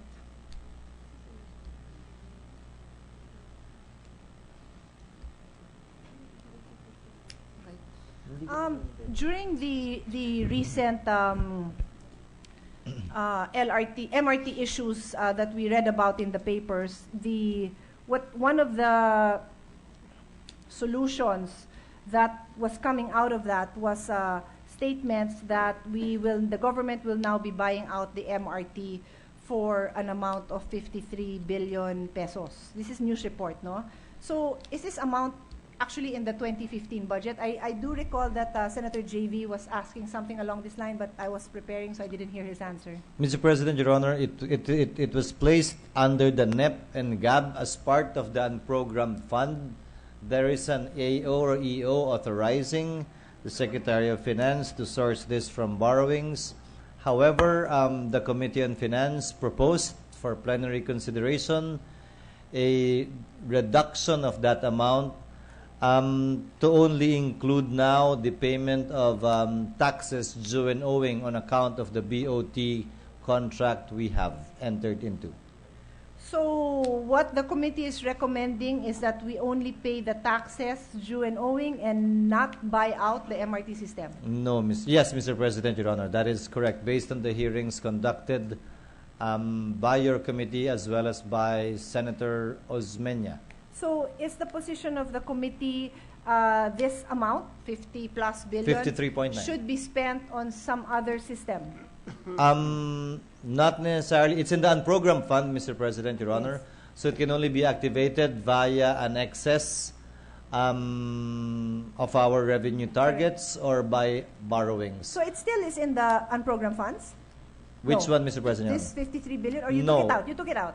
We took it out, we broke it up, Mr. President, Your Honor, for various other items as proposed by your committee. So in other words, it is not in the unprogrammed. So the amount of 53 billion to buy out the MRT system is no longer in the unprogrammed fund. It is not in there the at Senate all. version, Mr. President, In Your the Honor. Senate version. It's in the House version still. So as of now, that is the position of the committee. Yes, Mr. President. So in other words, the solution of the OTC, which was to buy out and to manage it themselves, if I remember that was the reason, will not happen if the Senate version is followed, because basically we're saying, no, we don't want you to buy it. In lieu of that, Mr. President, Your Honor, we put funds both in the unprogrammed as well as in the program funds for the improvement, rehabilitation, and repair of MRT 3. Which comes to a much smaller amount? It's bigger actually, Mr. President, Your Honor, because not a single peso of the 53.9 billion will go to even one screw to improve the MRT 3. Yes. Okay, so you disagree with the position being taken by the department? Yes, Mr. President, Your Honor. That was the position taken by your committee. And can I get a brief statement from the department secretary? How do they feel about that? We had a hearing, Mr. President, Your Honor, about it. And basically, Mr. President, Your Honor, if I may, it is a formula. In fact, the lead agency is even the Department of Finance. The lead agency here is the Department of Finance, Mr. President, Your Honor, not really the DOTC. it would be easier on the part of DOTC to do what it wants to do. They can get better prices if they bid it out, according to them. If we own it completely, absolutely, and wholly, but at the end of the day, they can still do as what they have been doing, what they want to do, although not as easy as it would have been if they own it wholly and fully. However, Mr. President, Your Honor, it has several roadblocks along the way, because before finally owning it and wholly owning it, they expect cases nevertheless to be filed like what they are facing now. Okay. Thank you. My questions have been sufficiently answered. Thank you, Mr. President, Mr. Chair. Thank you. Thank you, Mr. President. Thank you, Your Honor. Mr. Chair, may I just intervene with regard to the last portion of the interpellation of the distinguished senator from Pateros, Alabang, New York City. As I was saying earlier, our mic goes on and off, so I didn't hear your last statement. Well, I just wanted to offer a correction. Please. Because you made a statement, and that statement had basis, because the item in the budget on the 53 billion was for the complete buyout. And 53 billion will not give you a complete buyout of the MRT3. That merely buys bonds that are already under the control of two government banks, which is the DBP and the Land Bank. There isn't a single cent there for common stock. And common stock, as the distinguished lady senator knows, is what controls any corporation, at least in this country and in Western countries. Now, it is the position of the Department of Finance, because the DOTC is a mere passive party in this particular case as far as the buyout is concerned. The problem is they've never had any negotiation for the common stock all these years. And it was only when they decided, and by they I mean the previous administration, to take control of the MRT, that they decided first to buy up the bonds, which is true. You are not allowed to sell the common stock. They had the shareholders agreement along with the trustee of the bonds that you can't change ownership until you settle this debt. Pay off your bonds first, then you can start selling out. So in other words, the Department of Finance is correct in saying that if I wanted to buy the MRT3, I would have to first settle the bonds. Correct. But then a very big problem arises. The owner of the common stock says, now you've got to pay us for the common stock. Now I've heard numbers from $1.2 billion to $2.5 billion. Whatever it is, it's no small amount. It's another 53 billion pesos, in other words. So if they say they really wanted to take it over, then they're looking at about 100 billion pesos, not 53 billion. Now, it has been our position, Mr. President, that why transfer the monies from one pocket to another pocket? In other words, the government is 100% owner of Land Bank, which they use to buy up the bonds. The owner also owns the DBP 100%. So why are we taking monies that we could use for infrastructure away from the national budget and giving it to DBP, not literally giving it, but passing it on to DBP and Land Bank? If you really wanted to take those things over from the DBP and the Land Bank, then just borrow money from the DBP and the Land Bank to pay them off. Why? Because DBP and Land Bank has had to obtain what do they call it? Exemptions from the Bangko Sentral ng Filipinas because they're holding these bonds illegally. In other words, it's not part of their charter. Ginamit lang ng previous administration. So every 6 months they have to go to the BSP saying, pa-extend ka ng 6 months. And that's okay. But essentially, since if you just want to unload and remove that asset from your books, and exchange it for another asset, which is the IOU of the Republic of the Philippines, there's nothing wrong against that, and it will be a cashless transaction and will allow 53 billion less a small amount to pay off real estate taxes owed to the local government units to be used for other purposes like your e-jeeps and e-buses. So that is the correction I hope to make and to put into the record, that it is not 100% buyout. It's not even a 50% buyout. Because as far as I'm concerned, a buyout is when you start paying for the common stock. I appreciate that explanation. It changes the picture totally. Thank you. Mr. President, may I ask that we recognize Senator Osmeña, we thank the good senator for his explanations and interventions insofar as the MRT 3 buyout fund in the unprogrammed fund is concerned. Senator Osmeña is You might want to ask the Secretary, Mr. President. Sorry, I've not even asked for permission to interpolate on this. But as a continuation of my intervention Please, Mr. to the President. lady senator's comment, you might want to ask the Secretary of the DOTC for any reaction to the statement that I made, because we don't want to be at extreme ends later on as to the interpretation of the 53 billion.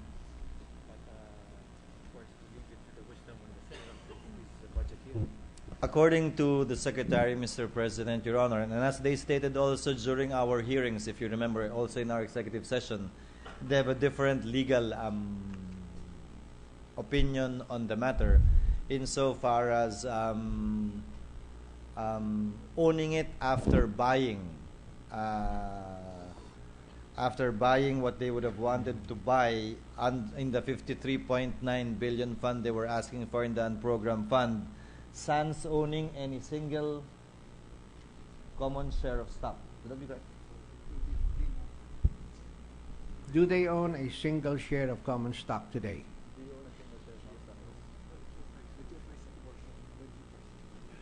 The GFI is due to the tune of 20%, according to them. That's the Ayala share, which they purchased through Goldman Sachs. Yes, Mr. President, Your Honor, according to they them. purchased from the company of Upin, who bought it in Hong Kong. So what was that, Belsky? Or was it direct from Goldman Sachs, Hong Kong? They cannot recall, Mr. You President, cannot Your recall. Honor. All right. Second, My apologies. how much do they expect to buy the 80% or even 30% of the remaining 80%, because 30 plus 20 will give them majority?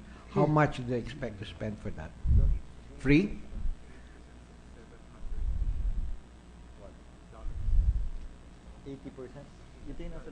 In other words, we're looking at the entire 100.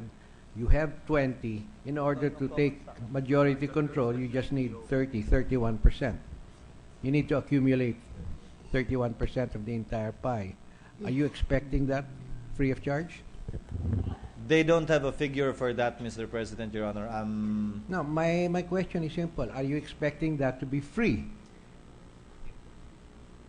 Yes or no? Their legal theory, Mr. President, Your Honor, is that the equity value buyout will clear it up and they don't need to, again, Mr. President, you know my position here, but they Yes. don't need to buy it. They That don't is need their to pay position. for it. That's what they're saying. Yes, Mr. President, Your Honor. In other words, tanga yung 80%. Tangay. That will be mine because of the equity value buyout. Tangay, Mr. President. Yes, and that's where we... Hindi yung tanay, tangay. Now, here's the problem. Do the owners, the current owners of the 80% agree with them? I don't think they would even know, Mr. President, because they're not talking to them according to them and according to the owners too. No, but they are. I mean, they're in the same board. They have only 9 out of 15 seats. So the other 6 seats are occupied by the owners. I mean, they can correct me if I'm wrong. I mean, I'm willing That is to be correct, corrected. Mr. President. They All confirm. right. So they are talking. They are talking through their representatives to the board of directors of the MRTC, the holding company. All right, and the MRTH. Now, what I'm asking is that do they expect to get that 80% without paying a single cent? And you said Yes. yes. Mr. President. All right. Now, do they expect the current owners of the 80% to give it to them on a silver platter? No, Mr. President. All right. So therefore, are we expecting a long, drawn-out court case? It will be through an arbitration, but it will still be a case, Mr. There has President. been an arbitration going on since 2008 in Singapore, has there not? That is correct, Mr. President, Your Honor. And what gives you the basis to believe that that will be solved tomorrow or next year? Unparalleled optimism, I presume, Mr. President, Your Honor.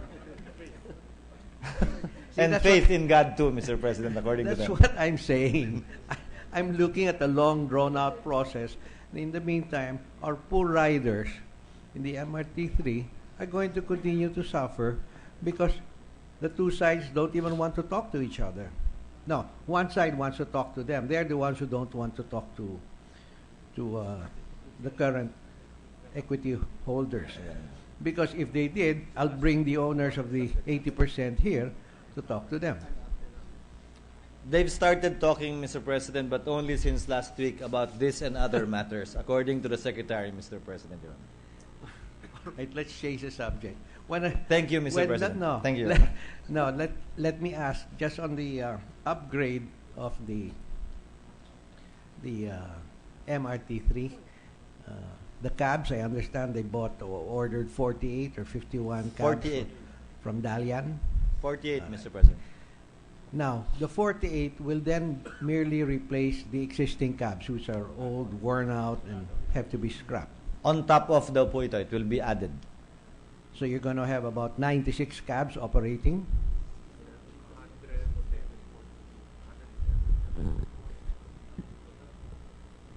A total of 121, Mr. President, Your Honor. 121. Where will they put them? Where's the parking spot?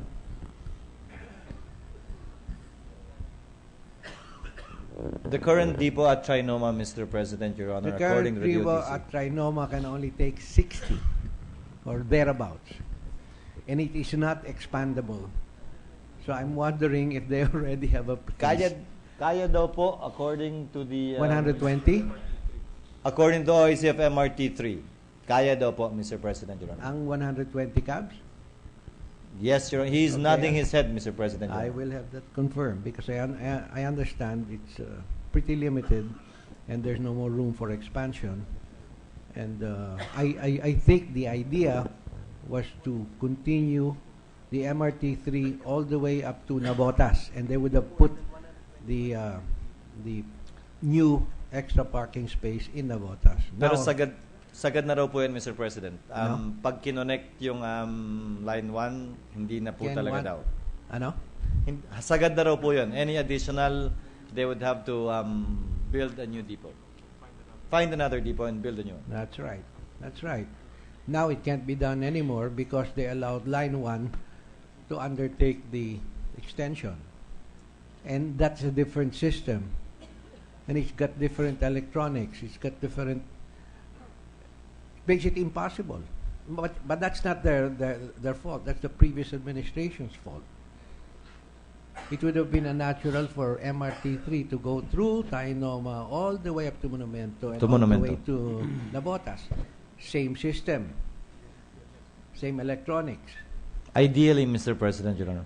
Ang ginawa dito, they allowed line 1 to make a right angle and go from Monumento to Roosevelt. Kaya hanggang Roosevelt lang eh. Apo, as we So hindi still... tuloy-tuloy yan.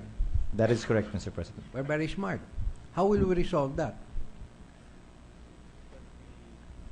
Build the common station, eventually LRT1 will be able to connect to the Via the construction of the common station, Mr. President, Your Honor, according to the DOTC Secretary. May lipat pasahero po doon, Mr. President, Your Honor, sa common station. Okay lang kung may lipat pasahero, pero Sa ngayon po, pag natapos ang 2, hindi ba hanggang Roosevelt lang?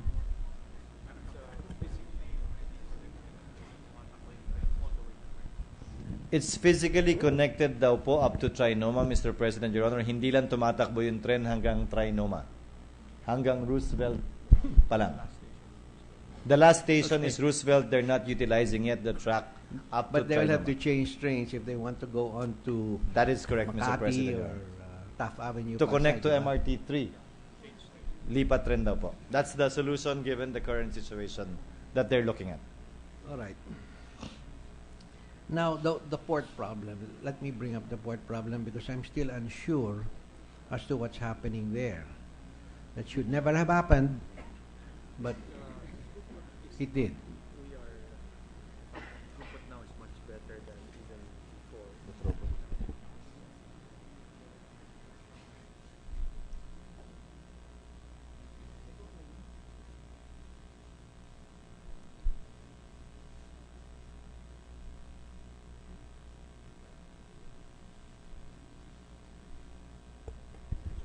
Now we're bringing 6,500. The problem is because the Christmas throughput is good, utilization is slowly going. Mr. President, Your Honor, according to DOTC, they've improved the throughput by an output of about 6,500 containers to 7,000 containers a day. But I think the head of the task force is the DTI secretary, and I heard him over radio this morning. According to him, they're looking at first quarter of next year to address and be able to catch up with the backlog. Given, Mr. President, Your Honor, the increased arrivals for the Christmas season and the backlog created by the truck ban and all of those factors that led to the problem leading to the port congestion, Mr. President, Your Honor. My main question is, how do we avoid this in the future? It should never have happened. Unfortunately, this is a multi-agency, multi-city, multi-sectoral business sector. You've got ships, you've got trucks, and there was no one person doing the overall planning and coordination because the PPA limits itself to the ports, the Metro Manila MMDA limits itself to traffic along EDSA. What is going to resolve this so that this will not ever happen again? According to the DOTC Secretary, Mr. President, 3 things.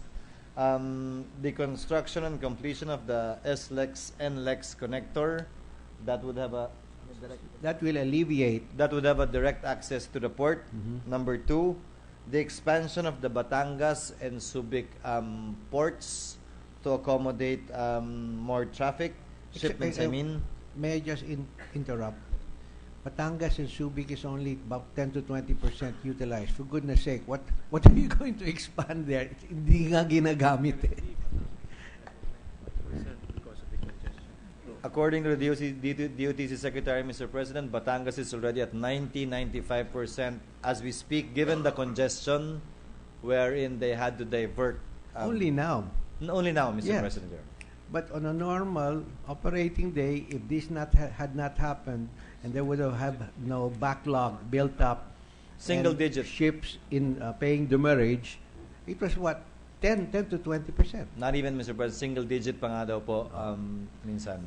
So therefore, there is no economic justification for the shippers, for the importers to be using Subic and Batangas. There has to be a rationale, and it has to be good for them. In other words po, if I own a ship, if I go to Batangas and I deliver, I want to pick up something also. Otherwise, I will be deadheading back to Hong Kong or Singapore or whatnot. And magiging one way. So I will charge you twice as much if you force me to to deliver in Batangas, or they would just refuse to take on the shipment or the cargo, whether they're already in Singapore or in Taiwan or in Korea or in Hong Kong, no? Number of shipports in Batangas.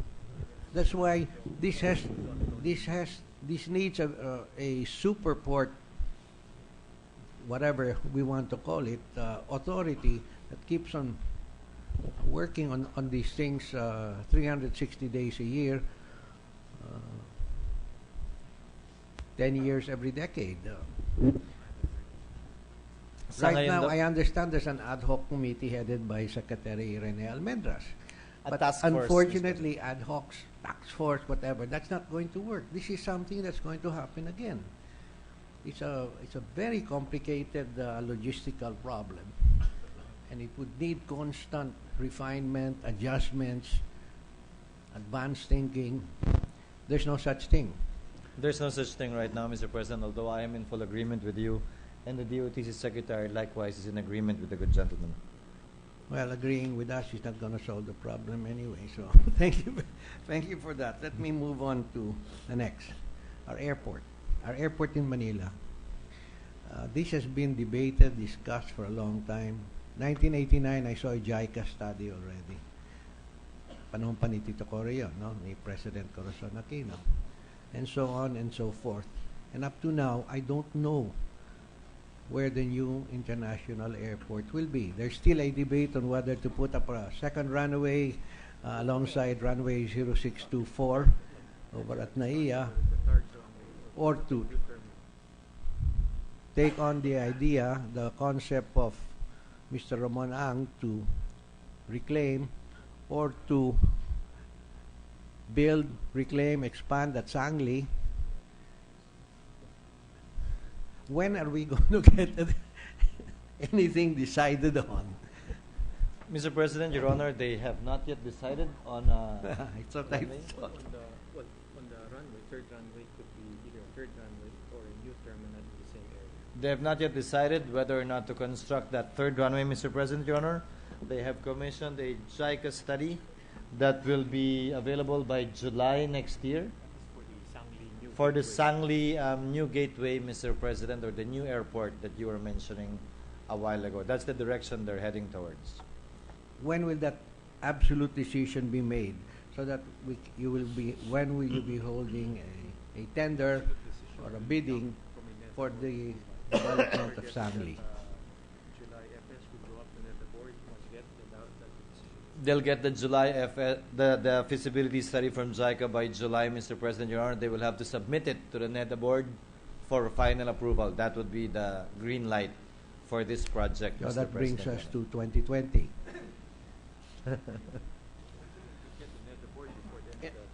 According to the DOTC Secretary, the NEDA board approval hopefully would come in before the President's term ends. Well, but they promised us in 2010 that they would clean up Terminal 1 and get it out of the worst airports in the world, worst terminals in the world list, and we're still there. By April, we are looking at increasing. I mean, if you gave General Bodet 100 million pesos to do it, he would have done it yesterday. Di ba, General? Mr. President, they expect the rehab of Terminal 1 to be completed by April of next year. Next year. April of next year. Next year. You know, Mr. President, I just want to put this on record. The reason why we're only one of the top 10, not the number 1 anymore, is because they averaged it, because Terminal 3 started operation. But if they remove Terminal 3, you keep Terminal 2 there because it also averages us up. We would still be the worst. And it's embarrassing because I think, if I remember right, NAIA has a net profit of about 2.5 billion pesos a year. Is that not correct?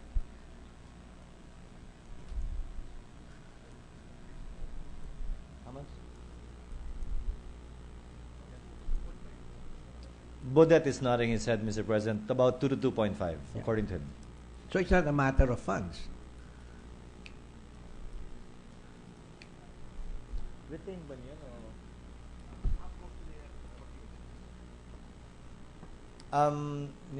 Half goes to the national government, Mr. President. Half is retained. Yung pala, may 1.2 billion si Bodet. Ba't hindi niya ginagastos na? He can gold plate the entire Terminal 1.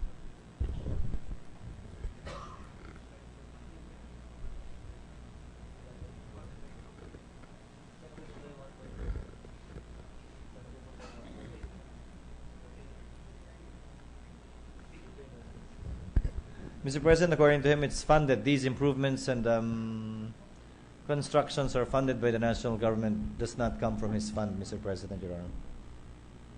Is there any reason for that? Why do the funds go to the national government and make a roundabout way? And remember, I'm talking about an administration that has been in power for over 4 years, so it isn't like this happened yesterday or last week.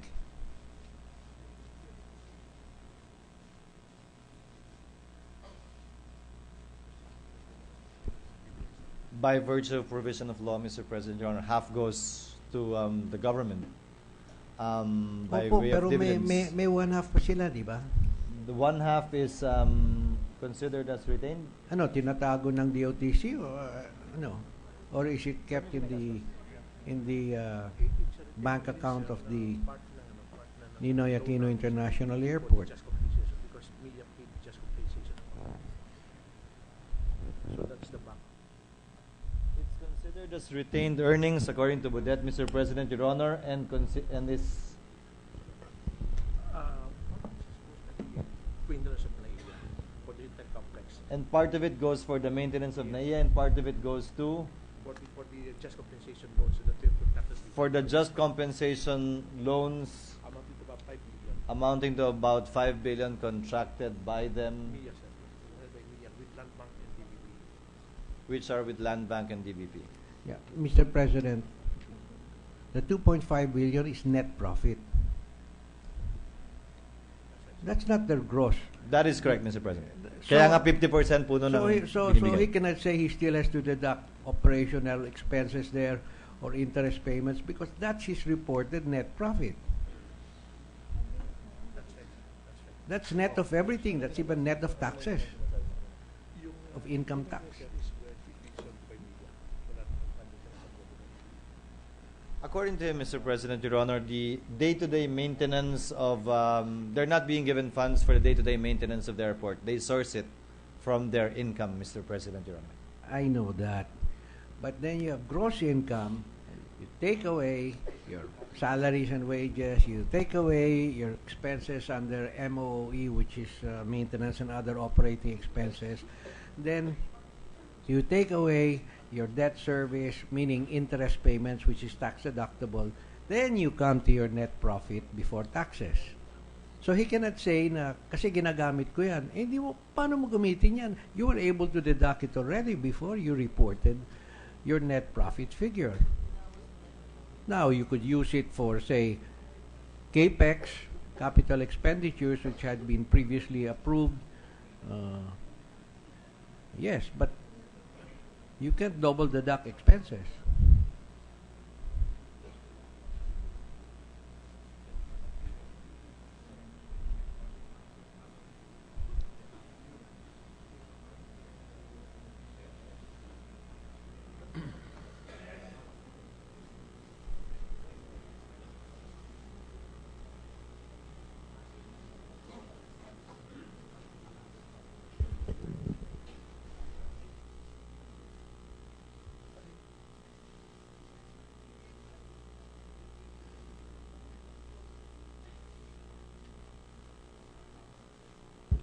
They will give you, Mr. President, if I may, the breakdown of where their retained earnings of half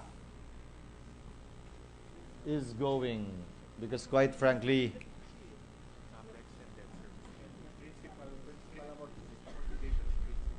hindi yun ang tanong. Ang tanong sinabi mo, 2.4, 1.2 common reserve. That should be net income already. Dapat ang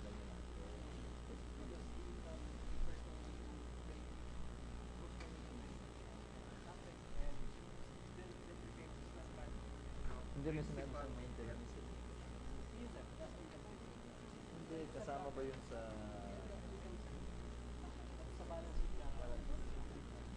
Mr. President, Your Honor, I stand corrected. According to them, the answer now being given to me is that napupunta po yung pera sa CAPEX at saka sa debt service. Principal amortizations of their debt yung binanggit po niya Okay, kanina. yes, all right. How much is the How much? CAPEX? What's the budget for CAPEX every year, more or less?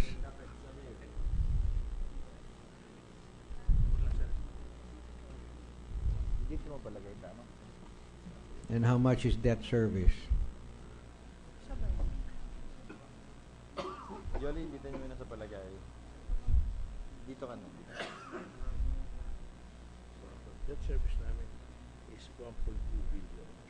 CAPEX namin is almost 1 billion. Debt service is 1.2 billion, Mr. President, Your A Honor. year? A year? Proposed, yes, for 2015, Mr. President, Your Honor.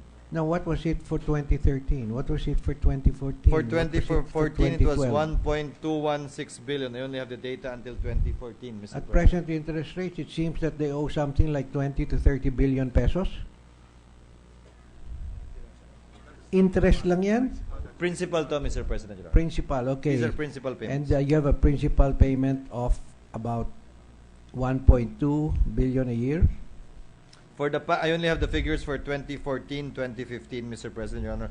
Both at 1.2, 1.216 in 2014 and 1.201 in 2015. Okay, so what's the balance on those loans? Are those the loans for the Terminal 2 and Terminal 3?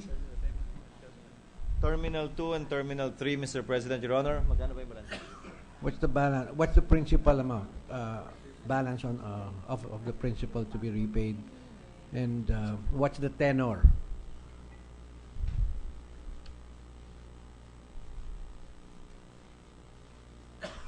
And before I go on, may I ask the Dito na kamo. chair to recognize the senator, the lady senator, for some additional insights into airports. Is the gentleman referring to Senator Pia Cayetano? I'm Yes, sorry. Mr. Yes, President. Mr. President, with the indulgence of the gentleman from Cebu, I would like to make a short intervention on my concerns regarding the airport. Thank you so much. I actually belatedly remembered that I have a 3-page letter to the Honorable Honrado because of my concerns on the airport. And I will be happy to give this, but let me just highlight a few of my concerns. No? As long-standing chair of the Committee on Health and now vice chair, smoking is prohibited in public places, and there is an establishment called Tinderbox in NAIA 1 and 2, which has converted itself into a totally smoking establishment. So in other words, binawal nila ang hindi naninigarilyo. So I need to bring this to your attention to address this immediately. And then in another airport, and I think this is NAIA, I think 1, but I'm not sure, so can you just ask people to check? The vents are not well, in other words, the area where it is an official smoking-only room, it is not totally closed as it should be. So when I was sitting in a regular, one of the cafes there, I could smell the smoke coming in. So this is again a violation of our anti-smoking policy. So if you could just look into this. And like I said, it is a 3-page letter, which I will be just happy to hand over. But among my other concerns is lactation stations, which under the law are required to be put up in all our airports. Happily, some of our domestic airports have, but I think the 3 big ones do not have. And let me wrap up. It's 3 pages. So 2 more things. The first impression our tourists get when they arrive is the airport. and Davao's airport, when you enter, looks like this major rated C movie promotion of a rated C movies tarpaulins. No, I actually mentioned this to the mayor when I went, and he reminded me that that was out of his jurisdiction. It's a first impression. You know, it's an international airport. You know, we should have more stricter standards on how we're marketing the local restaurant or the local beach resort. It is the first impression. And finally, let me add by one of the important elements for a tourist is comfort in waiting in an airport. And NAIA 2 does not have any decent coffee. NAIA 1 has one, but the selection is otherwise. I mean, it's a bad airport to begin with, but there are a lot of little things that we can do. And number one would be, you know, elevate it to what we want people to think. We want to promote shopping, but when you get there, there's no decent coffee shop. There's no place to enjoy. So it is in my 3-page letter, which I will just update and send to you tomorrow. Thank you for allowing me to make that intervention. Thank you, Mr. President, Your Honor. Thank you, Senator Pia. I would like to voice my support. There should be no smoking at all in any airport, with the exception perhaps of the members of the Senate Finance Committee who smoke. They should be exempted. Otherwise, I would support the move of the distinguished Senadora to ban smoking at airports, particularly inside restaurants. I mean, the other modern airports that we've seen, there is a dedicated smoking room where everybody can kill himself from. That's right, it's dedicated. Yes.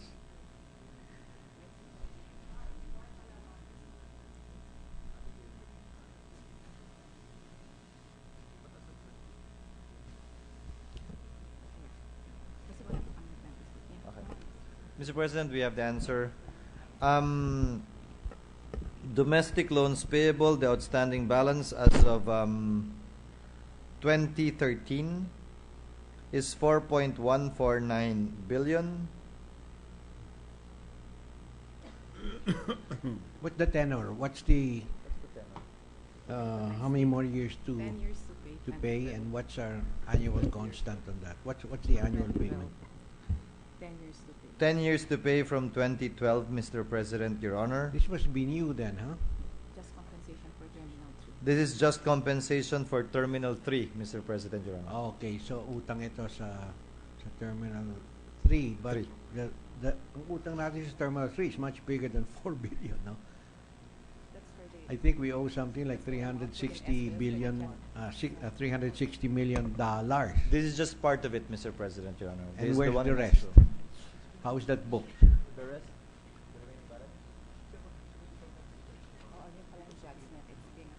Ito pa lang yung may judgment daw, Mr. President. The remaining balance is still on appeal? Is on appeal to the Court of Appeals, Mr. President. Okay, so what's the annual constant on these 4 billion? It's only about 400 million a year, siguro. The rates are now about 4%. You're correct, Mr. President, Your Honor. About 488 million by way of principal payment a year and 138,640,000 by way of interest. All right. What other loans are there? A JBIC loan, the balance of which as of 2013 is 3.79 billion. What's our service? How much do we have to pay out to service that loan? Annually for both principal Annually, and Mr. interest? President, Your Honor, principal payment is at 399,987,400 million, and interest at 174,926. That would be the breakdown of the 1.201 billion for 2015, Mr. All right. President. Well, I disagree partially there. Interest payments are deductible against expenses. They're not part of your net profit. Your net profit, yan po ang ginagamit but the principal is ninyo almost one. sa pagbayad po ng principal, yung repayment of principal. So our repayment of principal here is about less than 900 million pesos. 888. Yeah, so you still have about 300 for capital improvement. For CAPEX, Mr. President. Your Honor. CAPEX, yes. They agree, Mr. President. Now, how much does it cost? What's the total budget for Terminal 1?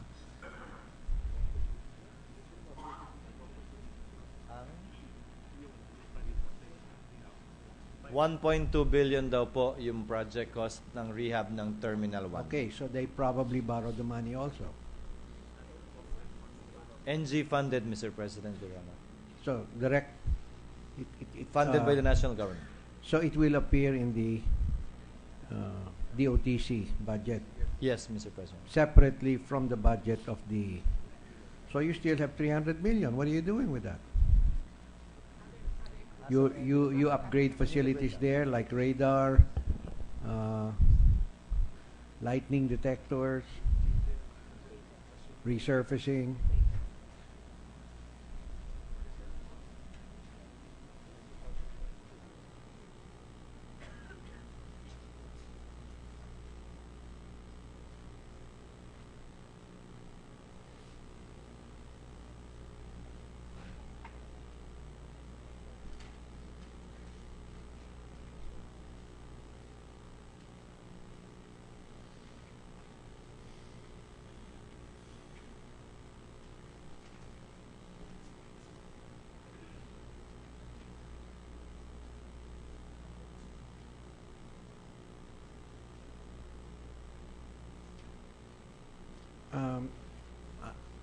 I'm willing to have it submitted at a later time.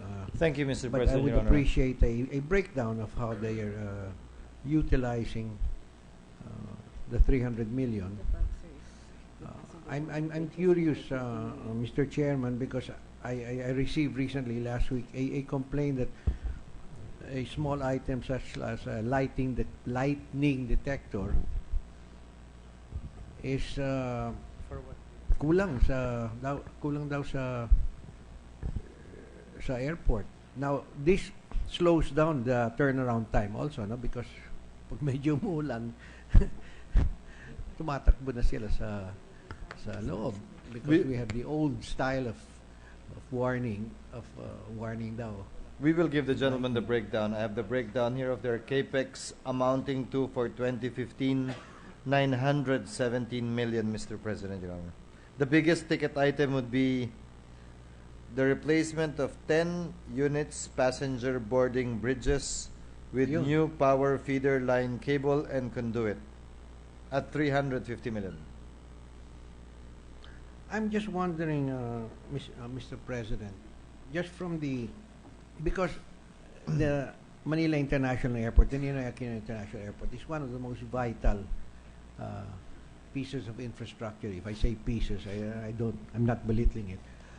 Items or facilities that we need for our economic growth. All our visitors come in through there, whether they're just tourists or even more important, they're business travelers, they're investors. They come through there. It's got to be seamless as much as possible, and we've never gotten anywhere near the concept of seamless. Two, we were hoping 15 years ago, this representation sponsored the regional headquarters bill, which gave what they call economic benefits, incentives, fiscal and non-fiscal incentives to those corporations who would want to site the regional headquarters here in Makati or in Cebu or wherever. And I recall one of the most important considerations was the frequency of travel. If you have a regional office, you must be able to hop on a plane in 2 hours' time and get to where you were going to go, whether it was India or Pakistan or Australia or Jakarta, then get back here. After that, I observed that many of those companies that had been looking to Manila decided to put up the regional headquarters in Singapore, although rent was higher, cost of living was higher, etc. But they said, I asked them why. because of the transport. It was easy to get in and out. The frequency of flights in Hong Kong and Singapore was just far in excess of what we had available here. At sabi nila, if I had a guy there, he'd be stuck there for another 24 hours. In Singapore, he can land in the morning and take off in the evening. So that's why we're concerned about the way our airports operate. And I don't think that the national government should have collected, made NAIA pay for Terminal 3. That was stuck there for so long in court that the national government should have just taken over the payment of the interest and principal on NAIA 3 so that they'd have more elbow room, more fiscal room to bring our entire NAIA to, I would not say world-class standards. We like to abuse that term, but to a higher standard. Now, lastly, Mr. Chairman, I know you're tired. MCIAA Cebu, my favorite topic nowadays. May I ask the Secretary how much he was expecting before the bid, the financial bids were brought in? How much were they expecting the winning bid to be?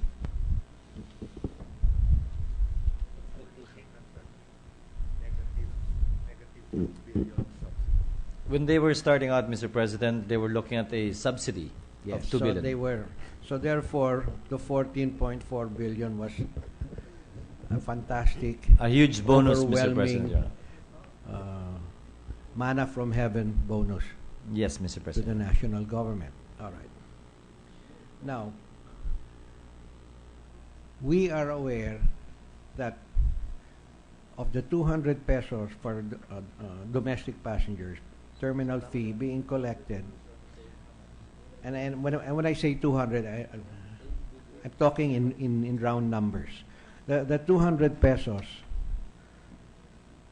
plus the business income, the rentals, the profit sharing, amounted to roughly 1.5 billion pesos a year, or as of 2013, because that's the latest audited financial statement I have on MCIAA.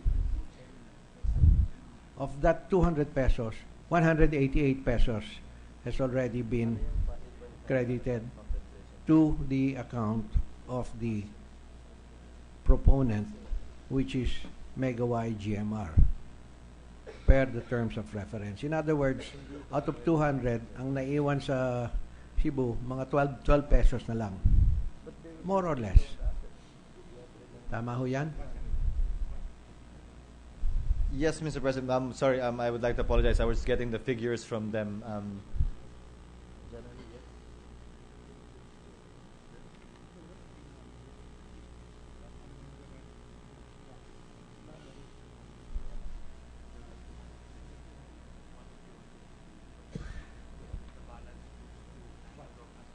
None goes to MCIA, Mr. President, Your Honor. 181 goes to the concessionaire, and the remaining balance is for VAT. Okay. So therefore, the income, a big chunk of the income of MCIAA has now been removed from them. What will take its place? I'll tell you what happened. So they applied for an increase, a doubling of the terminal fees from 200 to 400 pesos. More or less.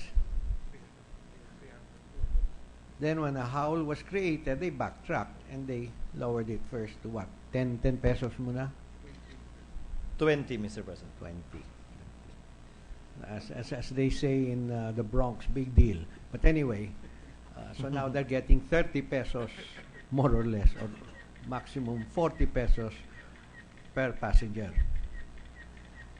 Now, Mr. President, the 14 billion, since MCIAA, Mactan Cebu International Airport Authority, is an independent authority and should be treated as such. It is a GOCC. It's totally controlled by the government of the Republic of the Philippines.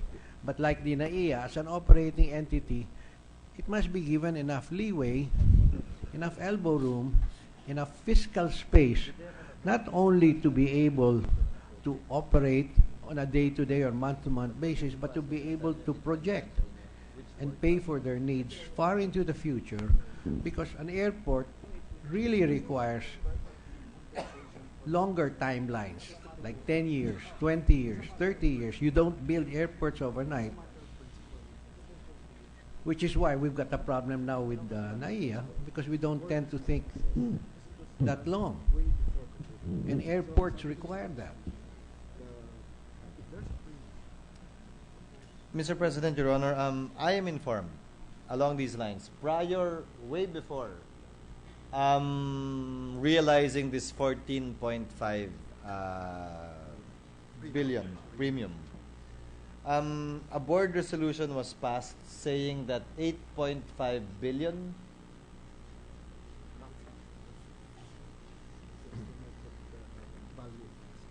which is the estimated value of the asset.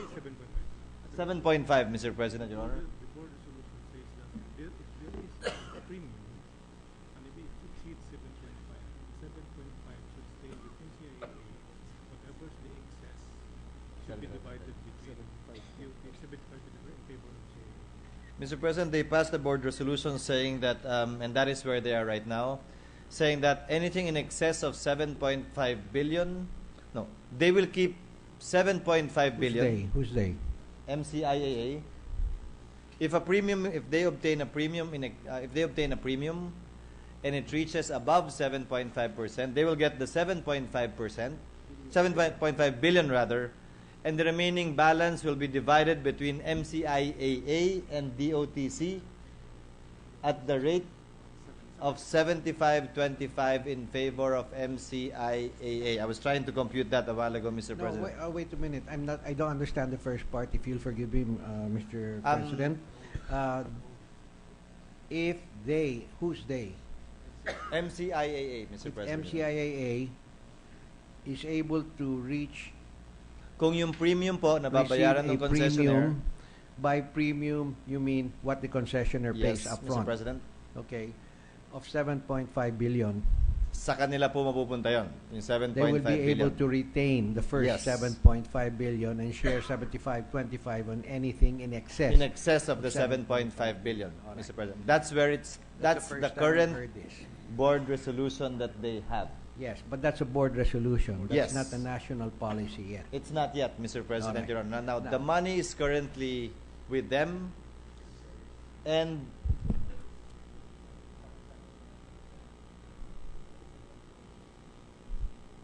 Correct me if I'm wrong, Mr. Chairman, Mr. President, the money is in the account of MCIA, but it's blocked. it is. That's what they said in the DBCC Hindi hearing. magamit. Hindi po magagamit. In other words, we can look at it, wave at it, send flying kisses to it, but we can't spend it.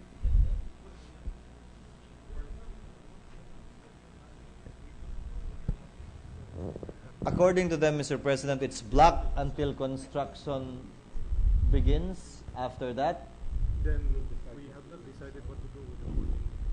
hindi pa daw nila alam kung anong mangyayari at That's right. gagawin. See, that's why we're looking for a policy on this so that it applies to everybody else. I don't know how they came to 7.5 billion. I'm willing to wait for a written explanation on how you got to 7.5 billion. It wasn't anything that was just pulled out of the air, was it?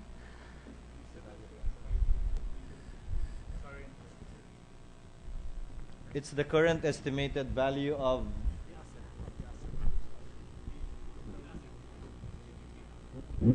it's their valuation of the PPP asset, Mr. President, Your Honor. At least there's an economic basis, there's a financial basis. Whether we agree or not, they're saying the present value of what is being Of taken the asset, over. yes. All right, now. Kung I also kasama would po like- ron yung future terminal fees, I don't know. We will give that to you, Mr. President. Yeah. That's a good way to start. I also would like to see what is the present value of all future fees for the next 25 years. Because yung tinanggal na 188 pesos, sa inyo yan eh.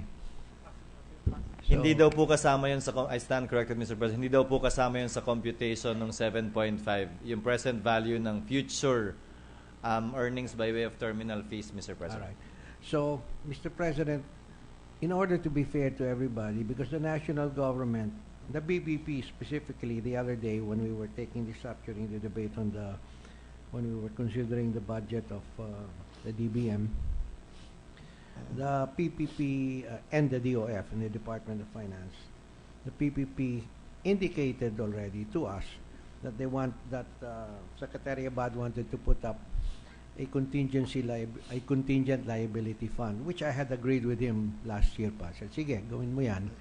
And a big chunk of the 14 billion should be in that fund. And at the outset, I said, I have no disagreement with that because after all, you're also a guarantor of this project.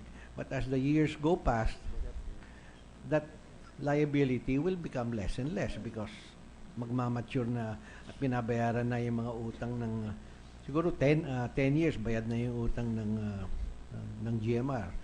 So that should now revert and stay with the MCIAA. You can block off that account, let the MCIAA earn the interest thereon, but they can't touch the principal.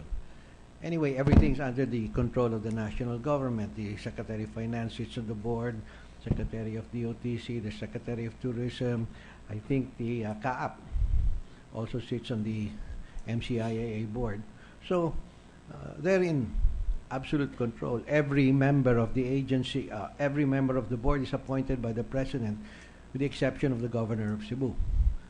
He becomes ex officio.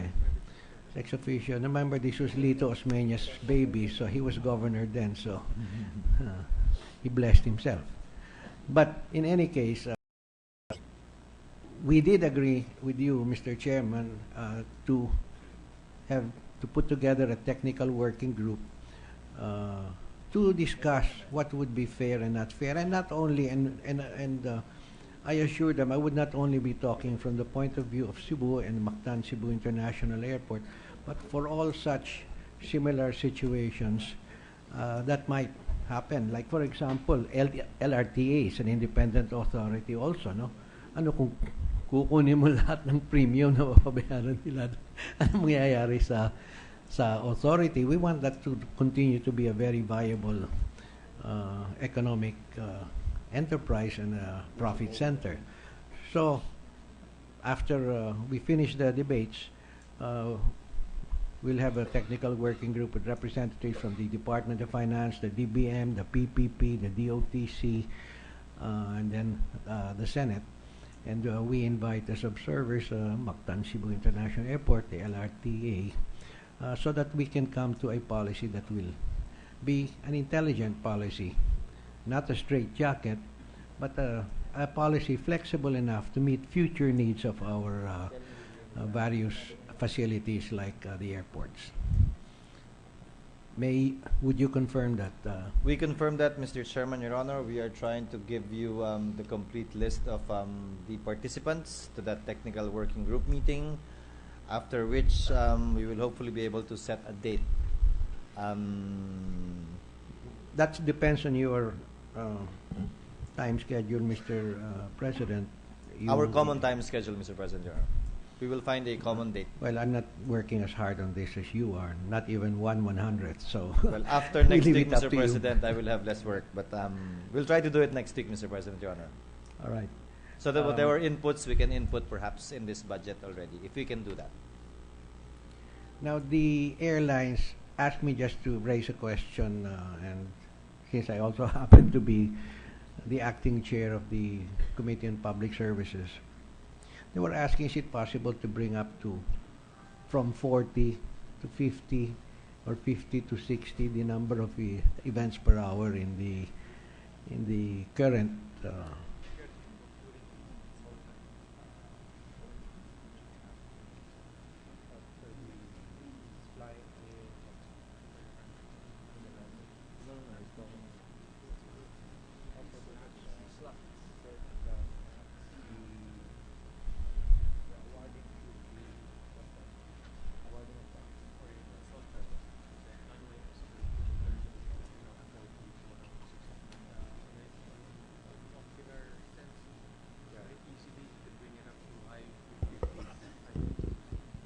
Mr. President, according to DOTC, they will be awarding a consultancy contract in December precisely for this purpose, to bring it up from 40 to a high 50s or low 60s. December. No, to a low Because of they 50 to a high of 60. All right. In the low 50s or no, in the high 50s or the low 50s, 60s rather. Yes, that would be very welcome. How long will it take to complete the study? 8 months? Study and implement. 8 months to study and implement, Mr. So President. by Your Honor. about August next year? By next year. July next year? Yes, well, I'm sure the airlines would be very happy to hear that. That would be welcome news. Something to look forward to, at least, Mr. President. Your Honor. Yes, but I hope that we can take a look at the plans for a new airport, because this airport is too congested that even a third runway would not resolve the problem. The JICA Sangli study, if you may reiterate, Mr. President, will be done by July, and according to the DOTC Secretary, the President is inclined to head in that direction, Mr. President, but simply awaiting confirmation through the JICA study, hopefully. Thank you very much, and Mr. President, I would like to thank the distinguished chairman of this committee for his graciousness, for his kindness in responding to our concerns and questions here today, and to all the officers and head of agencies and assistants of the Department of Transportation and Communication.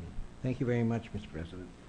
Also, our thanks and appreciation to the interventions of Senator Osmeña, as well as his suggestions, and insofar as the functions and duties of DOTC is concerned for our general population. Mr. President, no other member registered to interpolate on the budget of the DOTC as well as its attached agencies.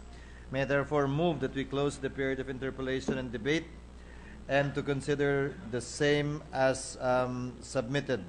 To mention, Mr. President, specifically, the DOTC, Office of the Secretary Proper, the Civil Aeronautics Board, the Maritime Industry Authority, the Office of Transportation Cooperatives, the Office for Transportation Security, the Philippine Coast Guard, Toll Regulatory Board, as well as its attached corporations, namely the Light Rail Transit Authority and the Philippine National Railways. I so move, Mr. President.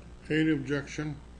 Hearing none, the debates on the budget of the Department of Transportation and Communication and all the attached agencies are hereby terminated. I have a motion of Senator Escudero, the budget of the Department of Transportation and Communication, including all the agencies enumerated by Senator Escudero, are deemed submitted. Mr. President, I move that we in the meantime suspend further consideration of House Bill number 4968. I so move, Mr. President. Carried. Mr. President, I move that we suspend the sessions until November 24, Monday at 10 o'clock in the morning. I so move, Mr. President. Session is suspended until Monday, November 24, 10 a.m.